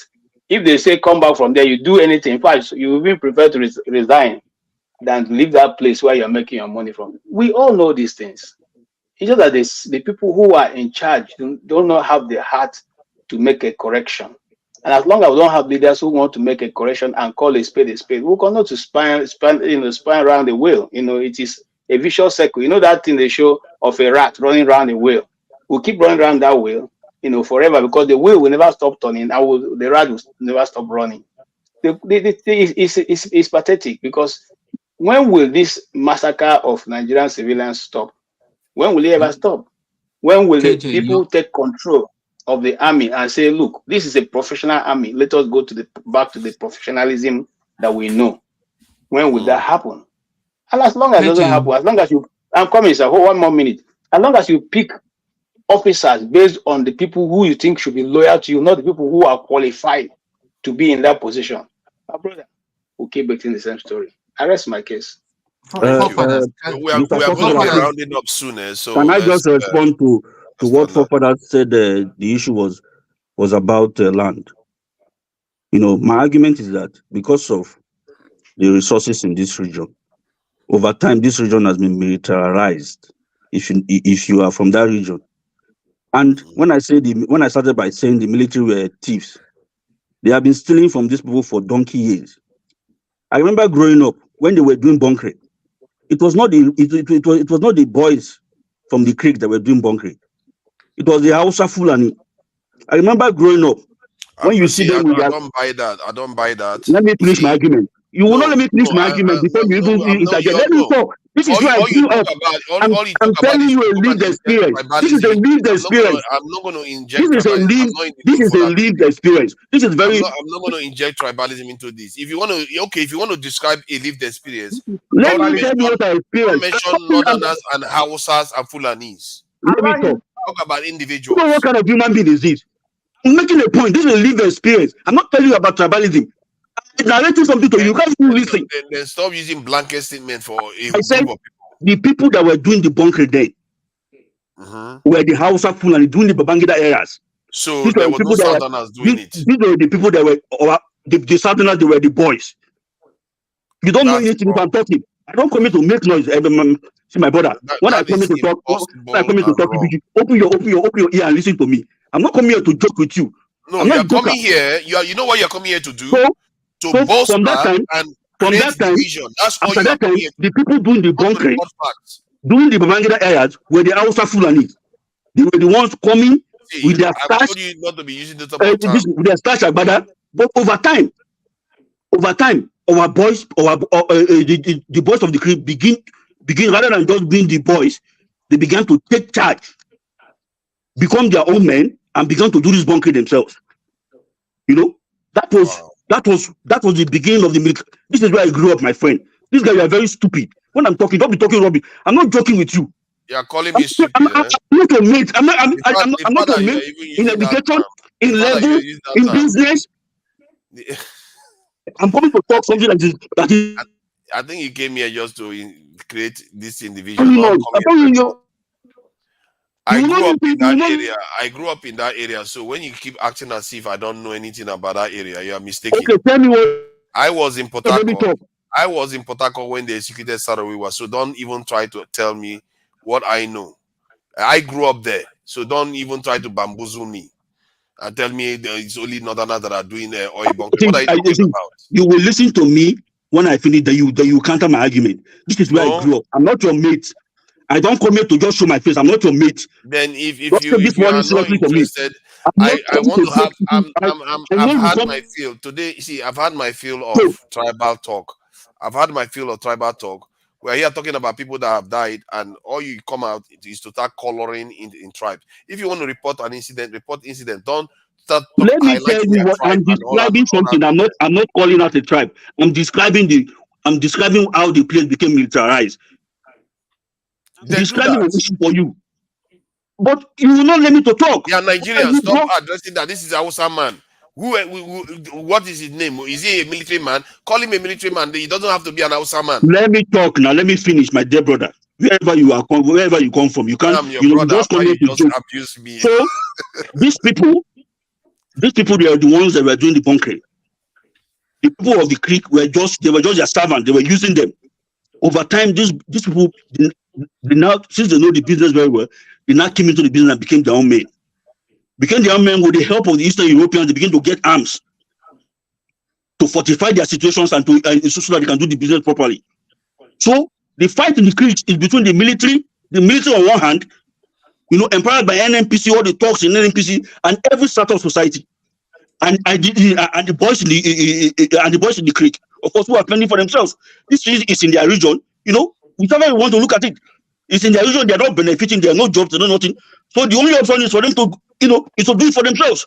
So they began to do it for themselves. And who are the people suffering? Is the villagers, the ecosystem, the communities, and the normal people who are not into crime. This is what has been going on in that place. So over time, these people have been empowered. So when these communities are fighting, they are fighting because of land. Most of 90% of the time is because these lands, harbor resources. Maybe communities are coming, oil communities are coming, and as the host community, they will benefit. Not that they will even benefit; it's just the shift. This is what has been going in consistently in the Delta. This is what has been perpetrated in the Delta for years. So I agree with you. It's not like anybody. And these people have been treated. They are treated as second-class citizens because we all know this. When there's a crime like this, they will go and kill everybody. They will burn down villages. They will burn down communities. let me ask a very funny question. Please, let me ask a very funny question. All this must stop.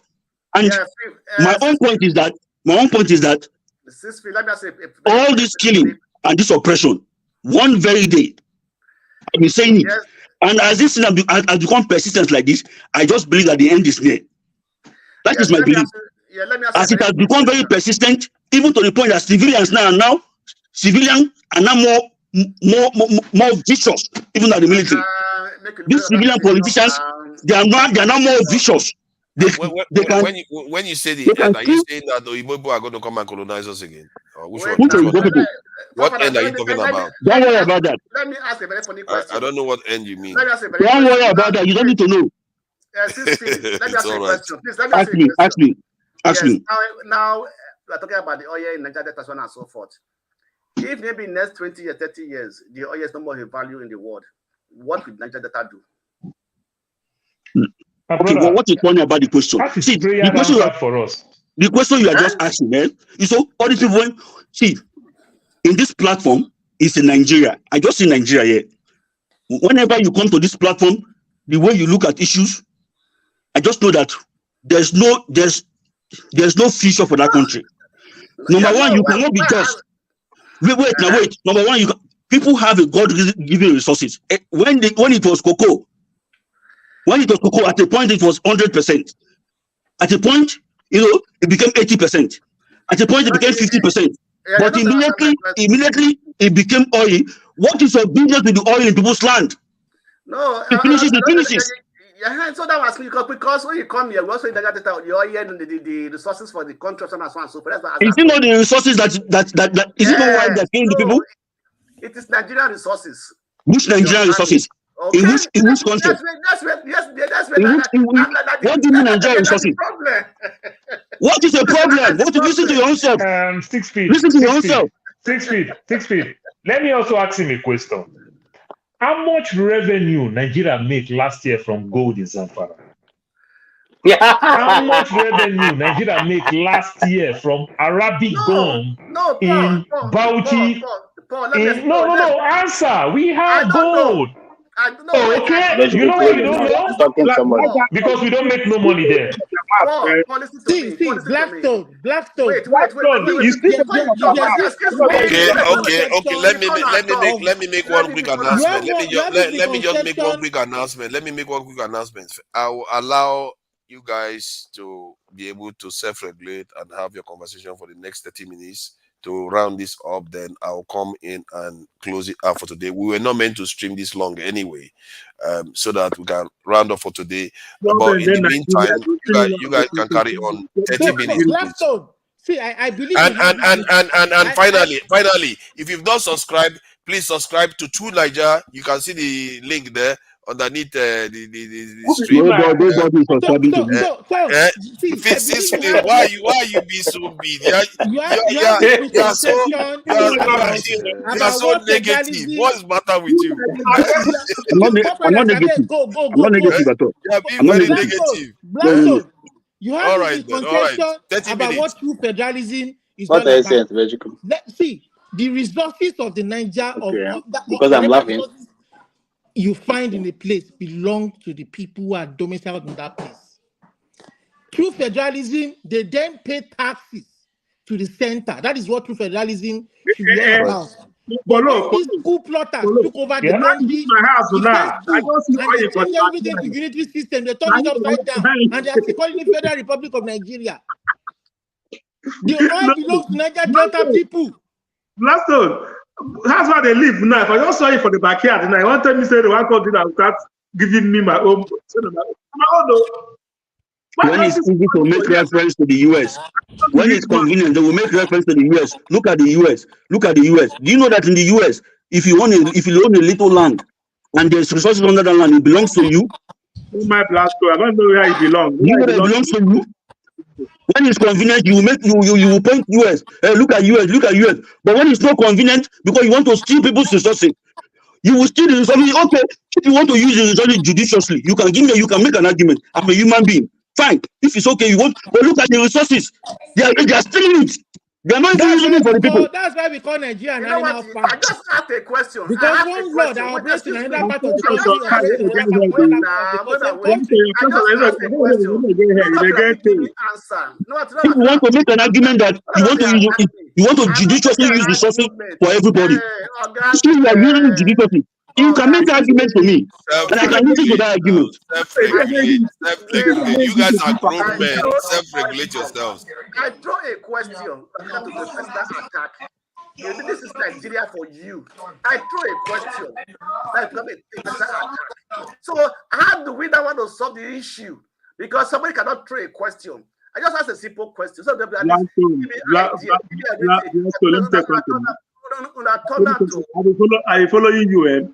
If you want to be black, be black. If you want to be white, become white. You don't claim to be from Nigeria, from Africa. Tomorrow you go to about in a different way. If you want to you see, to Nigeria maintain his ground. He don't know where he come from. He stays. I just ask a question. Where he come from, you are not right here. You are not here tomorrow. If you want to be pan Nigeria, one Nigeria tomorrow. God go bless you. God go bless you. You one side. Let's know where you. God go bless you. See, I always ask you a question. On what basis? Don't mind this Blackstone. On what basis? No, I'm gonna say that. Wait. No, I don't know where that belongs to. I just asked a question, which is speculative. Blackstone, I want to answer you a question. Blackstone, I want to answer you a question. Blackstone, is it fair that they are taking all the oil from my state, Delta State, to give to your Oba in Edo? We don't have first-class king, and we have first-class money in Nigeria. First-class money in Nigeria, but we don't have first-class king in Delta State, and they carry to give you Oba in Edo. Is it fair? Also, don't Edo State have oil. Edo State no get any oil. The oil no reach 1 liter. Oil. You know reach 1 liter. Tell me where they collect oil. Tell me where they collect oil for Edo State. Where do they sell oil? Tell me. Which oil multinational they take oil? At least ExxonMobil take oil in Akwa Ibom State. Shell take oil in Delta State. We know all these things. Tell me what multinational take oil from Edo State. No, tell me the oil company where they Edo State. You wait now. So now you know go feel like 3 firewood though. Whether you like it or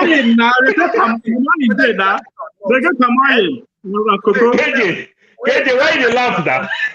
Those states have the solar resources. They have the largest gas deposit in Nigeria. Who they explore them? Now the one where they tell you, or who they explore them? What company exploring it? Nigeria is not a true federation. So now you know that. You asking me all these questions since they take my own, you go make your own first class king. You are okay by it. This man, their problem actually, their problem of understanding. Tell me what multinational explore your gas. So you like it the way it is there? You like it the way Nigeria is right now? Of course, I don't like it. No, I'm asking Blackstone. He like him now. They take my own, you take fund the own over. He like him now. That is why, and it fair for you. And it's that is why the country is very inefficient, because all the states, they just sit down without innovation, without creativity, regardless of all the resources that they have and their capacity is not exploited. They just sit down and go to Abuja, share money, but the people, my brother, do you know the funny thing? They will share this money. Some of these states, they are desert states, so they are not viable. And they are chopping the money. There are no infrastructure, no nothing. Is that they're going to leave? Olumide, they are viable. That land itself is viable. They just abandon everything, all in the name of oil. They are viable. Even the money they are getting, they are not even developing anything. They are not building infrastructure. The guys who collect the money from there, they are rogues now. They are rogues. You know one thing, It is like you are very rich. You have an uncle or a Blackstone, please stop putting up a defense for these people. You get places where they chop. Where you from? Not get anything for Nigeria. Stop making noise. Your state of technical Nigeria. Who that our slaves? Blackstone. Wait.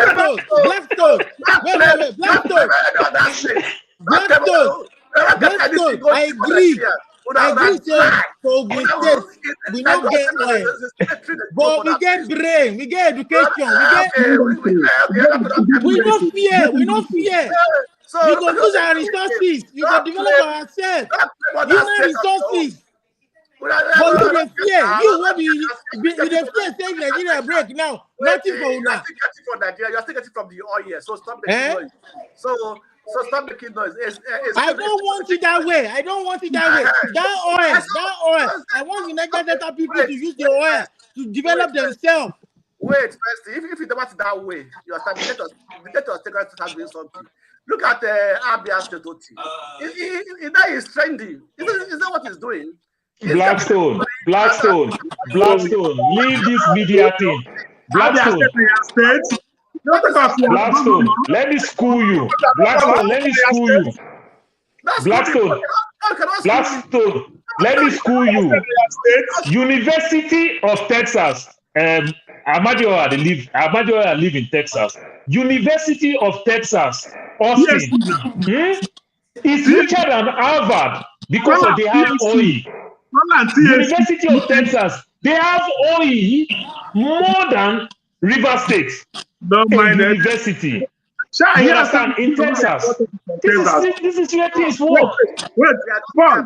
I hear said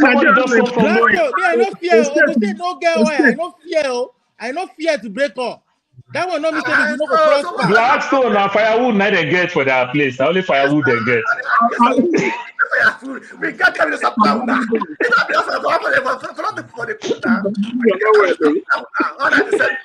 So every state you can get to where you can get the natural resources, you get his strength. So that of course. That is why we are not developing, because we are just all depending on one commodity. Exactly.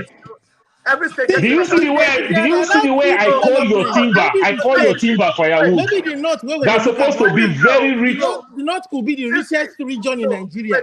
They allow it to develop truly. Of course, it's very possible. Yes. Blackstone. When I was growing up, hold on. When I was growing up, let me talk. My people will go Benin, go do rubber. Go make money. Let me say something. That rubber enter from Benin, enter Delta. Everywhere they smell rubber. Everywhere na rubber they smell. Listen, this is my own idea.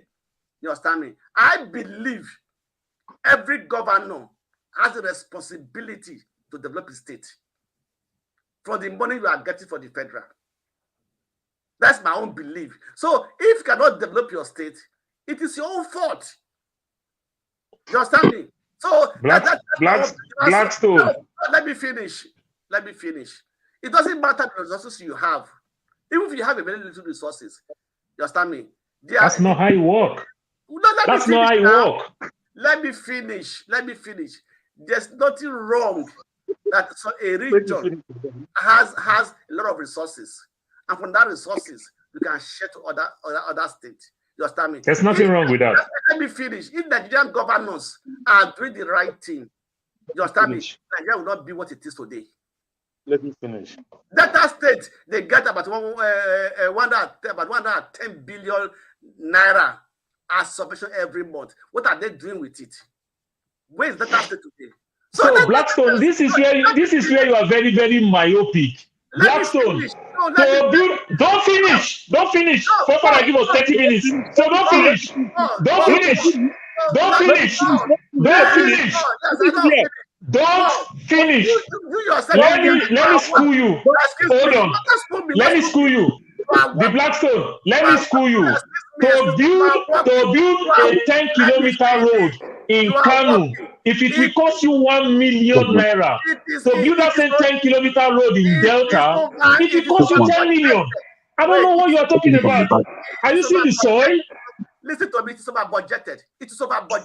We all know that Nigerian roads Nigerian landmass has nothing. Blackstone.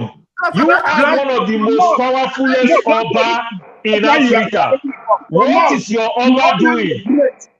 You only have to grade for North. What is your Oba doing? Do that. Don't say that. You have one of the most powerful and respected Oba from time immemorial. What does your Oba do? We've seen what Queen Elizabeth did with her throne. We've seen what the king in Portugal did with their throne. What has your Oba done?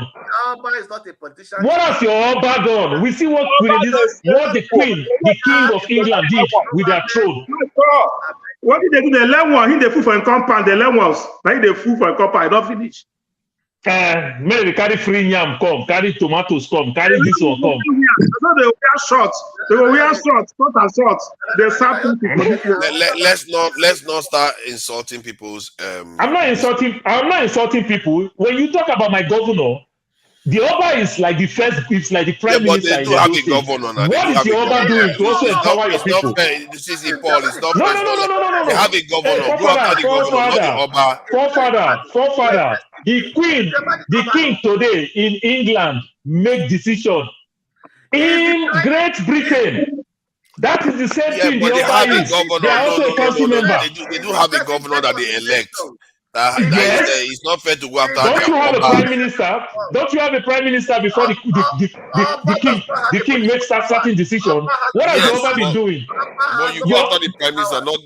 Forefather, the Oba is a councilman and is well respected, so he can make difference. What is he doing to that state? Yeah.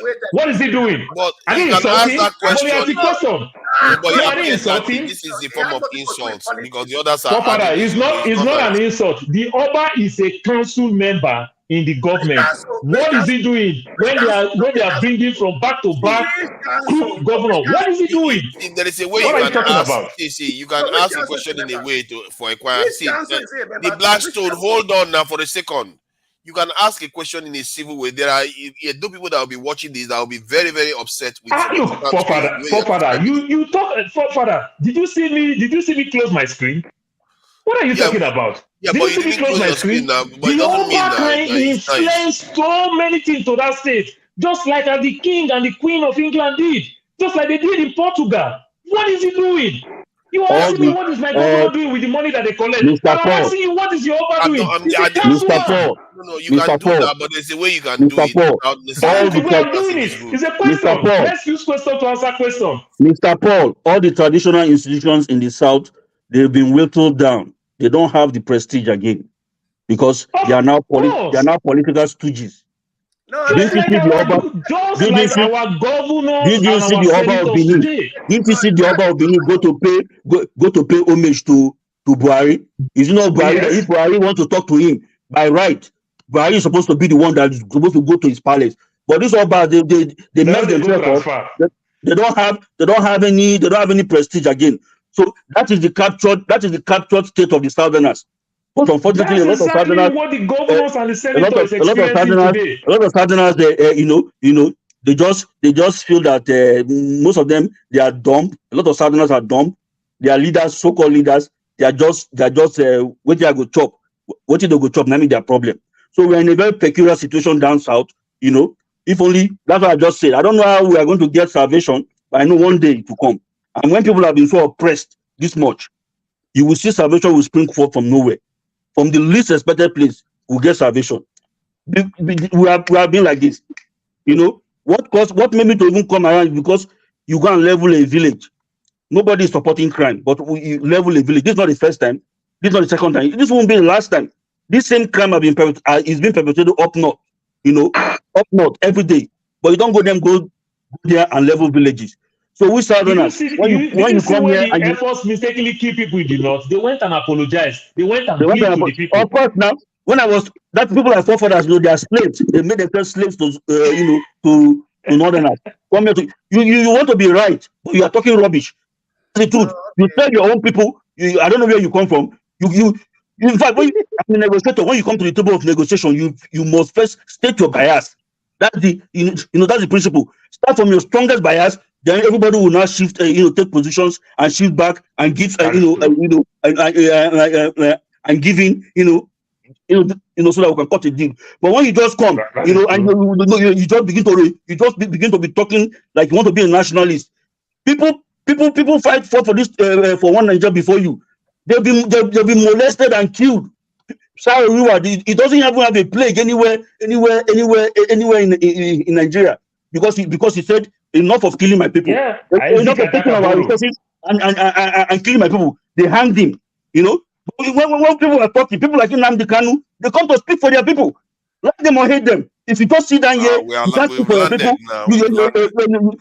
No, they might go to jail. Freedom does not come on a platter of gold. One day, that's my word. If you can mark these dates, I'm talking to you. I'm not a frivolous person. One day they will get their freedom. All oppressed people in Nigeria will get their freedom. How it will happen, I do not know, but I'm very certain, if I know my history, that one day they will get their freedom. One very day they will get their freedom. So speak up for your people. Don't be fool. Don't be a fool.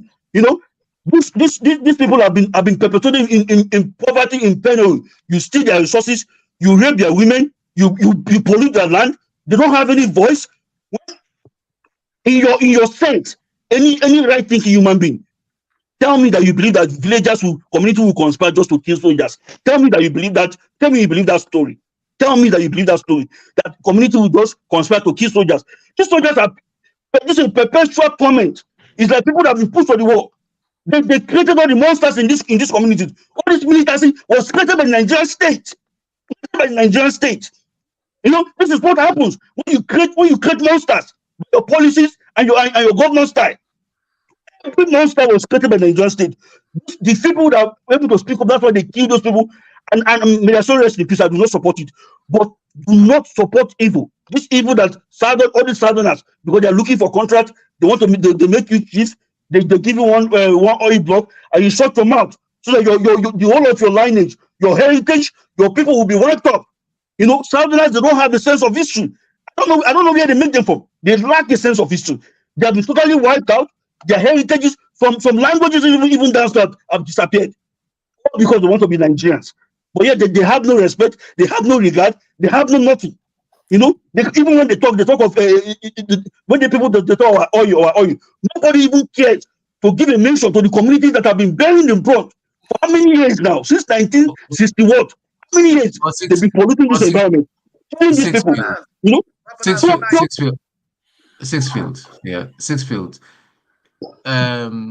I understand. I understand the fire that you're spitting this evening. But do you know? Because I've just been looking, and that is what I tell even my brothers in the East. I say, listen, because the other guy that calls himself Kenny Sampson, I want him to show his face on the camera one day and let me talk to him. I'm sure he's young. Let me tell him some home truths. The Biafra cell where we they talk now. If by hook or crook, they should even get it. It will be worse than Nigeria states that we have now. The guy with the Finland and all that is another biggest criminal. For all you know, he wants Nnamdi Kanu there so that the guy got the chop money, because now it's all about him calling himself prime minister and all the donations that he's just enjoying himself. That is the problem with Nigeria. Everybody is a criminal in Nigeria, even within our own community. My own half brother back home, my dad, when did he pass away? I know that. Just carry. I know you're not even the firstborn. You're not the second born. I know that. The mothers, they started selling my dad's properties. I know that. So this thing is ingrained in us until we start having a different mindset. That listen. Let's develop our system. Let's solve all these things until somebody from Anambra State can be very comfortable and go to Ogbomosho and buy land and settle there. Then I know say Nigeria done the change. But all this Biafran rubbish, man, let them just go. They can go and they can go to hell. They're not getting it. Kenny Sampson, I'm talking to you. You're a small boy. You're not getting no Biafra. See, you can't tell people. That is not. You're not getting that's a bitter truth. Biafra is not. Nobody's giving you. nobody is giving you Biafra because these people are criminals. That is what I'm What saying. is That's what I'm the topic now? What do we pray for the topic now? All right. Let me respond. Let me respond to Sixfield. Amadi, what I'm trying to say is that Amadi, what I'm trying to say is that everybody is a criminal. Biafra, Yeah, good night, the Blackstone. and all that Thank stuff. you for We coming all in. have I criminal. appreciate you. We have Blackstone, let me ask you one other question. That is No, the not yet, Paul. Not situation yet, Nigeria Paul. has put No, us. they come for you, not worry. Exactly. That's what I'm trying to say. For Olumide. you. I got them Criminals out, there and everywhere. maybe you do to pursue you from West America, come back to Nigeria. Well, Sunday Igboho, have For you heard where? his interview? He was his party. Night. Wait, Paul. It was Sunday Igboho's party that was giving them instruction of how to get him. They instructed them to shoot that cat that probably turned to a cat. No be juju be that. Wait, we're saying if I tell you, say, if guys not taking them, now military men, pardon military men, I don't say happen for Biafra. We are civil defense guys, finish a whole troop of their state call money, go of D what they get for the creek. I don't see them happen. Mr. Tom, what I was saying, when I talk about freedom, I was not particularly talking about maybe a breakaway state. What I was saying is that there will come a time, and I think it is very near, where we shall all find ourselves in a society that we all want to be in. You know what I mean? And when you be thief, we go drag you out. We go drag you out, deal with you the way a society that we want Don't you be think in. that some people will feel that the country that they are being treated differently when in some part of the country some people can be given amnesty back into the society that are killing our troops, and then in another part of the country you are raising down their villages and killing innocent lives? I'm getting tired of this garbage. Enough of this garbage. Enough. If you unmute yourself, you go backstage.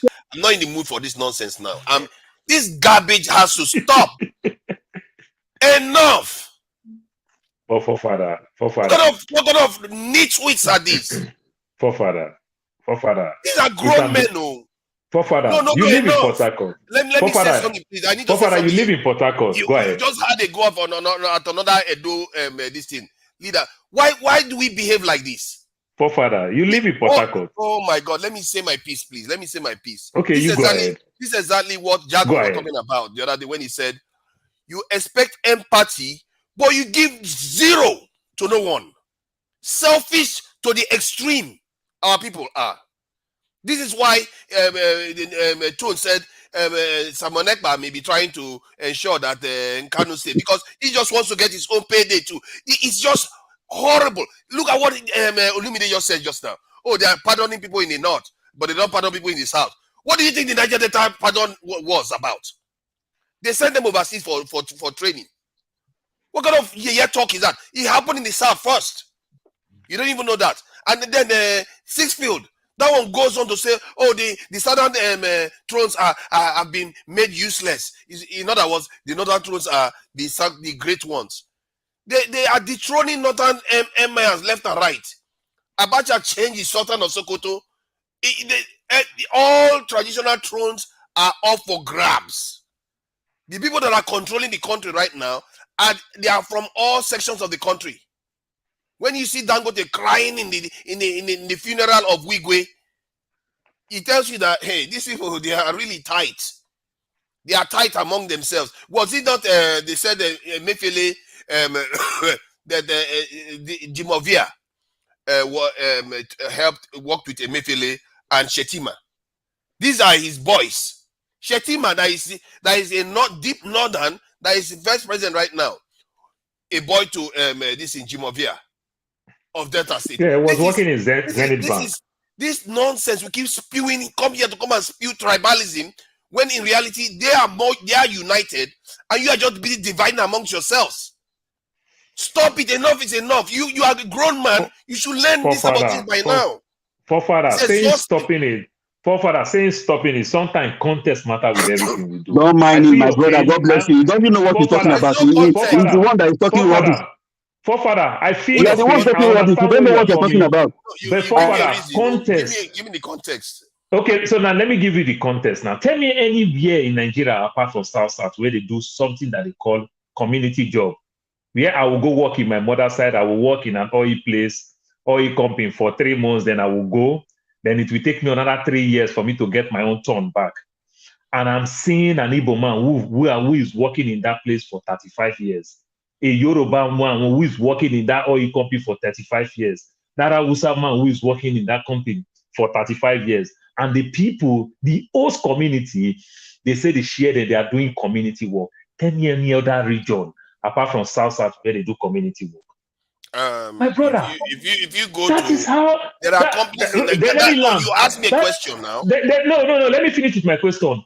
That is what caused all those mayhem, those trouble, and everything, where people want to, because if I am a security in my own town, if I'm a task force in my own town, then they will put my name round the clock.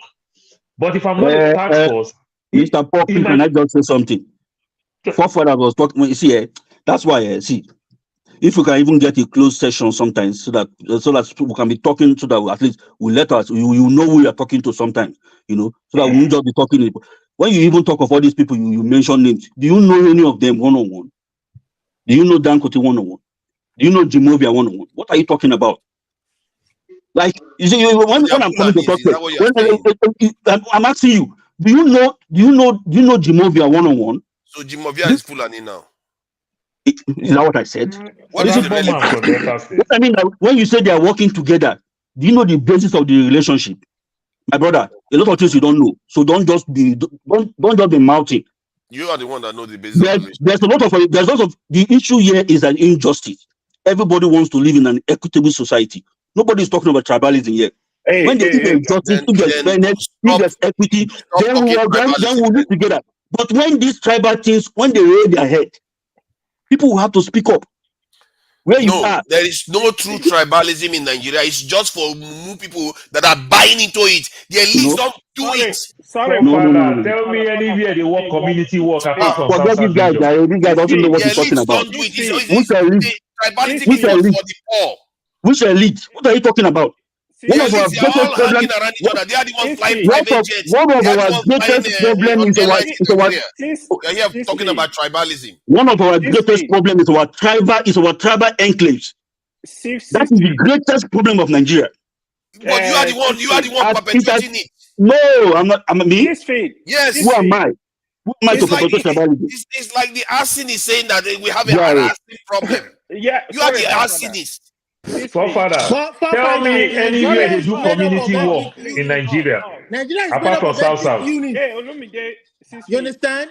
If one unit become affected, they're going to cry out. That is what is happening. They're going to cry out. The reason why I'm joining this group, how come you don't understand what Forefather is talking about? Forefather has a point. Ovie come to this platform and he kept saying this thing. We will not listen. What Forefather is talking about, let me explain it to you. The big guys, the criminal gang, they don't understand tribe. It's the poor people that understand tribe. Bro, if Governor of Kano is the son is doing marriage today, Labour Party, PDP, APC, they are all in Kano. That's what he's talking about. Okay, I understand that. When Abba Igwe died, sorry, let me finish. Lamido Sanusi said when he was dethroned as the emir of Kano, Abba Igwe hired a private plane. They pick him up. He booked hotel for him for a couple of weeks. He rented a place for him. He furnished the place. You need to understand how these people, they don't talk about tribe. Okay, let me answer you now. That is common knowledge. People have relationship across. Dangote is from the north. AY, that's not how it happened. The argument you are making, AY, is very elementary. This is an elementary argument, and I don't expect you to bring the argument here. Nobody does not. We are not talking about a personal relationship. People have relationship across board. That is not what we are talking about.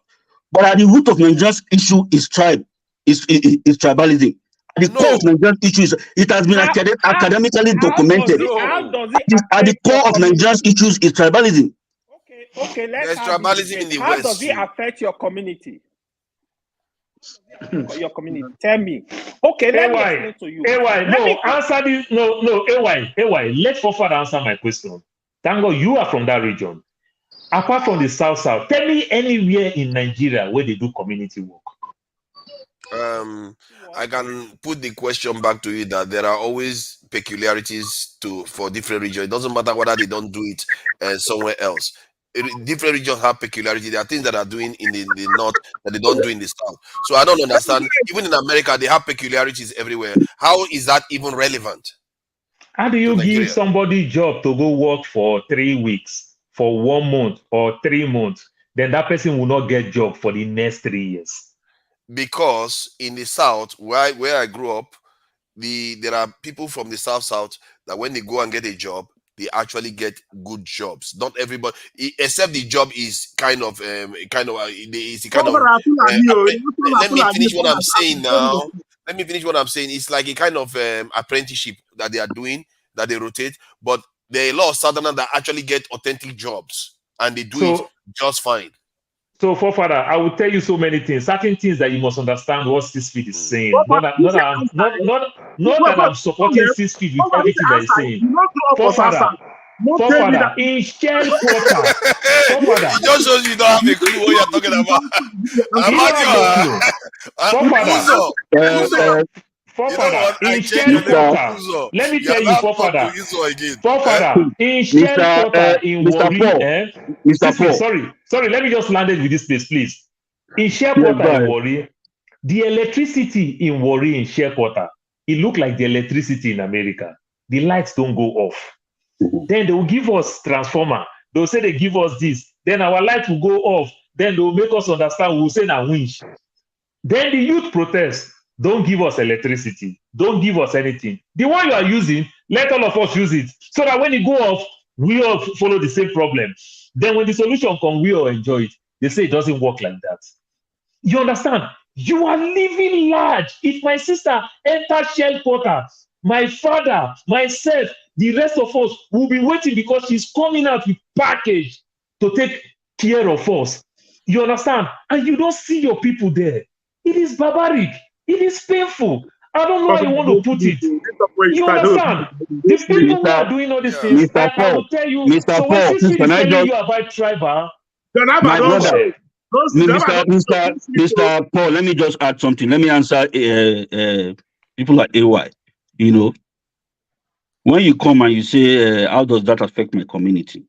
And you talk about how people have friends across board. Of course, that's human relationship. At the personal level, I don't think we have issues. But at the very structural level, political level, governance level, at the core of our problem is tribe. This has been academically documented. It's not even hearsay. It's not even something you are saying this in the bedroom. It's public. And how did that start?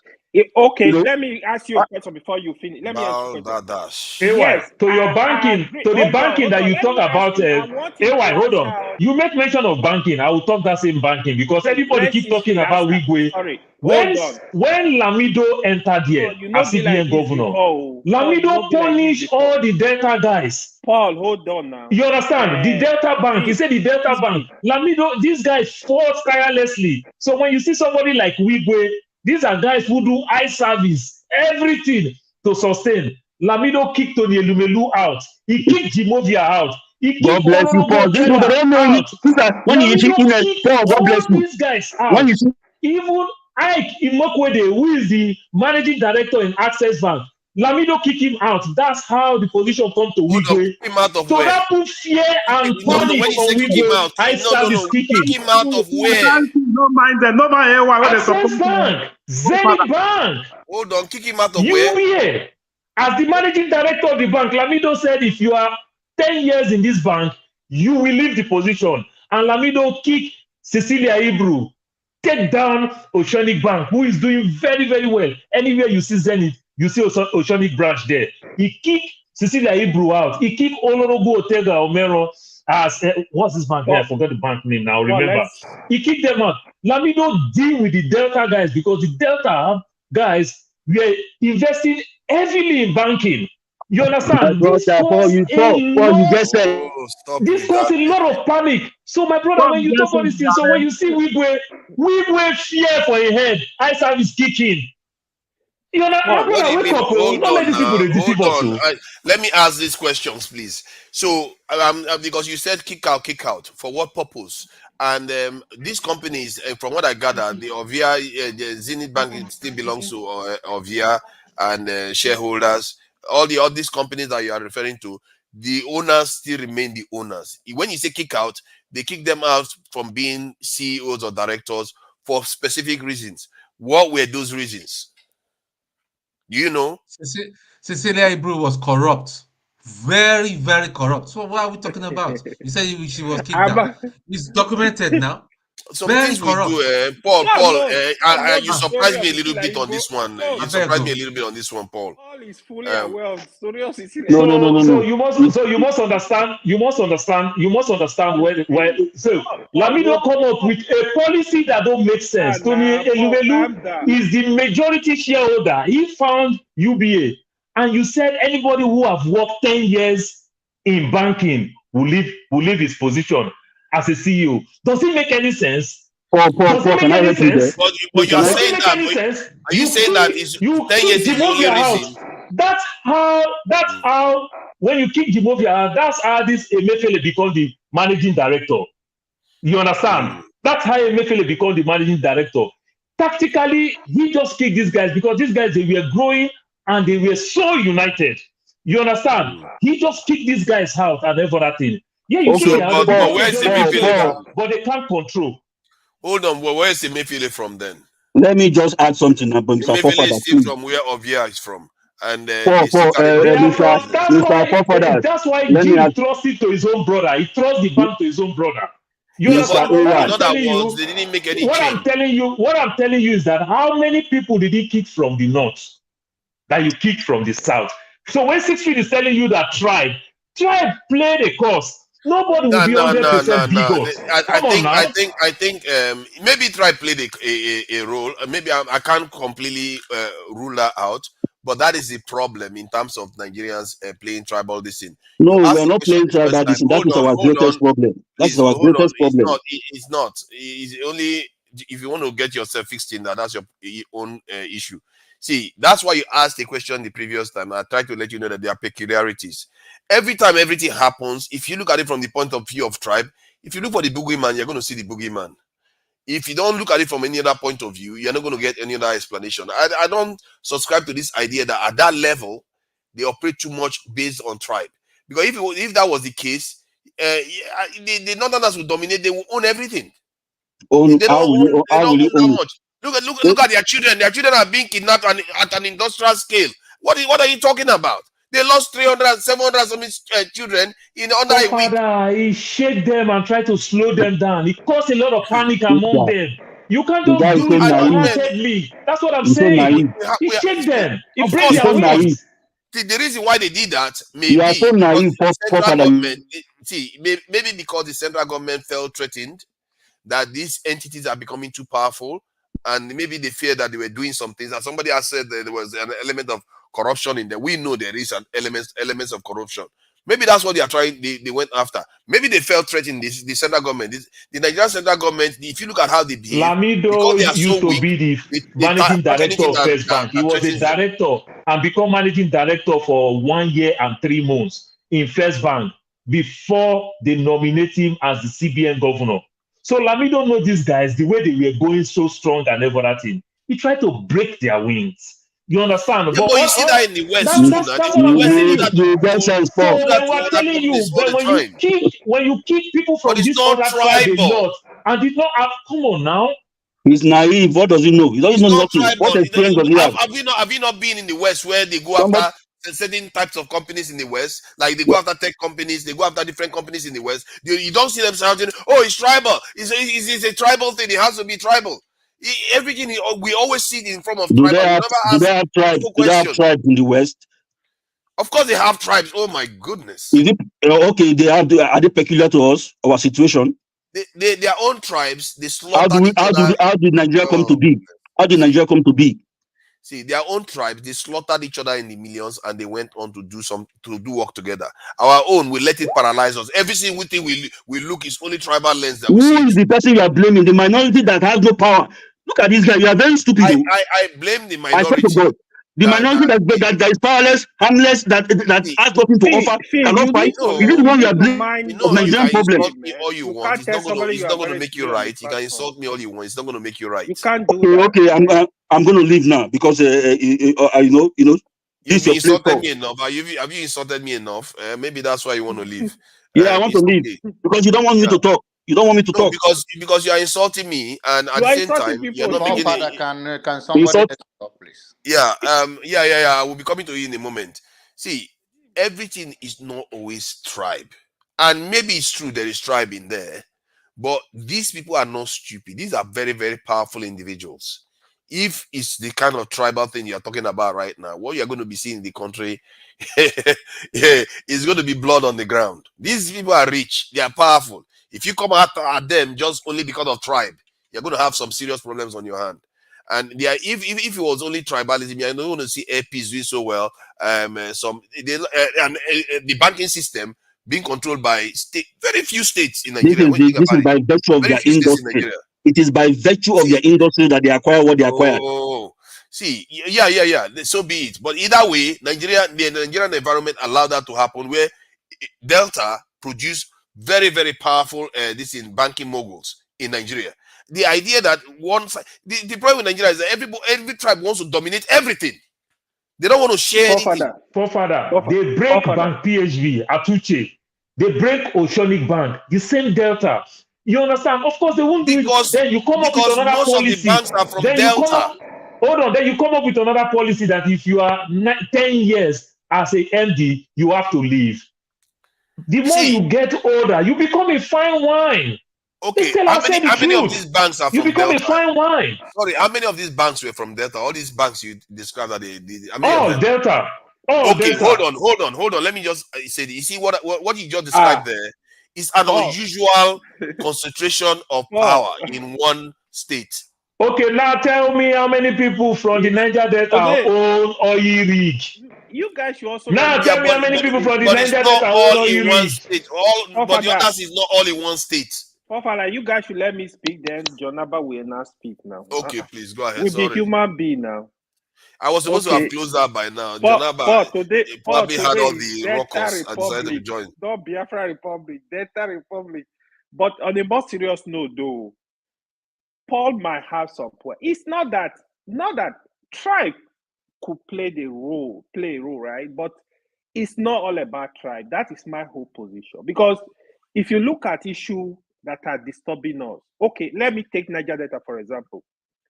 Do you know how many billions of dollars that has entered the Niger Delta NDDC since inception? If you know the amount, that money will develop the Niger Delta area. But it's in the pocket of the people from Niger Delta, majority of that money. The oil company, all the money they release it to. Paul, you know that you've told me before that they come and they start sharing money. You told me that before. Paul, don't start now. You told me that they get money, they start sharing money among themselves. Father, you want to make me continue to bully my senior brother John Abba.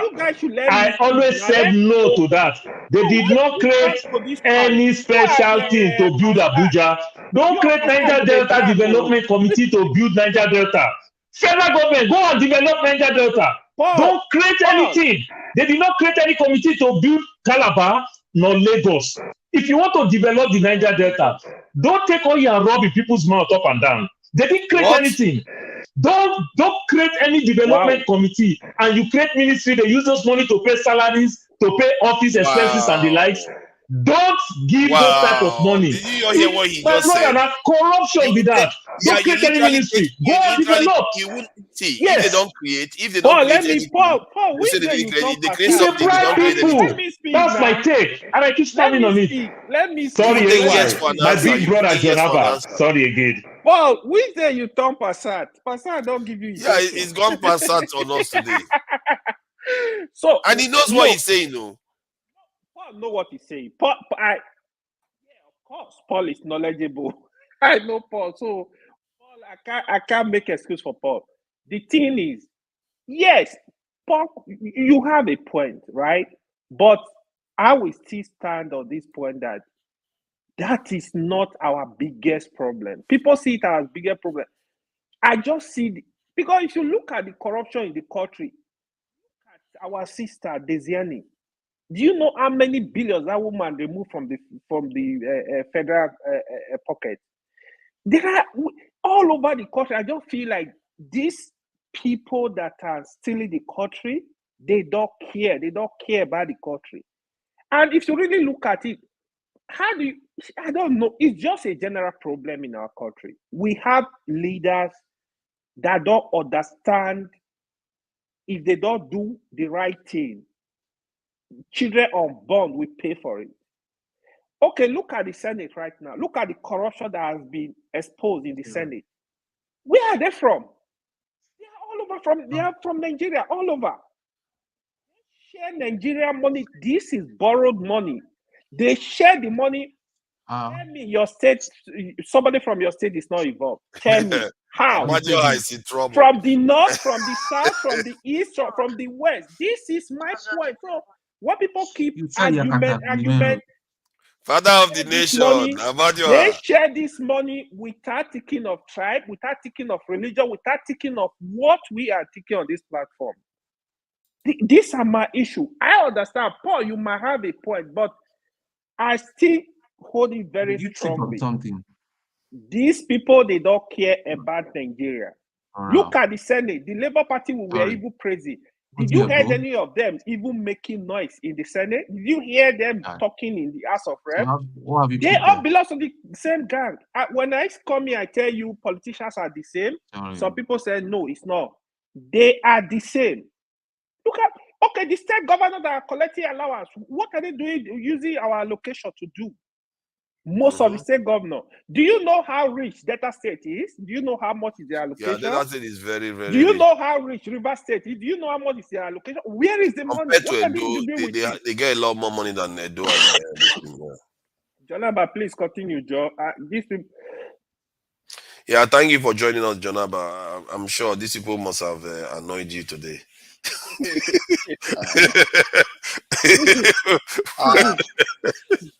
Thank you for having me. I try to hold my peace. There is a certain things that if you don't speak to it, it seems that it's either you give up or you make your voice heard, thinking that one or two persons can have it or receive it for good faith. One of those people that participate in Dr. Rudolph came to my house, on this show came to my house, and he was having conversation with my children. And because sometimes they're listening because of the voice, I'll leave it on speaker and all of that. And they told the person that if this is the future of how you guys have a dialogue on platform that people can watch on YouTube all over the world, then there is no future for Nigeria. The person is not here right now, and he have on and on conversation with my kids for a couple of hours. And when I hear people use some words, poor choice of words, with bad body language, no temperament, no articulations, sending false message, no speaking problem, no solution, no way forward, no constructive argument, rather to shout over one another. We are grown, for God's sake. And just I've been following this from the very beginning, just like that lady was so overwhelming, and she said that she go and wipe out that village. If her daughter or her children or any relative close to her innocent person that is not living in that area, will she say that? That is the mindset of Nigeria. Sometimes it's not even tribal. It is the very cancer in the spine that keep us grounded. There is something that someone can do to you that you have no control over it. But what you do to yourself is more damaging. We are people, we should have empathy. Why saying this? My prayer and sympathy goes to those army that they were Yeah. slaughtered. I will not forget. You never know where all those people come from. They are fathers, they are uncle. They meant well. We may condemn whatever around it, but life is gone. You have no reason but to sympathize with life, even if the person is your worst enemy. If it's gone, it's gone. In my play, they say, let my enemy live long or longer to see what I will become. So we never even wish our enemy to die. Because in the process of it, you guys can make a peace and somebody can learn from it. The debate of tribal, no tribal. If we in diaspora are having this toxic conversation over one another, how do you expect people that are facing it in Nigeria, their differences? We, to whom much is given, much is expected. If we can think we are joking over one another, there are people who pay attention and they want the detail and they're hoping that we can speak truth based on what we have seen. That where we live too, there are tribes, there are differences, yet we flourish, yet we live to become who we want to and lay a foundation for our children. So if we cannot break the barrier, even where we are a direct beneficiary in another man's land, how do we take a good message back home? Sorry, are you referring to the conversation we were having here or some Of other? course. Yes. You are okay. You are referring that we were cracking. Yes. Don't you crack Yes. jokes? Olumide, When stop you acting like somebody in a beer Please, parlor. let me if this Eh? talk, guy Jare. talk, can you take No, it what's there? there to Because talk? I'm not Eh? there. I'm a senior citizen. Olumide, let Talk. John It's Mr. better Janaba you finish. shut him, and then This after guy I is talk, you talk, or you Olumide, you take sell him medicine, the behind. you very know. thing that he I accuses really us. worry for He you sometimes. accused. You, Prince, you actually sell Prince, medicine I to people. think we should have our children are watching us, our wife are watching us. The If very they thing that is have us accused hearing this conversation, is what this are they guy going to be does when he depressed? comes here. Eh? Are they going to be depressed by Cracking. hearing? If my children, if my child is behind, let me say I'm Olamide right now, and my child is behind me, and I'm just feeling all of those things. How do you think your child, you can take them to Nigeria one day, All this and your they say, political speech is why Nigeria is. I actually will say they are clear your people. I cannot talk. We are president. They will also be saying that. you are just trying to distract me? Your people are Don't dying mind, every don't mind. Monday. Look at Your Olumide, look people at are dying Olumide. every See, Monday. You never about your march. hack, can you let him talk? Yeah, your people are dying every Monday. You are 4 million in number. You are crying for 5% people or 10% in Nigeria, and you think you are man enough. So please don't bring. If you bring anything to my perimeter, your wife may put you in the living room today. So please behave yourself.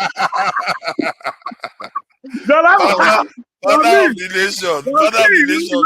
Mind your business. So please let us know that our voice matter. We all joke sometime here, but there are serious issues that people are looking up to us, and we water it down through tribal talk, through any other thing. It will not. It will depress so many people because people are really counting on us. If you look at the change of any nation, mostly are the people from exile. So if we are not on the ground and we have this opportunity that millions of Nigerians cannot have to speak on the platform where they can listen to them, so even have opportunity to vent, it's a healing, it's a therapy. But Yeah. we have to send a positive message to these people that are struggling. You cannot see that major and general were also caught in this mess. So sometimes even no gender, no tribe. When they strike, they find it's ugly. So we can talk all we want to talk. Nigerian elite that hold the 99% hostage, They are one people, they speak one language. The only thing that when one comes to power, he break the monopoly of the other. That's all. It's a monopoly. If you talk about bank setting and anything, any other person come to power, it happen everywhere. Whether it's a Democrat here, whether it's a Republican here, it happen of breaking the back of monopoly just for interest. Is it a good thing? All of them play that game. So you cannot just side one person and leave the other person. It's the game of the elite. And when you belong to that, is it are we Godfather, can I supporting? talk, please? When I I begin to finish enjoy talk, meeting you've you, been talking Olumide. Can I I since really do. morning. wait? He has, You he are has not talked for talking. so You long. cannot That's talk where I'm enough. Let talking. him finish Respect now, your Olumide. elder. Wait, You see, cannot my build a problem with nation with Father, disrespect. remove Olumide. You cannot build a nation don't with do that. disrespect. You don't build a nation with disrespect. You Don't build do that. Please Let I him let me finish, talk. Father, Olumide. remove him. Remove him, Let him Father. finish, Olumide. It's too long now. if you interrupt me again, I use the power of my old age. Please remove him. How old Please are you? respect me. How old are you? I don't. You know that I senior you. How old are you? Oh, yeah, round up. Just round up. Olumide, what is wrong with you? So Seriously, what is wrong? please, we can unite and have our differences and constructively condemn issue, and we all have entitled to our view. But we cannot. We should look beyond ourselves to know that when we speak something that's knowledgeable, is consumed by millions and they run with it. There's no need of us fighting each other. The name calling is childish. So my younger brother, my in-law, when you marry from a place, I marry Yoruba. So I see well our culture is that when you marry from a place, How whether many you are wives do there, you have? You marry from Yoruba, you marry from Igbo. I marry. Where else have you not Oh married? God, he wants to start My now. my grandparents are from Anambra. I never tell you I marry Igbo, please. That's not a joke. I marry from Ibadan.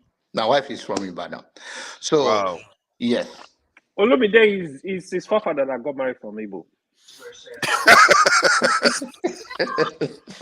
So, and I'm serious about it. So I'm not joking. My wife is from Ibadan.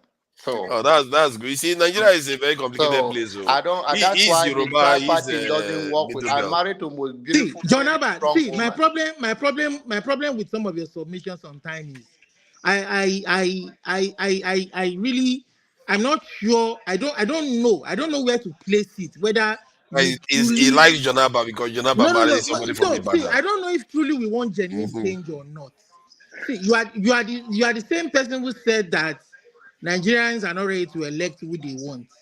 That we should that it is okay for a few elites to choose the leader for us. Now they've chosen Tinubu for us, and now you are saying that our leaders when they get there, that person who is there will You are monopolize going to power. politics. You are diverting because you have to put things on the context of what I That's the said, and I context I'm never trying to put said that it's this okay person, for this a lead to Fulani man elect will for get us. there, I never said that. That is not true. will monopolize power for his own benefit. Yoruba man will get there, will monopolize power for his own benefit. But what we are saying is that let the people choose who they want. That is the kind of language you should be supporting. If I truly think you people want like one you choose Nigeria, who they want, the country will be in a very bad shape. So I don't why want is people that? like you to choose who they want. You see, that's why it's difficult for me to kind of agree with you. You can because Because they don't trust you. What he's saying The is that way he you are doesn't trust the behaving electorate. and you choose somebody, I think the country will burn down. So I don't So want who should choose the leader then? Who should choose the people leader? like me and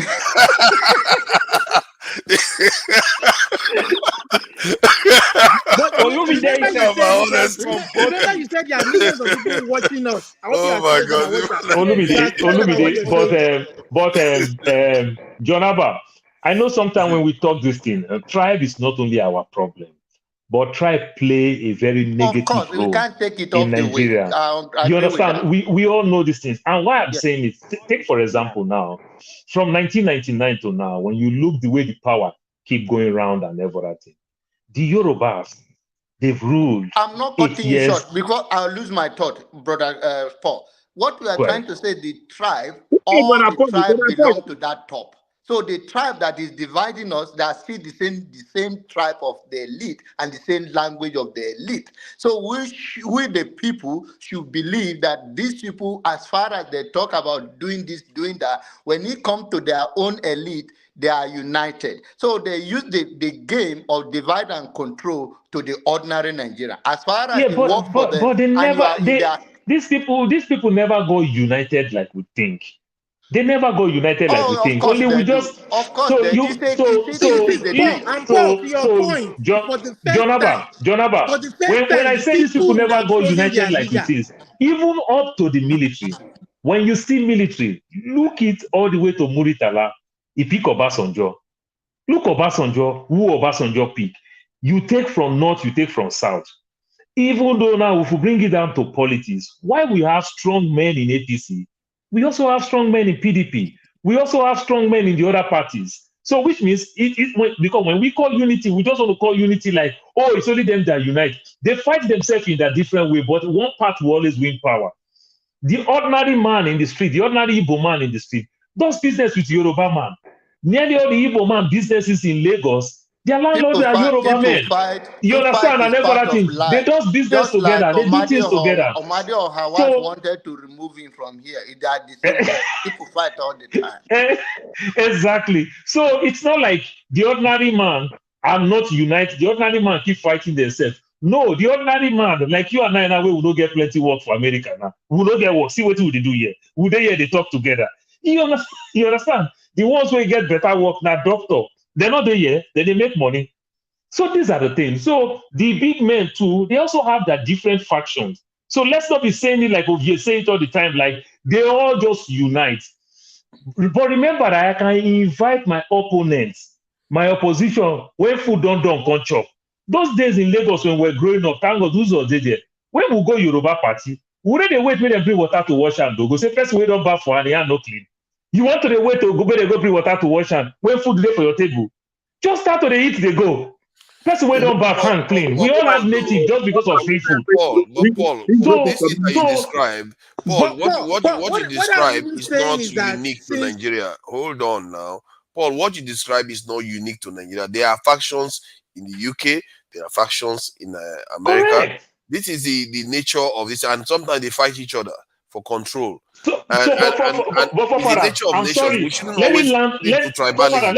let me land with our where I'm going with forefathers, this they do word it now. in a fair manner. They Olumide, don't please. dictate What the fair? decision. Olumide, please. Are you They Olumide, please. don't serious? Let me dictate the land. decision. Fair? Olumide, please. Let me There's land nothing with this. fair about So, that, though.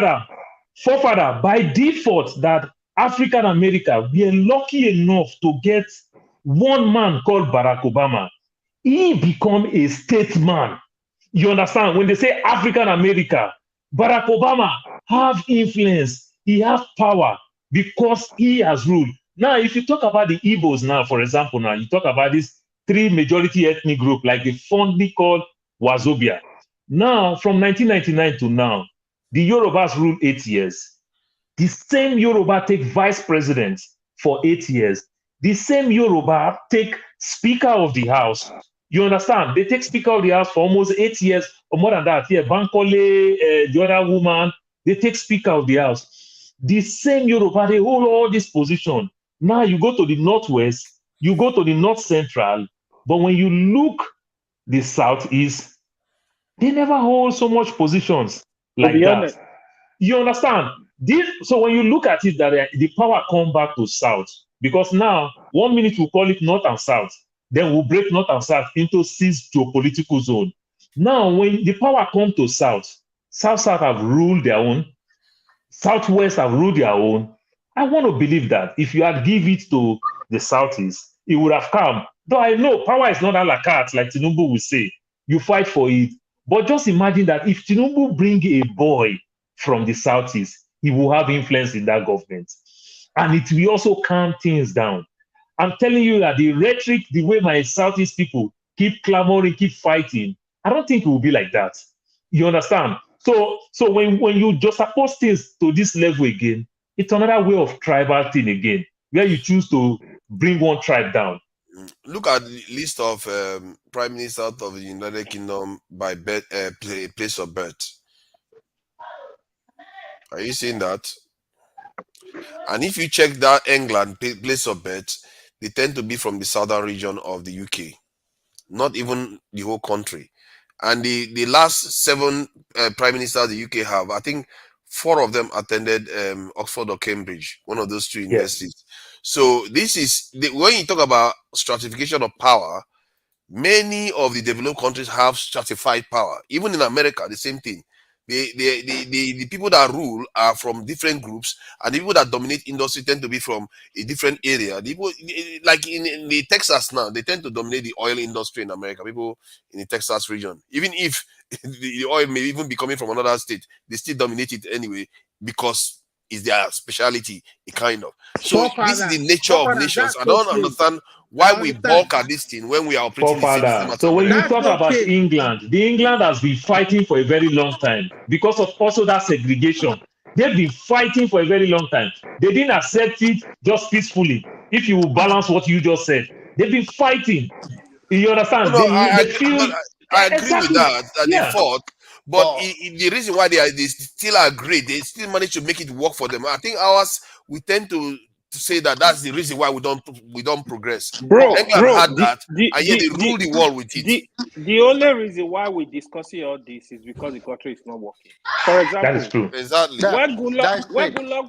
When Gula was the president, yeah, now somebody from South. When Tinubu is president now, Lolumide, you don't gain anything. No. AY, see, for me, personally,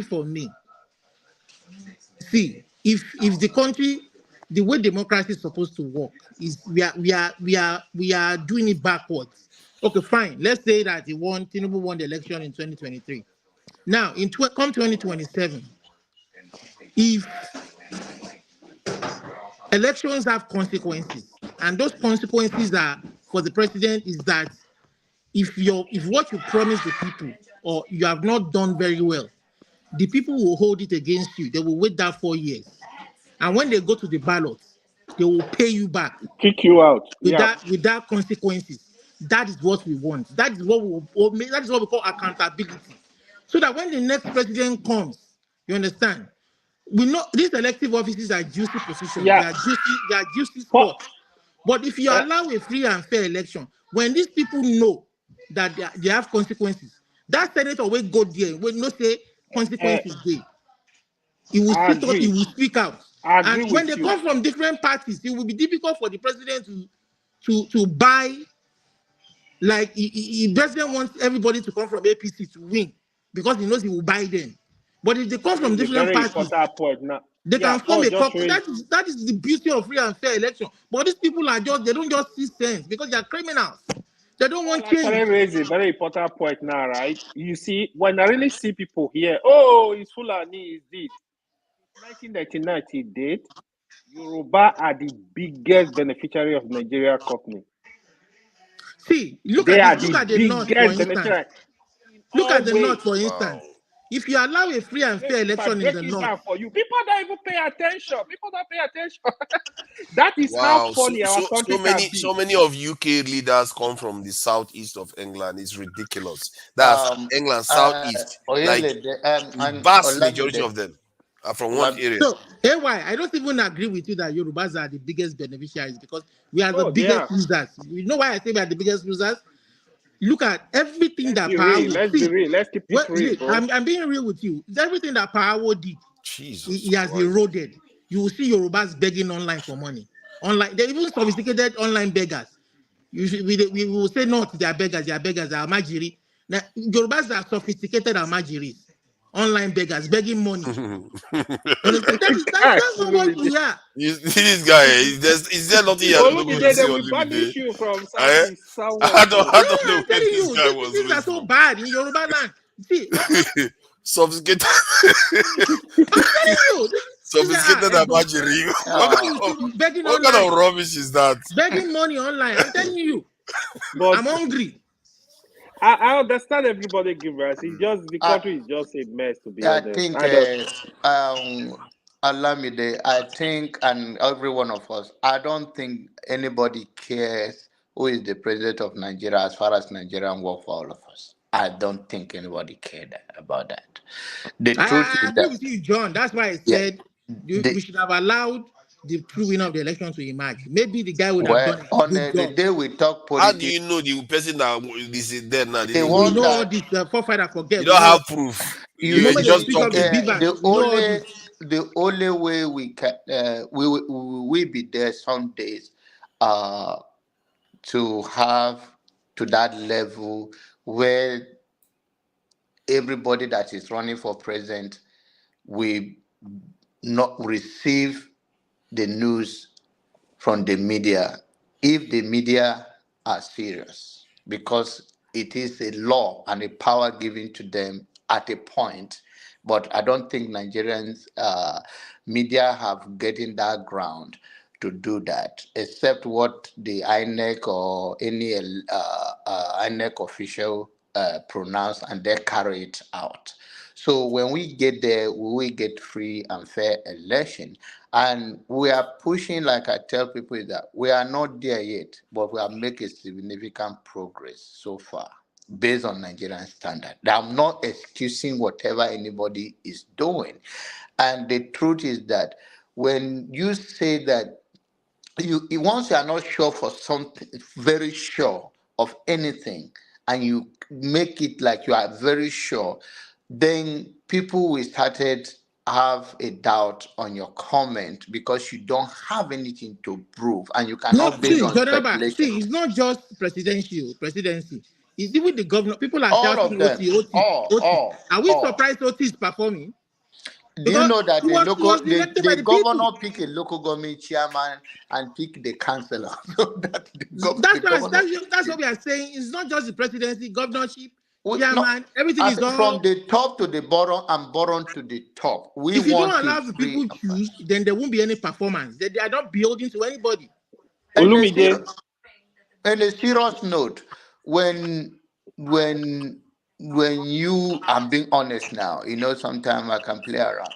When people like you, if you vote for somebody right now under normal circumstances, except I know the person very well on my own, the fact that you vote for the person, I will not vote for him. No. Wow. Jonaba, I respect. See, Jonaba, I respect your opinion. You understand? But the problem of the matter is that oh my God. somebody that you would vote for. Jonaba, are you saying if Olumide Somebody contest that for you would Nigeria vote for, president, you will not that you vote will for continue him? to vote for as Never. president in Nigeria, and that person wins. For that reason, that place will continue to be a shito. Well, that's what we got for now until Jesus help us. No wonder in Benue State, even after Autumn left and that Reverend Father came, the killings are still going on. Not that much again, and they No, are can you negotiating imagine? of Not the that much people again, going, but it's but still they going are on. not But dying more not that than what much. is done in your Wow. area. Yeah. The only reason you are Jonaba, not conversant. what about happy time that the governor say will be giving happy time? Buy one beer, get one free. Where? In Benue State. Oh no, Uh, it's River State. It's River okay. State, not Yeah, Benue. every bad thing now you want to Yeah. direct it as Benue, and your own place right now that we don't know who is fighting who. Now you never talk about it, and to come and argue about the disenfranchised here. You are my younger brother. I'm trying to make you sleep in your bed, but if you come at me, your wife will put you in the living room. Wow. No. Jonaba Those call soldiers don't Yam collect today. money for our hand too much. So we have to deal with them a little bit. They No, collect money too much from us. and the truth is that when all the investigation come out, we will know. But it's unfair for anybody to die, whether a citizen or a soldier to die because of It all. is, All of this but is what lack we of come leadership. outside, John Abba, what we come outside when the soldier is also a party to this issue, and the president is still asking the soldier to go investigate. Will that make sense? It's still going to be biased. We are not at war with ourselves. Where are the police, civil defense? Where are those people that are supposed to do those kind of common things? Why soldier? Exactly. And you're asking the soldier. The soldier is a party to it. And the soldier is telling us now that it's unknown soldier that did all those acting and every other thing. There's some background noise that make the thing tight. I'm Yeah. sorry about the loss I think it's and from to Olumide. any civilian that caught up in this mess. But I hope that they don't go out all the way to do what did in Zakimbian during Olusegun Obasanjo, that they went and wipe out a community. I hope they don't repeat the They same thing. already did that. They already did that in Delta State. They wiped a whole community in Delta State. They burnt houses, killed innocent civilians. But They, do you see what the media and the lady says that did you see what's her name? That no, said me, Nina. that I don't even take her. I don't take her serious. I think it's she's. not Nina. her, but that message is like a citizen Uh, that occupy a eh, place that is eh, not that for, is for, just in the name of because he's cool in the military base and everything, so he's having this unnecessary love for the military, and you say that kind of comment, that is too costly. yeah. If she said that kind No, I of mean it's comment in so America, she'll unfortunate lose her that job. You as a already know learned she will lose lady, her job. it's Especially just unfortunate. a lady with the empathy of a mother will see a country, a community get wiped out. It's not She that. won't lose her job, oh Paul, because she spoke in line with what the presidency wanted. Of course, it's a bully. It's a So bullying. It's a bullying That's pulpit. why. That's why I said if she said that type of thing in America, she's going to lose her job. Yes, yeah, But of that's true. in course, Nigeria. of course. Yeah. I don't. That language is extreme. It's too much. I know she Olumide, can be overwhelmed, but as a for you. medium person, Huh? she should be ready for such I have thing. one question for you. Yep. So the way you want Nigeria to divide, eh? So if they give you a Dudua Republic now, you will allow Sunday Igboho to be your president? No. He's not even interested in leadership. The guy, Oh, you sure? AY. See, he's not even interested in being. He knows they can't be when there are other more educated and enlightened people ahead of him. You understand? He's not. See, the guy was just upset because Okay, Olumide, they were killing Olumide. farmers in Igogon. They were killing his people. They were kidnapping people.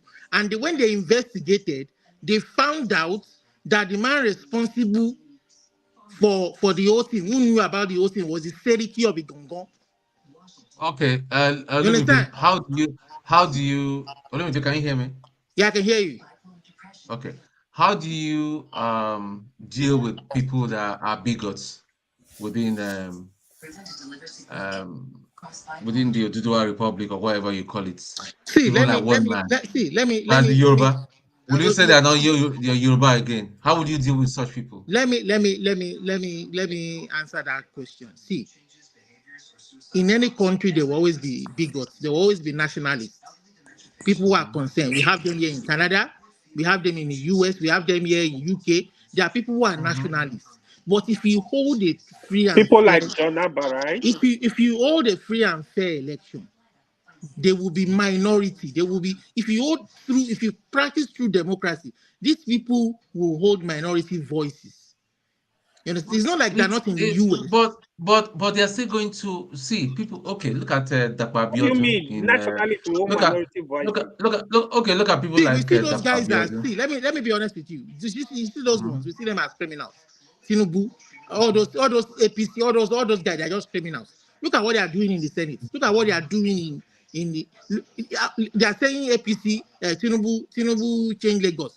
And when APC captured all the southwest states, tell me which of the southwest states developed or is a star. That will Oh, tell you that he did nothing. Olumide, All he did was generated revenue. When Obasanjo Tinubu did developed Lagos. feed his And money. Tinubu overdeveloped Lagos. So now that I become president, there is no cement again to develop federal because he used all those cements to develop Lagos. Yeah, even See, the develop only Lagos way, in general. what he can do, and what these boys can do, is Lagos boys can do, is to generate more revenue for the federal government by taxing No, what people, and that's what they are clandestinely doing Olumide, now. They Bro, say it's going to increase Olumide, Nigeria is VAT. not Lagos, bro. Nigeria is not Lagos. Olumide, Olumide, what I'm trying Are to you say, guys? Have you not removed fuel subsidy now? Well, that's an Olumide, what indirect I'm form of tax. Olumide, what I'm trying to say in other words is because I hear people saying Odua Republic is the solution, Biafra is the solution. When I tell them, they think I'm against this. What I'm trying to say is that we have criminals until we find a formula to deal with criminal and deal with them serious and deal with this criminal decisively. Whether in Nigeria or post-Nigeria, we start dealing with them decisively. It will not stop because they will evolve. Look at Do you think Tinubu was stupid to take his two sons to Qatar? He's grooming them. You want to see what is going to happen. Who So, was saying so, that? so, so, so, so Somebody was talking about 22. I understand your fears that see all this nationalism agenda, Yoruba, Biafra. It is true that some politicians may have hijacked it. You understand? I do agree. They may have hijacked it. It doesn't stop the clamor that some of us truly genuinely see. I'm tired of the way Nigeria operates. I don't see a future. If Nigeria can show me that there's a future for all of us being together, equality, justice, and fairness, all these Tone, things will die naturally. You Tone, let me understand? ask you, Tone, let me ask But you one I don't simple see question. that. See, the I only know one if I that feel Tone, I know if I ask you this question, forefather will come at me, but I'll ask the question. If Singapore is still part of Malaysia, will Singapore this developed? Probably not. Okay, so sometimes, which means two can also play the game. So the No, Biafrans can still live and they might still do well or not do well. You understand? Singapore is That's not what I'm Nigeria. saying. We have more complex. No. We just have to use case study. We see Pakistan and India. We see Nepal. We see Bangladesh. They break out. They may not do well. You understand? Or they may be doing well. But the same way, that's why I say two can play the game. But I strongly believe like you if said, Singapore is still in Malaysia, I don't know whether that particular zone will be this developed. That's all I'm I think, saying. like you said, I will be interested in this one because yeah, it's true that there's no guarantees for outcomes based on that. I think but if you look at countries that have broken up after they were once together for a while, that are broken up, especially on the continent, they've not done well. Secondly, our predicament is different from that of Asians. We don't have the luxury. Look at in short, all the smaller African countries, they are not exactly doing brilliantly. The big ones are not doing brilliantly in terms of the black countries. So what makes you think just breaking it up is going to make any difference? It's not going to make any significant difference to the outcomes for those nations until they confront the real problem that they face. So it's like saying, oh, let's break off just for the sake of it. Let's return to where we were before the colonizers came. It's not gonna change anything. You might as well be where you are and fix the problem where it is right now. Besides, America tried to break up. You can use America as an example. They tried to break up, they failed, and they became superpowers of the world. What are you going to make of that? There are many countries Yeah, that have tried to break up but the and they failed states and that they are got pushing for disrupted. breakup is still the richest state today. California will push for breakup, considered the richest state in the world. And yet, You it's still understand? part of the United States. Yeah, it's still considered the richest state in the world.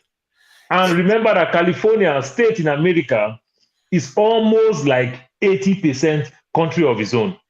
You understand? The government only just make policies about Okay, let's monetary agree on policy one and the thing. likes. Let's agree on one thing, Paul, that most nations in the world. Olumide, sorry if you don't mind. Olumide, what province are you? Ontario. Oh, yeah. Oh, shit. I'm Let's coming agree. to Liar. Calgary. Olumide is in I will Let's visit agree. Calgary. Olumide, Let's fire away. agree on one thing. He's getting this thing. Olumide, you Let's are agree not a on one thing. bastard. Hold on, please. That most nations in the world that are successful today actually came together from a smaller group to create these nations that are successful today. Do we agree on that? Most Agreed. of the nations that are successful came together than break up. So it tells you that by coming together, it does. You don't. That's why we form tribes in the first place. We should have been knocking women in the head and dragging them into caves and hope for the best. We form Anyhow, tribes because you know it's going to benefit us. can I come into this whole thing? Yes, please. Come in, my brother. Okay, thank God that you can hear me. We can pick it from my phone today. The point is, forefather, you have a point. That is why we form blocks like ECOWAS. We form even back then in wars. We have the allies, and they form blocks. A lot of Alliances, yeah. powerful because I try to look at the strength in Nigeria. I move around the place. I see Nigerians do beautiful things. And if I look at the strength we have in our diversity, if well harnessed, we can be the best country ever because we do beautiful things. But sometimes also, if you see the division in the land, you cannot also be begged by talk in the line of Olumide's action. That's where you see a situation where you say, okay, let's break up. Because the person from the north doesn't see the person from the east as brother, the person from the east doesn't see the person from the west as brothers. If all of us were placed on the same scale and everybody is treated equally, then you can be very rest assured that this country will grow up to be great. But I'll tell you the truth, the way Nigeria is today, is it from the ethnic point of view, the religious point of view? To move further is a problem where something wants to happen in your house, forefathers, because you are from the north. I say, no, it will not happen. But that is the right thing to do. Something that if it could have happened to you, it will increase the GDP of the country. Something wants to happen in my house. You say, no, because I'm from the east. No, it will not work. So our differences is bringing a lot of problems. Our diversity is bringing problems, which is supposed to be our strength. I keep on saying this. We have the market. We have, look, I will tell you with all seriousness, Nigeria has the technological manpower to do it. But that platform, we are not treated equally. Okay, like for example, so like this case we're talking about, soldiers were killed in the north. We say let's pray for them, but they were killed in Delta State. We went and burned the whole community. Come on, it doesn't make sense. It's not fair. When somebody feels as if it's not welcome, like me, I'll speak now for myself.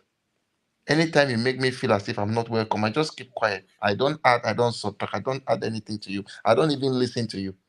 I used to say that I talk with people I like. It's because I like you, I like Dr. Damages, I come to the show. If I don't like you, even if you smash my leg, I know they talk. You do anything, I know they talk. So that's just the whole thing. I feel that it's like a bittersweet test. I would like us to be together. I would like us to harness our differences and make it better. But the way you see things happen in the country, you said go shake your head, say, I beg everybody go your papa house, go in a house. So that's just the thing with Nigeria. Where will Yeah, the I border agree be with you, though? Augustine, because I agree that in our diversity Where will we the can border find, be? we can flourish, we can tap from it and generate wealth from it.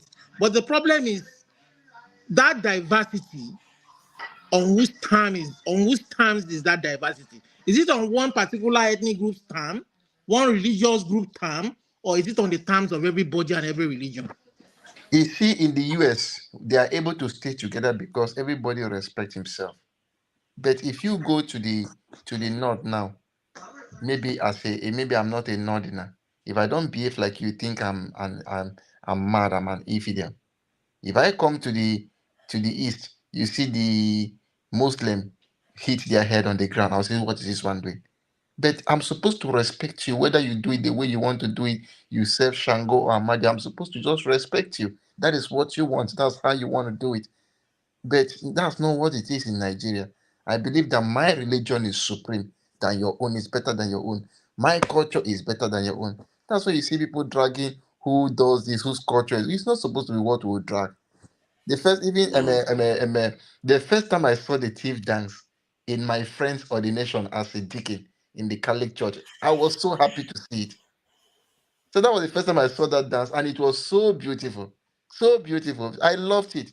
But it doesn't mean the way that my women dance and shake their bum bum is better than the way the thief dance. The thief also did their thing well. The way the Hausa man dances Augustine, so beautiful. Augustine, what state are you from? I'm from Anambra. Good, you're my brother. Do you agree? I want you to be very honest. This is not being politically correct. Don't be afraid. Don't mind Why, why, people what why, they why may. am I afraid? I always say my mind. That's why people don't like me. I'll talk it to your face. I tell them that most Anambra people does not subscribe to this IPOB nonsense. Now, let me speak for myself. And wait, Let me, oh, let me, and wait, let, oh. And what I would tell my brothers, what they don't understand. And when I say my brothers, I'm talking about Anambra, Imo, Abia, and what other Ebony. states here, Ebonyi. If we develop ourselves economically, look at Oba, even Oni of Ife took a trip to Abia State to go and watch American Wonder. That is what is supposed to be. I tell these stupid people all the time. Somebody will come and be spamming our comment section, Biafra must come now. Let's develop ourselves economically. When you develop yourself economically, when you talk, people go stand up for you. Now, I'll go When you're to a captain, when you're a captain of an industry, when head of states, when you enter some place, some head of states go say Elon Musk go enter Nigeria now or anywhere where you go, people go clap for him. Why? Not because he has a military power, he has some big soldier, because of what he has done in the industry. Let each state, irrespective, start developing themselves. Paul, when they talk, say federal government no do this for them, federal government no do this for them. And listen, federal government no do for you. Okay, fair enough. What can you do for yourself? Start off small. Local people don't enter the local people don't enter room and all that. Local people will agree to what I say. Listen, we've got a lot of brilliant minds in Nigeria. Why are we in? It's pathetic that we are in this situation where we are in Nigeria. Why are we in this situation? See AY them side and all that kind of thing. I know what you can get there. We're just too blessed and too rich to be in this situation that we find ourselves. And yet the best we have is that brain dead old man in Abuja that calls himself Your our friend. president. Jesus Christ. See, I to just be puke, honest with you, man. I don't stand with the IPOP agenda. I don't. It is a To be honest, distraction. It even is if a lot of even people. if even if they It is give the Biafra now, the point mhm. is that who are those who are going to lead it? Is it the same people There who are will bring talks. violence There are talks to now. See, no, see, it won't work. listen. It will not work. Simon Ekpa is a talk. So As far as I understand, a lot of educated people from Anambra State, even from Imo State, does not subscribe to that nonsense. These the people point is that that have it won't work. They you, lead those who use the violence now. You look, I don't yeah. know. Can I okay go on, just finish. No, I'm finished. I'm done. Look, you there's one thing I always say. I used to tell any of forefathers I used to tell my students. I used to tell my students that if you want to control people, you control people with policies. Don't waste your time taking a whip to beat people to fall in line. You can't beat them for long. There will come a time where somebody's okay, kill me, my diner. After all, am I not dead already? So they always get the best policies to control people. I just told my students that if I want you all to leave this class and go outside, I can decide to switch off the light in this class and put the lights outside. You will automatically go where there's light. Put network there and stop the network in this class. You will go towards that direction because you need data to browse to browse in your phone. So the same thing. If we have the lead now, forget about what did the federal government do. If the state government, as OT is doing, can put their self in order, trust me, the south or the west or the north will be developed, especially my brothers in the southeast. I know we can do it. I know we can do it. If these governors can put themselves together and make policies, increase the transportation, do things for themselves, the way OT is doing it, just do a little bit for themselves, do it for our own people. Businesses will come, businesses will thrive. All those carrying guns will drop their guns and do the and make the community better. I'll talk for my community. I'll tell you the truth. There were times where they had allocation, sometimes 20 million to get how do they call it, to get uh, agricultural input like seeds and the rest. Do you know that sometimes those who are leaders of a community, they chop the money? There were things that came Not from the government. They normal embezzled now. the money. Now the youth have gone angry that they now took up arms and started dealing with the with Now, those, now is it out? Now is it Hausa Fulani that chop the tell money? me. After, if it's on federal government, I'm telling federal you level, that it was they so will bad. say, is it? It got Exactly. worse because we share boundary So, with so, Igbo. Augustine, what I'm even saying is that some of these changes that you are saying can happen without a Biafra nation. I'm not saying it's impossible, but even the see to even get that minimal change without necessarily a change in constitution that some of us are advocating for, or maybe our own nation. allow the people choose who they want. OT was chosen by the people. That's true. The hero today is not even OT himself. It is the woman who allowed that true will Yeah, of the the people prof. to prevail. Yeah, the prof. I And agree that with and you. that and that and that is what Anambra people are going to do for the next election. Because we are saying right So, now, listen, But, your but people are not going to chance. Soludo was choosing by his people now. What are you Look, talking? yes, you are Soludo he may very, was have choosing you are by won, but right. what we are Nigerians. He saying that was next running, 4 but years, he's there are not performing. consequences. Soludo was choosing. Why? He There are won that election. consequences for Yeah, non-performance. No, yeah, he's not performing. He's not I performing. voted in that election. To Consequences. be honest with you, We I th- voted we in thought that election. we thought that Soludo was going to perform, but I voted in that he's election, going to and be I will tell you the he's going to truth. be voted out. Me, I voted Soludo. I voted him People voted because Soludo. I expected that he is a professor in economics. He knows the theory. He has worked for the central bank. He has Bank, the yeah. practicals. So his certificate, So are sorry, you saying he's his not CV. doing well? Is that No, what you are saying right listen. here? Look, his CV at that time was stellar, beautiful, pristine, nice. But to be Mm-hmm. honest with you, I went to Nigeria in December. I go Nigeria for December. So he's not performing? He is trash. I will not vote Trash. for him. I will criticize anybody who is voting for him in the next election. So look, I went to Where is the Ochanja. Soludo Look, solution? go to the Anambra Twitter page. You will see Ochanja roundabout. I expected him to have taken a video from Head Bridge to the market, main market. I went to Ochanja. I went to main market. They used Nahan and Trowell to arrange road. I'm telling you, It pained me. it's embarrassment. They used Embarrassment. hand and Trowell To arrange well. to arrange road. Exactly. I'm But telling you. Austin, that one is the contractor spot now, and also Did they do the as local? ministry, You are the governor. not You are the university. governor. Did they do that kind of thing? No fit talk. No, he wouldn't be saying it now. It's just like the people. Hold How on, I'll about see. OT? How about This is OT? the How way. we take achieve No, hold on. the thing where they achieve for a very short time. No. Austin say, see the way government works sometimes, right? Everybody knows government cannot be everywhere. You understand? That's why they say government for the people, by the people. So you and I are also the government. When you see something like that, it's for you to take it up with the contractor, you understand, and report them to the government. Now, when the government not react and change stop that rubbish, now you know, so okay, then the government is compromised. Because I'll give you one instance. In there was the time I went to Benin, I drove down for Benin to Port.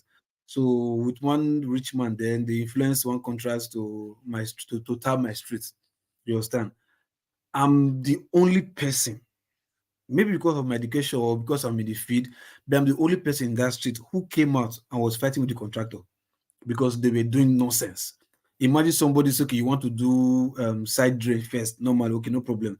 You are doing side drains. You're not even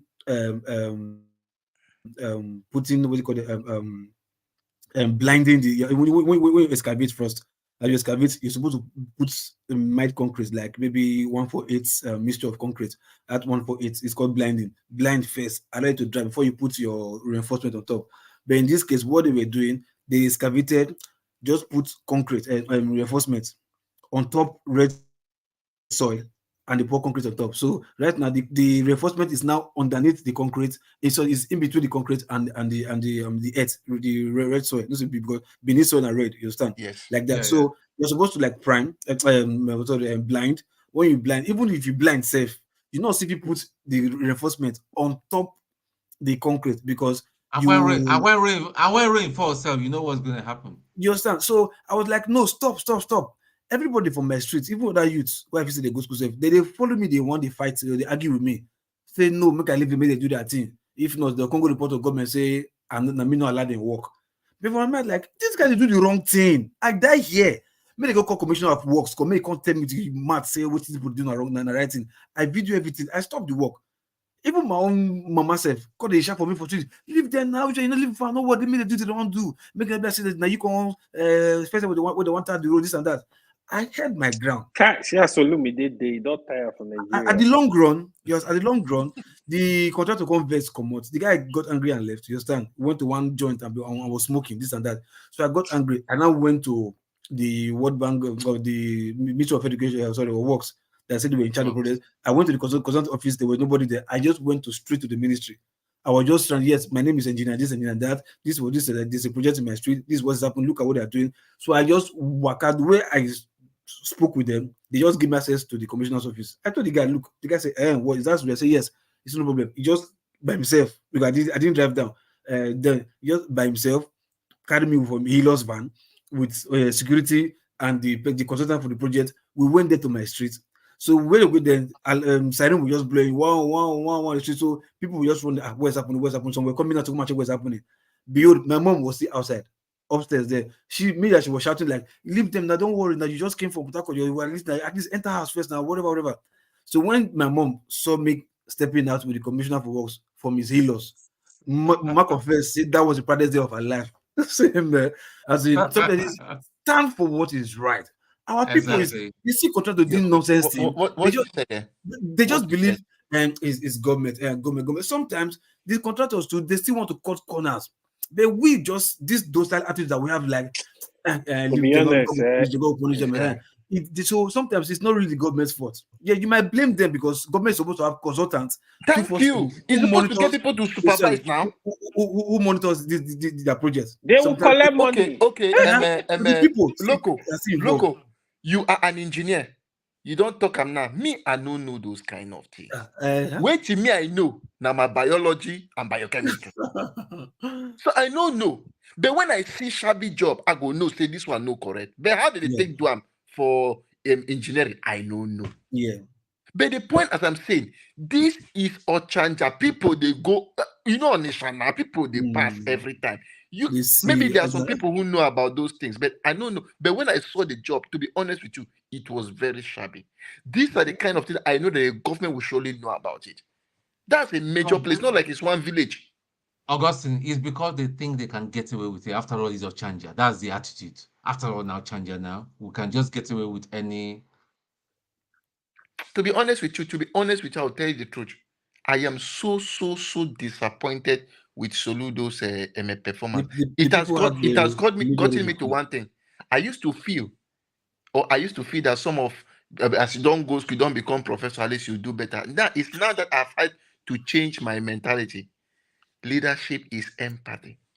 If I look at you and say my people need a job and I'm providing this job for them, my people need good roads and I'm providing it for them. Leadership is empathy. Empathy is part of leadership. You are so right. I'm telling you, you just need to feel that I need to do something for you. Not be because you don't go school too much. Not be because you go school too much. And in fact, even a governor in Lagos State, in some certain states, 30% of your working time should be on the fields. In the field. Inspecting. Make sure, say, your commissioners are doing the right thing. Doing their checking. job. You know, that's the way it should be. But the truth is, see, look, you say you that is smelling my ash. Is your ash clean? So you that is a governor to come and check if because on the very is the ministry, because like they say, government cannot be everywhere. Government it's not a person. Government is not a person. Government is an institution. It's people. You understand? It's the people. Even the commissioners, the local government chairman. Because on a very good day, there are some projects that the governor has no business doing. You understand? Those are projects for local government.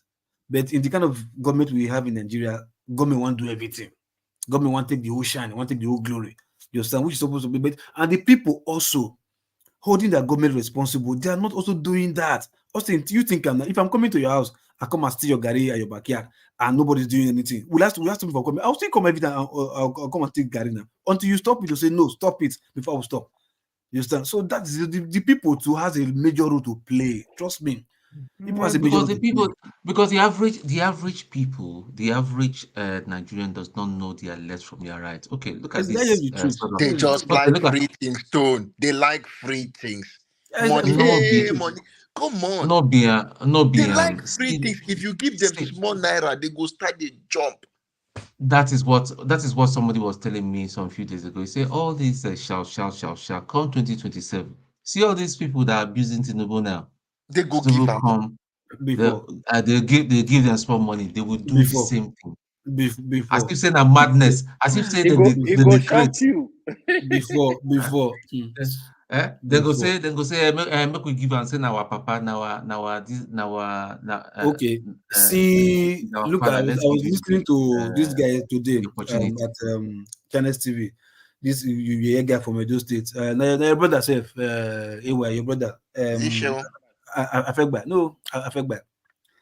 He was saying why should they? my brother. No, my brother been. Not be saying what they call him? He was saying why should they be accused? Why should Ningi be talking about accusing Akpabio? Like is Akpabio the first time? Is it the first time that they'll be doing budget padding in the Senate? Is it the first time that you understand? So like there are people who like yes, budget padding are norm for Senate now. Sorry. It's a normative for them in the Senate. No, but because it's normal. That's so we should keep put on and keep quiet. That's serious criminality. I see people supporting it on the streets. Do you understand? It's like because it's not the first time, so you get that's not what me I'm saying, right? You see this budget party of it. Actually, when it happened, I was laughing. The reason I was laughing, it's just a see. Even that nigga himself, it's not clean. All of them, Let us face the matter first. Exactly. Look, no, face the matter. Like, it is wrong. Like, because bro, let me tell you this. Let me tell you one thing we don't know about Nigerian politics. When we discuss it, people think we need a complete overhaul of the system. If the system, as long as it remain like this is how it will be. Look, I know saying Gary would not share. We need complete overhaul. We agree. Gary would not share where Nadiko's correct. I know. But that doesn't mean they say and the same Gary when Sasatu plenty people inside, blind myself go see him.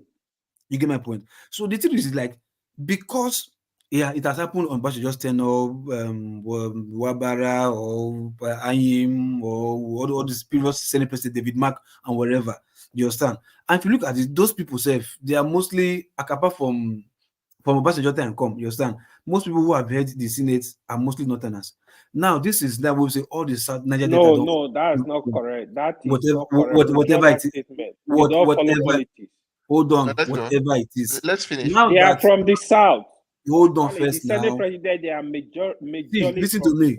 Nobody cares now. Now that we now have a Niger data person there who will believe that this person is what we keep. It doesn't matter who is there. They are all let him land first. Let him land. Hold on, finish. Look, see, this is what you understand. Look, ask yourself, how long are we going to continue like this first? If at all it doesn't matter, because how long?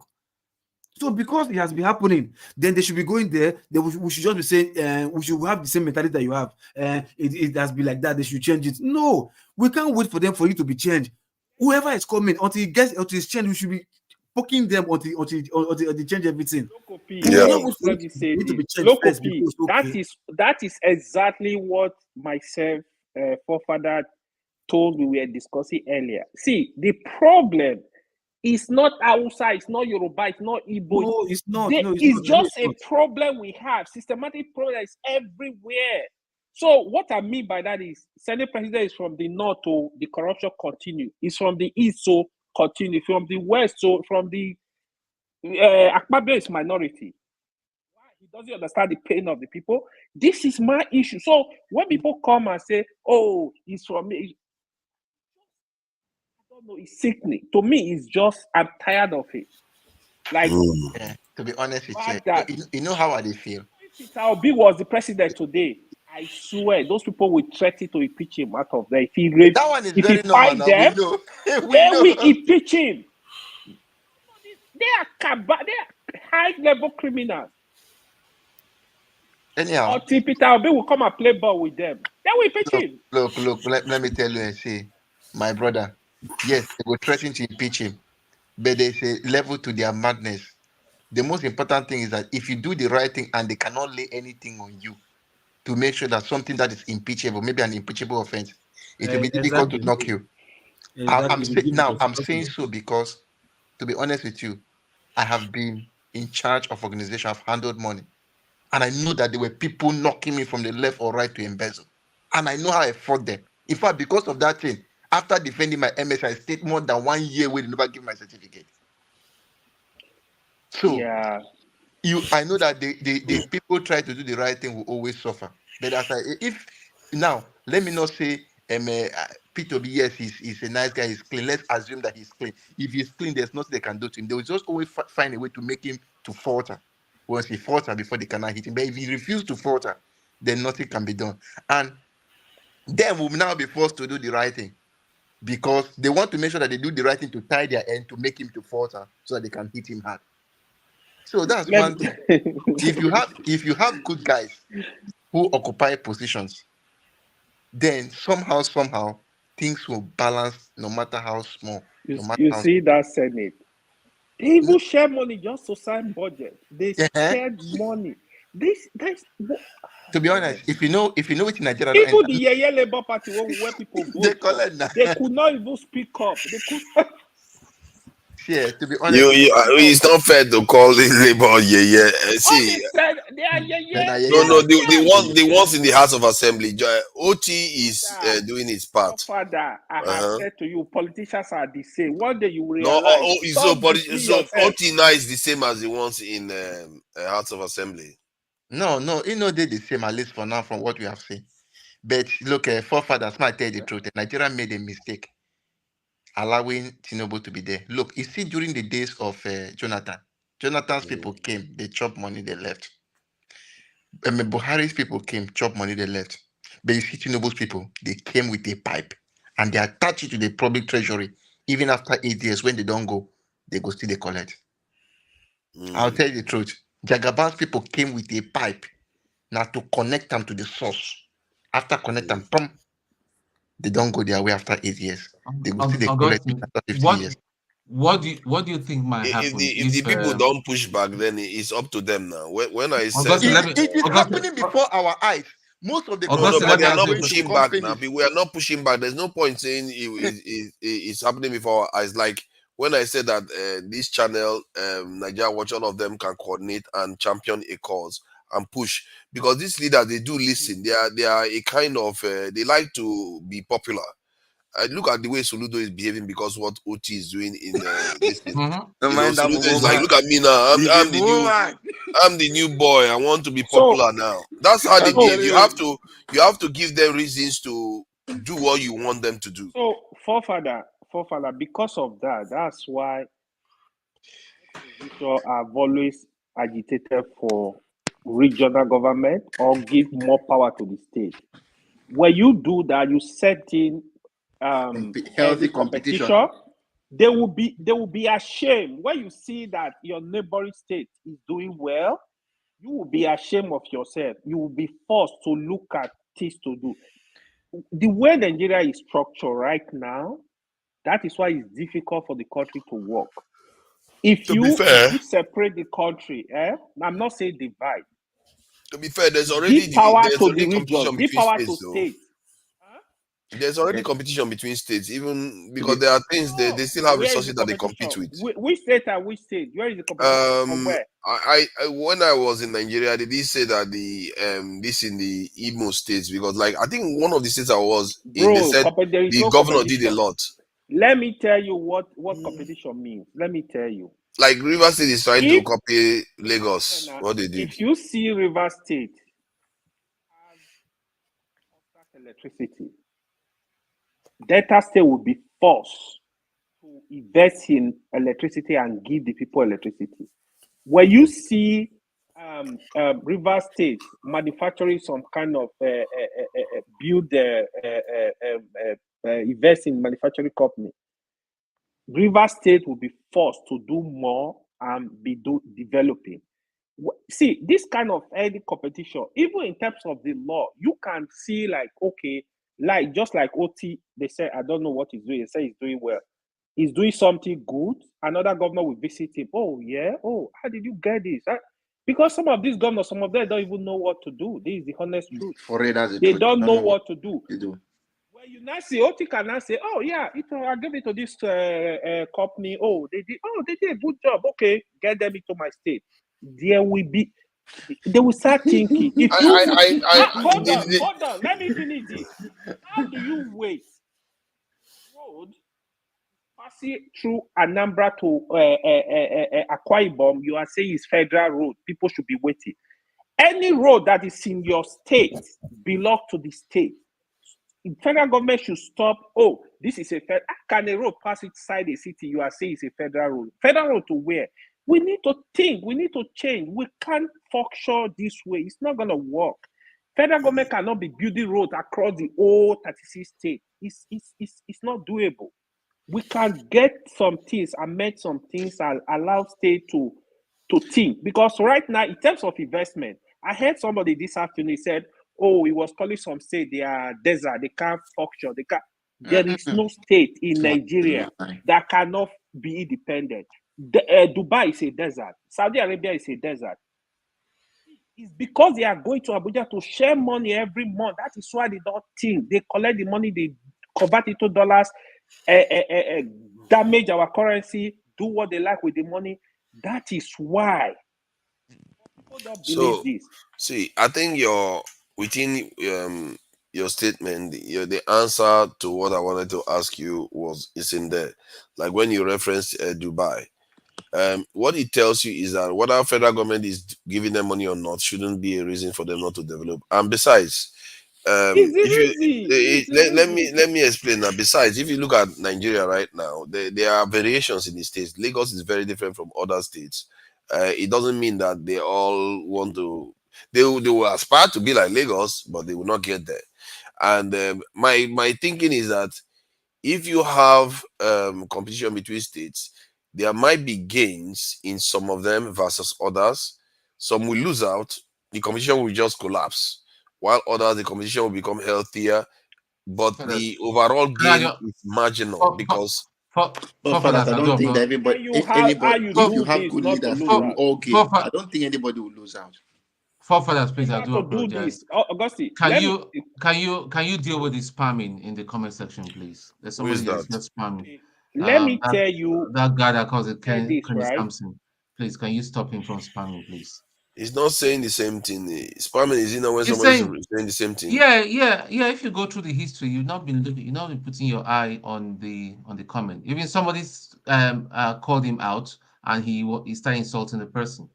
He's just not on. He can say he is free to make his opinion, but just stop spamming. Yeah. Stop spamming, Kenny, please. It's unedifying. Come on, stop it. The competition between states, the gains overall will be marginal because I think the reasons why the states are dysfunctional today is going to be the same reason why it's going to remain dysfunctional. If it's going to grow tomorrow, let's say they gave the states autonomy tomorrow and they go on to grow. You see, Nigerians will just conclude from there that it's because they gave them autonomy, but it could be a totally different reason why they grew in the first place.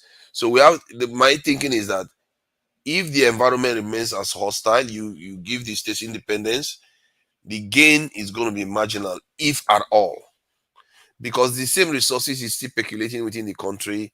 The same kind of leaders are still within the country that don't want to push themselves for anything.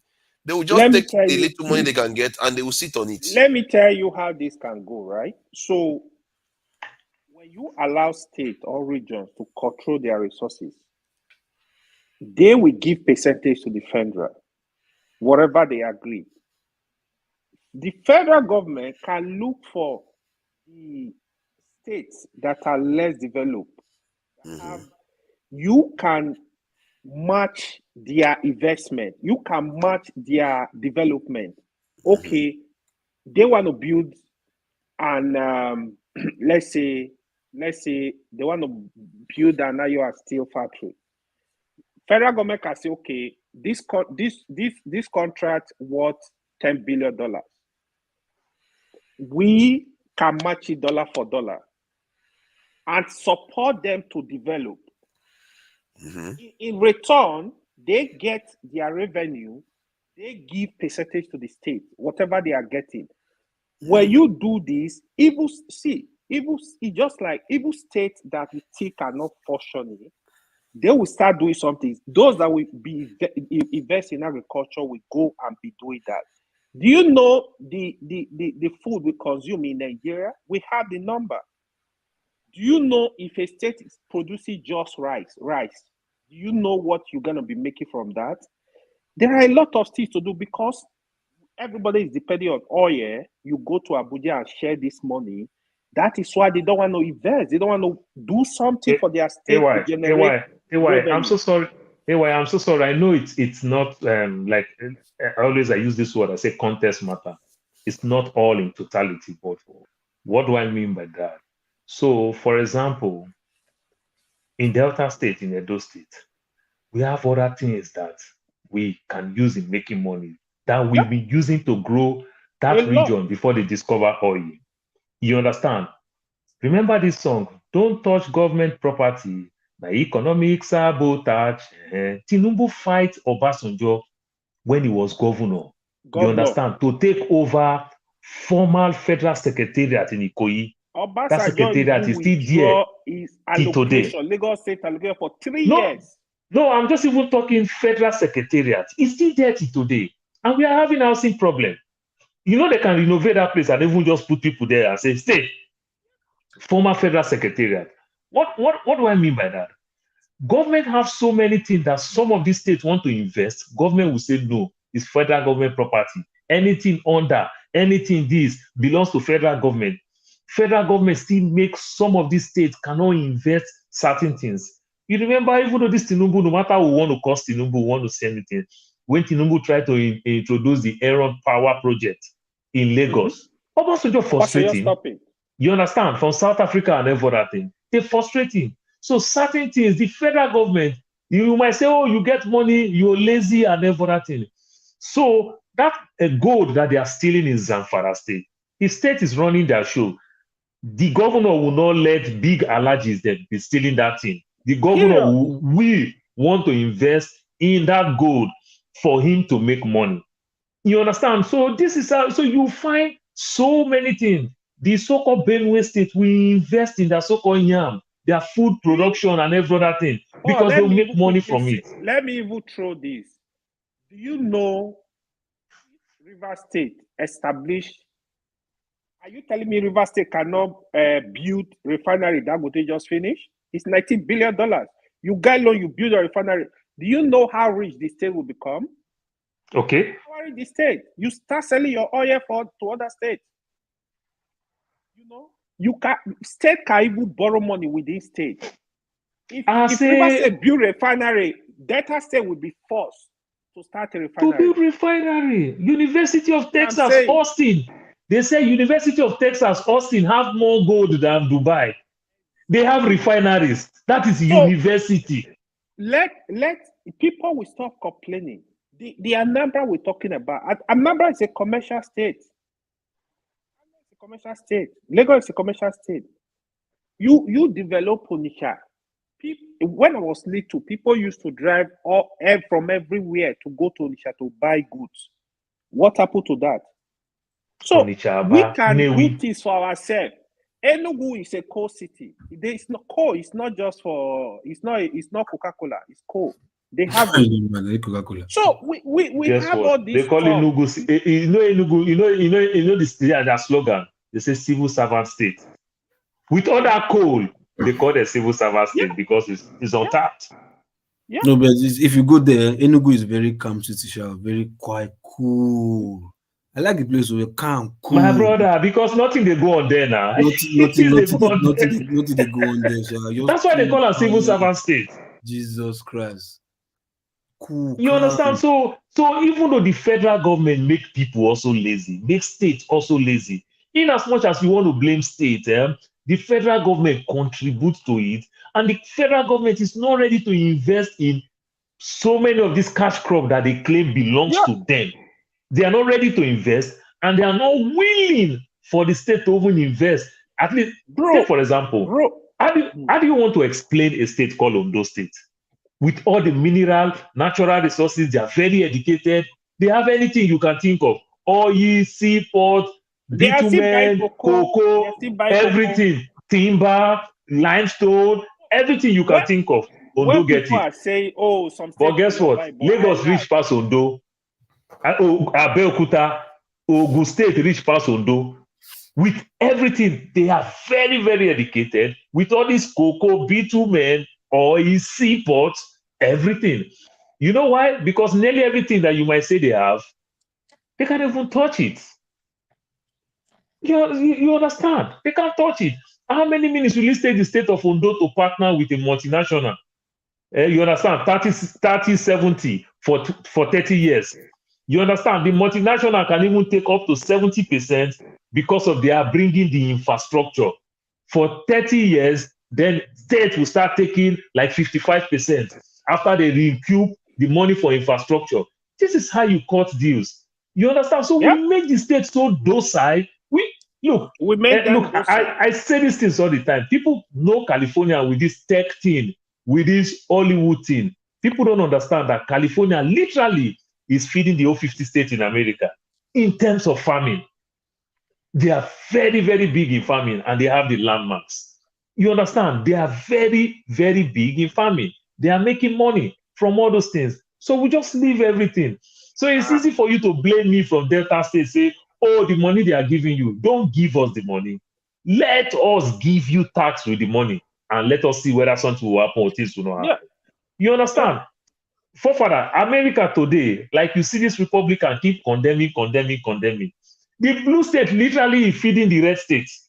Poorest states in America, go look very many of them. They are red states. But they don't care. If New York want to tax people to die, well, they will run to federal to say we want to. And you know the beauty of it is that, like you said, AY, guess what? Federal government can talk to a multinational, try to influence a business in America. A state will lobby and say, bring it to my state. That is a way of developing that state to put a job there, to put certain things there. You understand? In the state of Arizona today, this semiconductor, this cheap arts that they bring to Arizona is bringing a lot of jobs. The universities is upgrading. You understand? Because they never even plan for that. Universities is upgrading so that indigenous will benefit more from this state. Graduate that can match, that can have skills. They traded to have the skills and everything. Because right now they are bringing people from Taiwan. They are bringing people from Asia to come and do the job. Bro, we are not serious. Look at our universities. Look at everything. It is easy to blame the state. But I won't lie to you. Look, you might create your Niger Delta, create your NDDC, and you create all this thing. You end up using to pay salaries, to pay bills and infrastructure, put offices everywhere. At the end of the day, my brother, it won't amount to nothing. I'll tell you that it won't amount to nothing. Let me give you guys gentlemen. Hold on. AY. No, you can go backstage and finish. 1 minute. Before, let me give you a quick example. Even family, even in your family. See, if you are a family of say 7, if your father wake up every morning when everybody is grown, a graduate, is giving everybody money every month. Oh, take 500K in your account. You think you go and look for a job? You will not go and look for a job. Yeah. Maybe one day your father is no more. That's when the reality will be done on you. Oh, I got to hustle. You will not. If the money is not there to give you that money, you go wake up. That is exactly what you are. It's not sustainable. All my siblings, niece and nephew, you understand, that take all these funny art courses in Nigeria. They can't find pathway to abroad. All the science students, all of them day here. When you look at it those days, they want to carry first. They don't study business administration. They don't study all this nonsense thing. They don't even have pathway to excel. They are in Nigeria doing receptionist as a BSc holder. They want your skill. Yeah, you understand. Gentlemen, we have stretched it. You people, I'm just, Father, you try, allowing this. Yeah, we're not supposed to go this long at all. This no, was just Father, for the first time, I see you blame your military a little bit. So I think I commend you today. I think I commend you. You have been very, very balanced today. So in the beginning, your introduction and everything, you were very, very balanced. Thank you. You were very, very balanced. No, I was really, really impressed. Father, it's always balanced. So I don't understand that. No.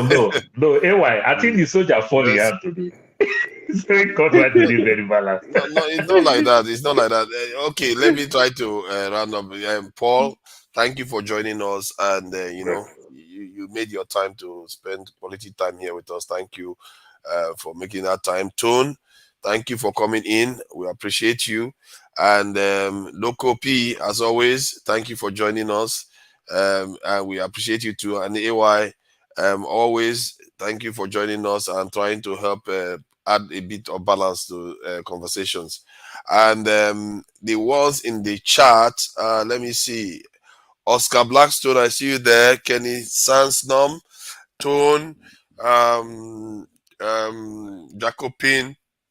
I'll just name the Kenny. Okay, I think I've said Kenny already. Let me just use this to close out. Mark Enelli, Adama, AB. I see you there, AB.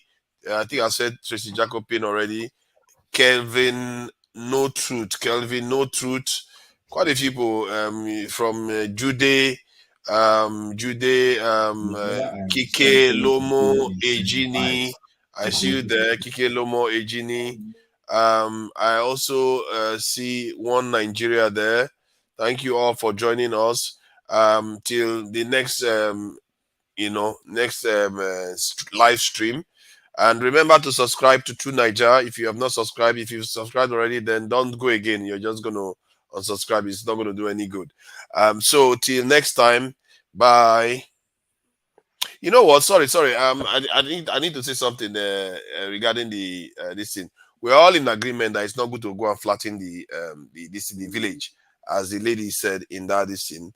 And we are also in agreement in terms of extending our condolences to the loved ones of the people the soldiers that lost their lives.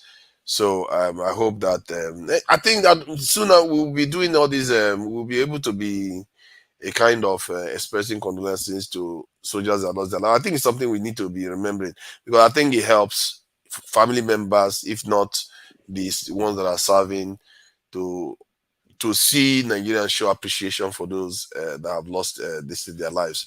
So until they themselves will stop on non-soldier. Pardon? No, yeah. Let's balance it. Until they themselves will if they don't bring their own people to book. I don't understand how you want me to respect them. If a soldier can bomb police station, kill people, and they just use one word on non-soldier. Yeah, let's not put another round. Goodbye. Till next time, we will carry on backstage.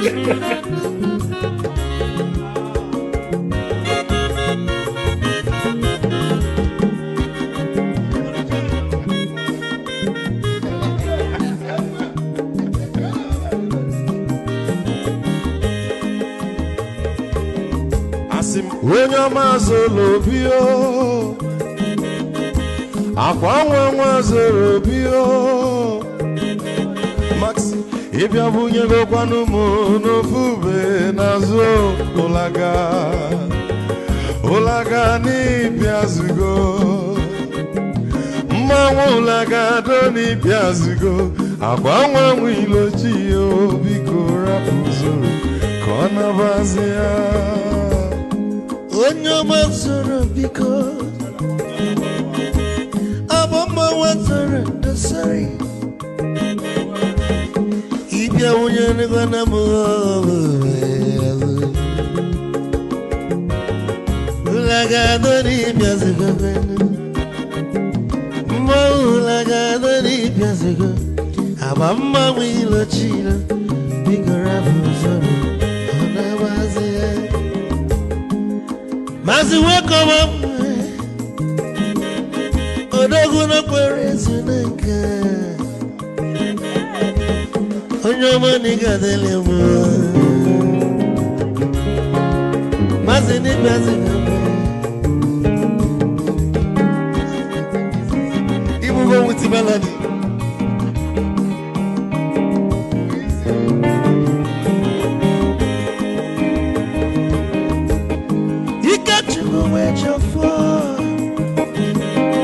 Odogu na chala noka, ezi nwanne m legadele mo, olagado n'ịbịazigo.